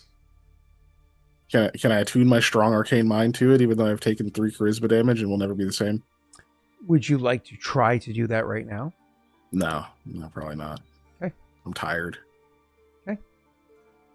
He is very, Aldo very has tired. a strong arcane mind. While you guys are up there, eventually the Koa. gentleman that was downstairs working at the place comes up and he's dressed fine or whatever. He comes up and there's a knock on the door behind you, Aldo. I turn around. Can I see through his illusion? Is he still naked? Oh no. The gentleman that works downstairs. Oh, okay. I'll turn Are you around naked? and just look at him. Yep. You see both the illusion layered over him, making him look like he's dressed well, and you see the what you call underneath it, and you see it's just a regular gentleman, and says he says, hold on, I'm trying to remember your name. He says, hello, patron. I'm trying to, I wanted to inform you that all the paperwork has been cleared and that if you need anything, feel free to let me know. Otherwise, please enjoy your stay. Aldo just nods at him and then says, thanks, I guess. No, of course, it's my pleasure. Yeah, just because people can't exactly see it doesn't mean you shouldn't try. I'm sorry? You should be. Damn.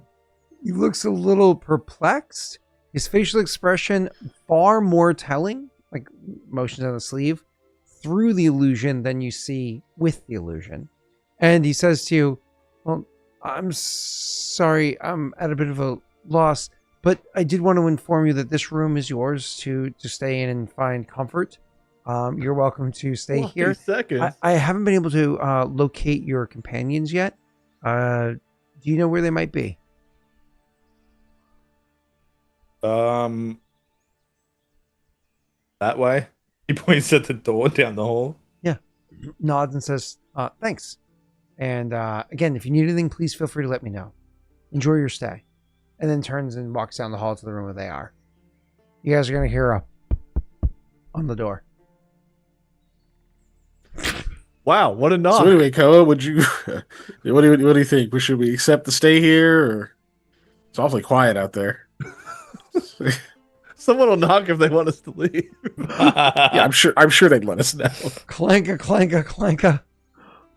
Oh shit. There's a ghost outside rattling armor. chains.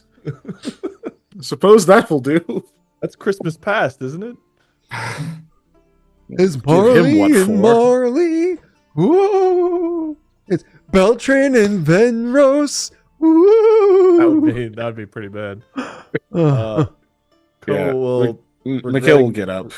Oh, He'll just Cool be like, will I not. got it. And he'll go over and open the door. Open the door. I don't know if you expected Aldo or otherwise, but you see the gentleman standing there before you and goes, there you two are. I was looking to find you. Actually, this works out perfectly. I wanted to let you know that just enjoy your stay here at the color stay. All the paperwork is in order. Everything's been taken care of. You're welcome to enjoy your stay. By sheer coincidence, the patron of this room has just vacated it. It was already perhaps a bit too large for them, so you go ahead and enjoy. The two of you can stay here. Your other companion will stay in the other room. Koa looks at the corpse on the floor. Mikhail just glances over at Koa, who is looking at the corpse, and then back up at the guy and says, "Thank you." You're more than welcome. And if there's anything else that you need, please feel free to come downstairs and let me know. I'm always happy to accommodate. Of course. Thank you again. We'll make ourselves at home. Nods and then turns to take a step away. Stops for a second and looks back and says, by the way, I do apologize in advance in case you heard any of the ruckus that was going on earlier. Some patrons have been exclaiming that they've seen ridiculous things like ghosts and hearing loud bangs as though there was a building collapsing or something of the like. Please understand, what it was that we were just trying to set up a performance for the next couple of nights, and some of the equipment went a little bit awry. So I do apologize for any disturbance that you may have encountered or any offbeat music you may have heard. But please understand. No worries. He does cut it. He's like, no worries. It's perfectly fine. We weren't really disturbed. Okay, wonderful. Because we do have a reputation that we'd like to uphold, and we wanted to ensure that you only enjoy the best of experiences. So please know that all of that will be combed before you experience it for the live show. Of course. Before you go, seeing as this room was just vacated, should we wait and allow it to be cleaned, or is it ready now? Oh no, cleaning services will absolutely come through. I'm sorry, did you want me to draw you a bath or something while we take care of it? No. I'm good. Thank you. Never again. Very well then. If you would like then to vacate the premises temporarily, I could have you can come down to the bar and I'll have some complimentary meal put together for you. Perhaps serve you a few drinks. Just the seat, I think, will be fine. Honestly, we're quite sated. Understood. You know the worst part about this shit is Koa is a free folk who will totally like sleep on some dirty ass used bed. Like Wade is grossed out, but Koa's like, Yeah. Yeah, Aldo is 100% going to sleep in this dead dude's bed. Like, without a doubt. I want to know who they're gonna send in to clean up this room, and they're gonna just see a fucking body chopped into 3 pieces on the floor. Maybe they chop it into more pieces and prestidigitation one piece at a time. Or maybe to them it looks like, I don't know. You can't mend it, it's too many pounds. Yes, he's too heavy. Yeah. Maybe I could do like Could you have one mended him in limb at a gaseous time. form? Maybe. Well, he wasn't an object. He was still. Oh, wait, you mean after he was dead? Then he was an object. Fuck! I should have tried. Can we pour gaseous form in his mouth? No, it would have taken 10 minutes. He would have run out. When you're killing Beltran as he's dying, be like, "I can't let you die like this. I can't let you die like this. We can't be as bad as you are. Here, drink this potion. Glug glug glug." What are you gonna do now? Come on, go chop him. Start casting Mending immediately so it doesn't run out by the time the 10 minutes is up. Mikhail, that's right, doing it's the exactly thing. 10 minutes. I'm Beltran and then Ross. Yay!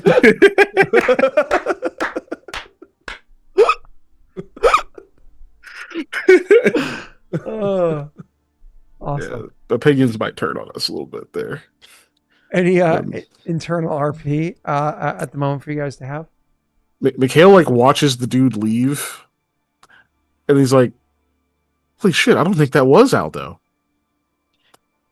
I think that guy actually works here." I didn't even think it could have. I never. Dude, I was sure that was Aldo for a second. Because did he just ignore the corpse, or did he not see it? I don't know, but whoever's gonna come clean up, I hope they know. I want to know what's in that hole, but not bad enough to go down tonight.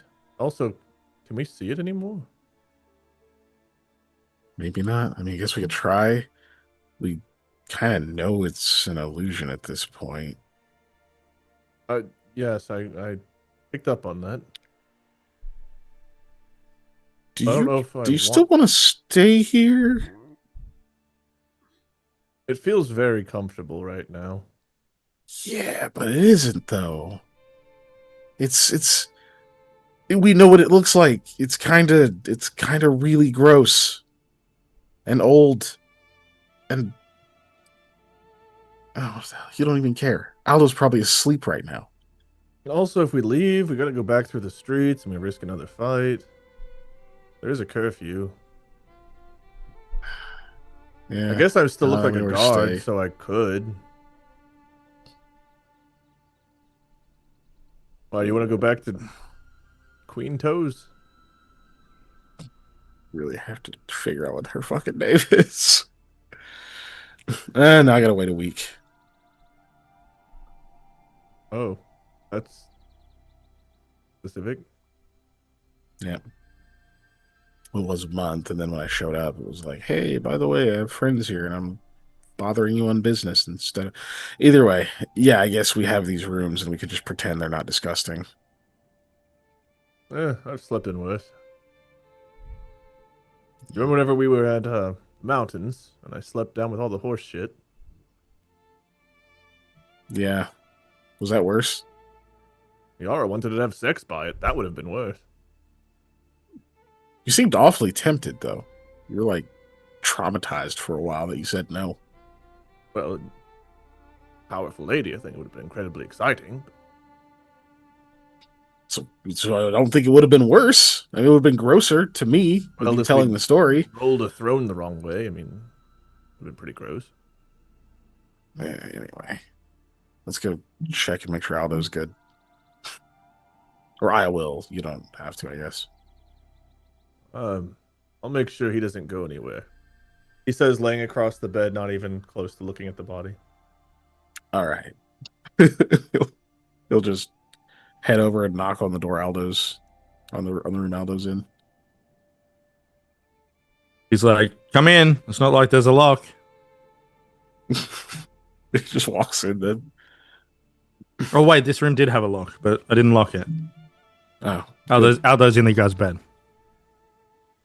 yeah. Okay, you want to stay too? I take it. This room's all right. Yeah, Probably it is the a little best better. of the rooms. Probably. This is weird. I just know everything's so dingy. It doesn't look like it. Yeah, did you notice anything when the guy came to speak to you? Well, not really. I thought it was you doing something at first, but it definitely wasn't. You know, I should have done that, but I was a little busy.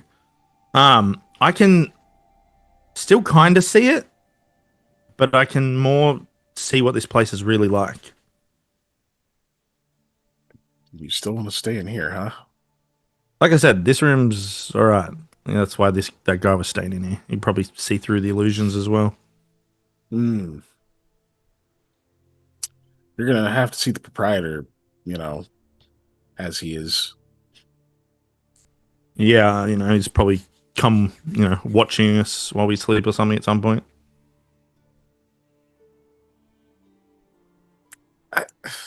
Okay. But no, I didn't Did, notice anything weird on the guy. He did ignore the body. It was there. It was just there. Because he turned back while you were in here looking around at stuff. It turned, right.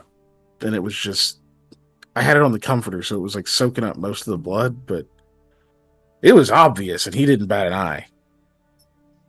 Yeah, I mean, I don't know whether he could see it or not. I don't think he Now could. the guy that owns this place is a strange. He's a weirdo. He's a massive weirdo. Yeah, he's naked. I think he's been naked. Yeah. Aldo laughs. He's like, I knew he watched people bathe and sleep. This I hear guy. a weird noise from the room over. You see an eyeball move from the crack. A different hole darkens. He says, now it's our secret. Did you manage to look at that thing you and Koa were talking about? Some giant hole in the ground or something? Oh, no. I was looking at some of those crystals that I had on him, or the crystal he had on him. That thing is potentially really useful. It's a memory shard or a library shard.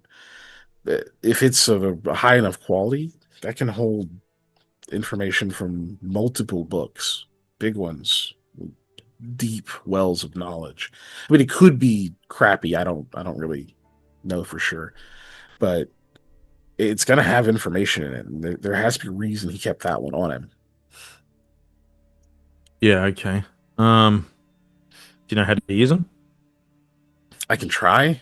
I mean, I'm well trained in how to, focus into these types of items, but not this specifically. It might take some time. Right. Well, no. Get to it when you can, I guess. Yeah. Well, I mean, the mission accomplished here, right? Yeah. I don't know. I still haven't really accepted, I guess, exactly what went on here. But I'm glad he's gone. Yeah. Having that guy around the city is bad. Real bad. Aldo, that guy, what he was able to do, I can't even... It doesn't make any sense. I mean, it does. I can make sense of it, but it implies that the level of power, the level of ability he had was beyond threatening. Much more terrifying than Beltran. And I don't... Even just that brief encounter. I mean, you guys were talking about he was making where you couldn't breathe, and I don't know what he did to me. There's some sound he put in my head, and I can't get it out. It's still fucking with me. Yeah, I don't know. We're gonna have to move really quickly now, though. Look, we need to. I think we need to rest because the longer I'm laying here, the more tired I'm getting. We've been up all day and night. We need to work out what we're gonna do moving forward here. Because we can cover like, Orvain is gonna have to. He's gonna have to return to work. Reem has the other guy covered, but this one, I don't know what to do with this one. We can't cover all the areas. I think all we can do is try to control. We just have to control our place in it, right? The least noticeable, the less noticeable we are, the better. These folks are paranoid. They're gonna make assumptions and that stuff. Even when we cover things up, if we can't do it perfectly like we can with Reem, we just have to understand that there's gonna be some amounts of shakeup. I think our options for the morrow are we can either make another move if we've got a good plan, or we take a day, see how things shake out, and then make our next move. Tazari, that's the one in Ashtara's house, right? Yeah. Yeah, that was his intelligence lady, if I'm remembering, right? Yeah. She's like his ears, basically. Keeps a ear to the ground, knows what's going on in the streets. That person. Did you see that letter? I don't know if I showed you or not. No. We'll take a look. Yeah, he shows him. It seems as though he has doubts about Tazari. Not about the other one, though. The one that actually has the plan. But, yeah, I mean, that could be an angle. If I can... I think we need to take Tazari next. Yeah. She was supposed to be the next. Yeah. I wonder what she was supposedly planning. Oh, what he thought was going on. Excuse me. I don't know, but he Maybe we doesn't don't have need to know. anything written down, only these, which I assume are from Beltran. Which means Beltran's also keeping quite an eye on him. So he says. Oh, that's in this one. Right. He hands you the other note. Oh, good. Shit. Yeah, whatever. I guess he's gonna know the guy's gone. He can make whatever assumptions he's gonna make. If he has any idea what this dude was capable of, though, I don't think the first conclusion is going to be that he got offed. I think he's going to assume he, I've got an idea. Or planning something. If I can disguise as him, what if I disguise and just leave the city? It'll get reported back to Beltran, right? That he's just left. This guy came of his own volition, so him not answering to Beltran and doing as he pleases seems to possibly fit. Yeah. Could it could kind of rattle.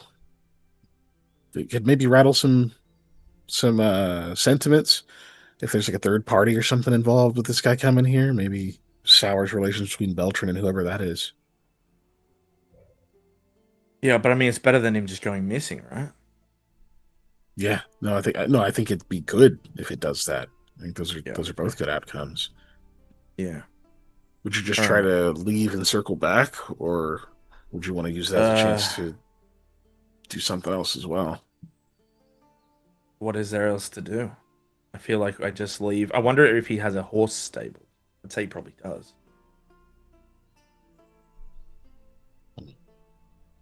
I don't know. If he doesn't, then I mean, if you're having him leave, you could steal one. Yeah, I'll have a think about it. We need to ask someone. You might have to ask your friend if we can't find the nudist owner around here anyway. If he has a horse that's being stabled or anything else we can find out about the guy. What he came with. Didn't the color stay help us stable our horses last time we were here? So maybe that's what I figured. Yeah. So if he has one, Yeah. it's here. Yeah. In theory. I mean, it doesn't have to be because he's with Beltran, but it could be. Yeah. Yeah, it would make sense. Yeah, find that stuff out so you can take the right horse, everything. As for Orvain, we have to talk to him. He may not be able to get back to work. Well, he's got today off. Yeah. Without raising any suspicion. So I think as for tomorrow, or today now, I think we're good. We need to get everything in line on what happens next. Okay. Yeah. Yeah. I think we sleep and then we use tomorrow to get shit in place. We get our plan together, make whatever moves we have to make, and then that sets us up to act the next day. Yeah. That way- Two things. Yeah. I also found a bunch of coins. Guy had a bit of money on him, and Aldo like pulls the blanket aside, and you can see there's a bunch of coins on the bed. Oh, I was wondering if I could place like a region this guy's from, but it seems as though for the most part, I think Beltran's probably given him these. They're from all over, but if you wanted to take a look, maybe you can see something I can't. What skill, Scott? I was appraised. Praise. Praise. Okay.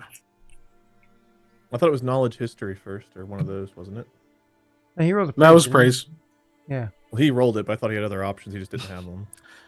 I don't think it's something My else. praise is actually higher than my history because I don't have ranks in history. Regular history. The Aldo combat's rolled long since intelligence. over, so that's actually a 23. Because now time has passed because it's doing 20. So so it's actually a 23. 23 total. Actually, it is a mix of coins. That's true. That's accurate. And the most frequent coin, of course, is going to be Perrin. Paradel, because it's what wraps this country. But more importantly, like if you actually look at the coins that are of highest volume, Paradel, that makes sense. But funny enough, the coins that are the least circulated, so more fresh off the mint, are also Paradel, which is telltale sign for two things. One means you're closer to a mint, so easier to get access to something like that, because it's unusual that somebody would just have freshly minted coins. But also, two, these are freshly minted, which suggests, like, how did he get access to these coins? Could be sheer coincidence. Again, live nearby, got one in circulation relatively recently, or like is somebody that would be able to acquire something like that when they're relatively early, off the press. So again, leans to Paradel. Moreover, if you want to roll knowledge history on this one,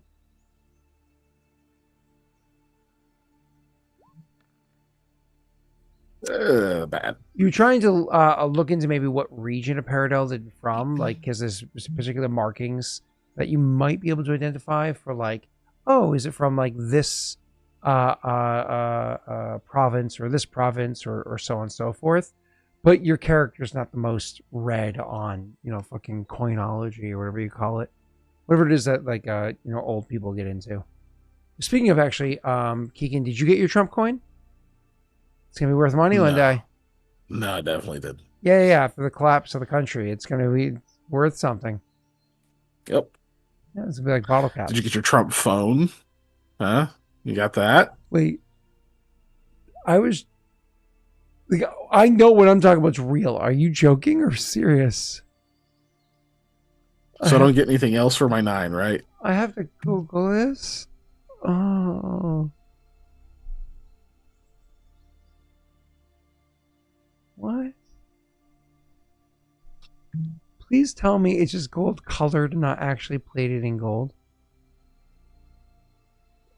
It's only gold color. It's not plated in gold. No. You asked me to tell you that. Oh. So do I learn anything else about these coins?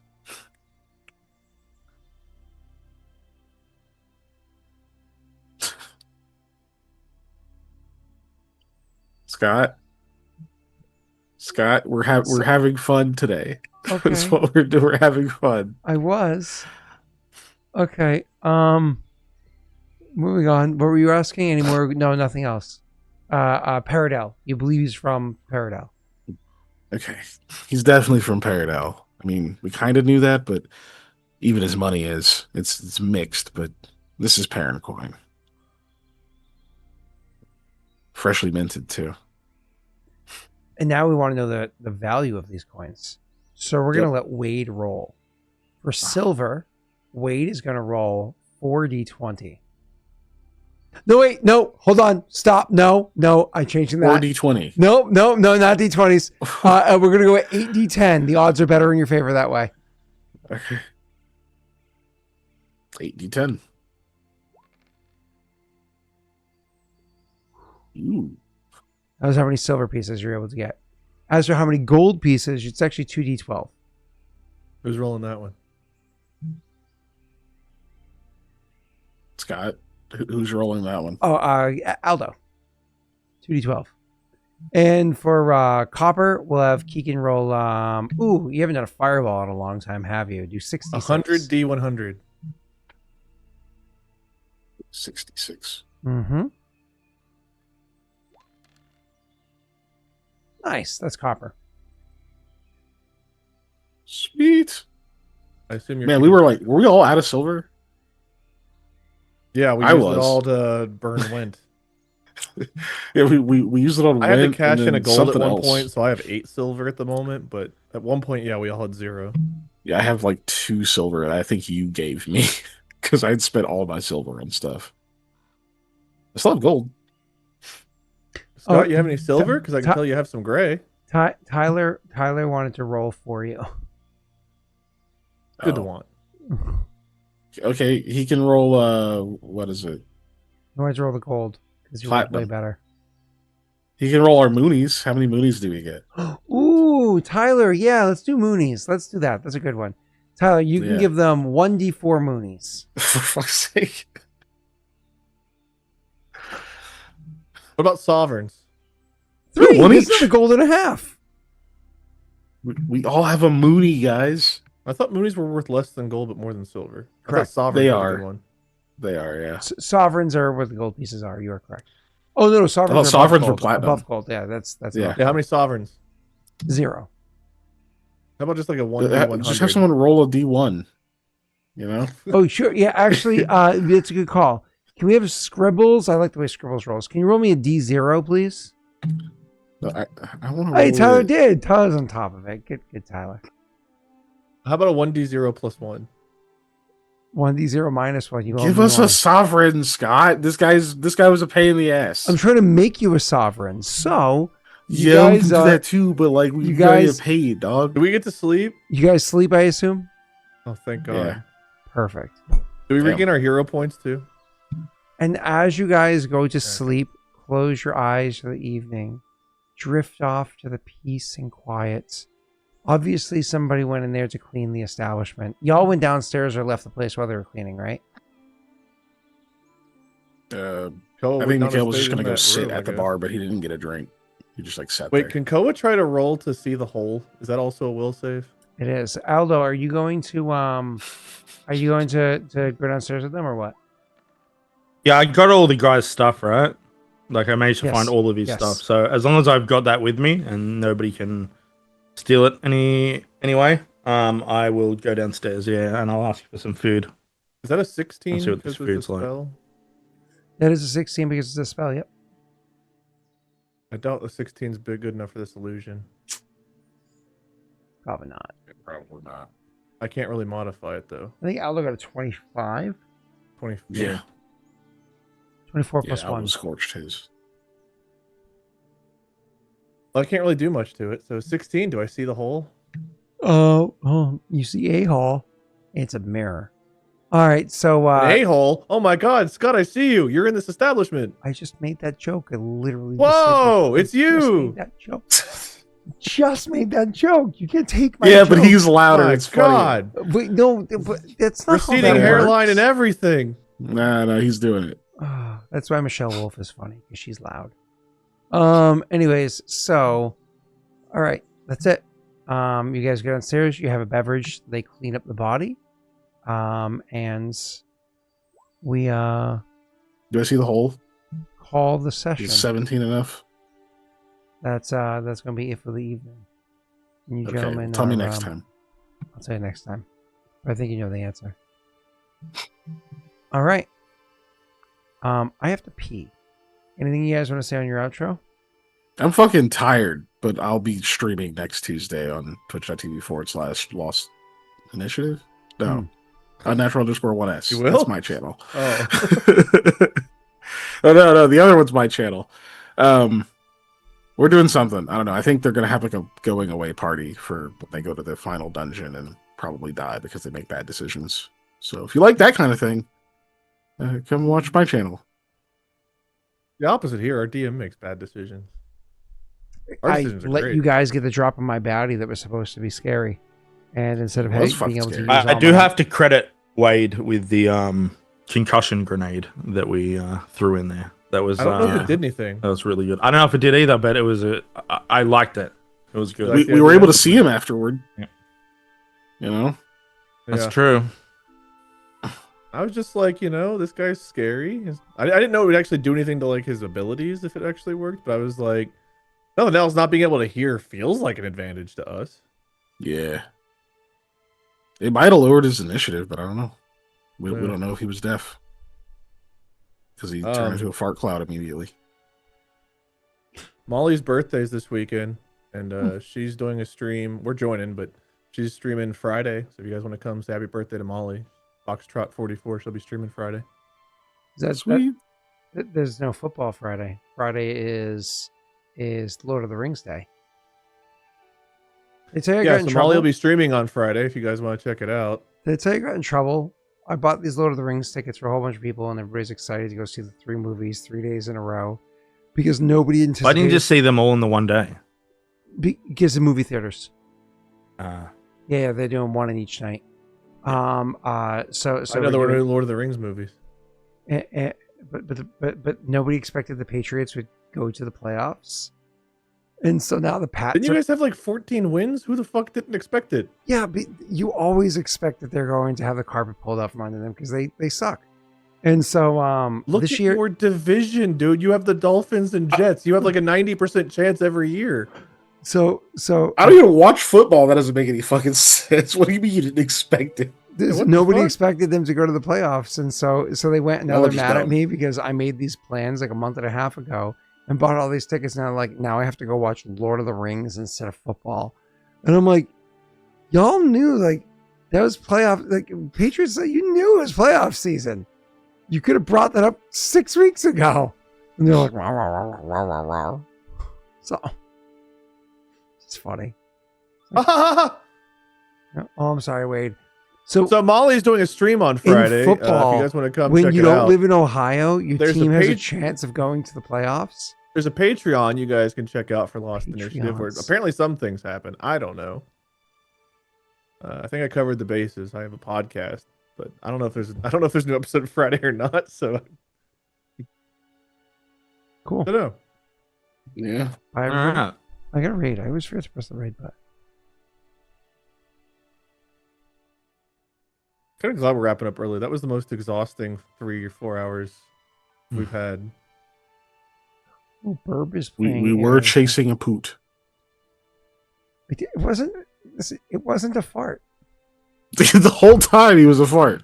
God's The like, entire my time. boss fight is hide and go seek with a fart. That's kind of what happened. You know, and if the boss We're fight like, was knock, knock, if the motherfucker. boss He fight went- was like super murdery and did crazy amounts of damage, y'all would have been bitching that there's super murdery and crazy amounts of damage. Well, yeah, that I would have been expected boring. super But he didn't murdery. have to be a fart, dude. It was, you know what's funny is he actually was super murdery if he had the opportunity to be. But you guys use like 7 hero points to not have a hard time breathing. I was like, ugh. Just We burned breathing. through a lot of hero. I think there were like 4 used tonight. Yeah. Yeah. It's a Like good our thing, whole too, plan was 'cause ambush him and hit him hard. And stopping him from leaving was a good thing because if he had fought you on his terms, even after stealing his stuff, it would have been bad, you know. But you know, you stole his stuff, so at least it would have been less his terms. Like, we didn't get fucked up damage wise, but like, Hero that points did not and your go charisma well. damage. Yeah. Yeah, I took fucking 3 charisma damage and lost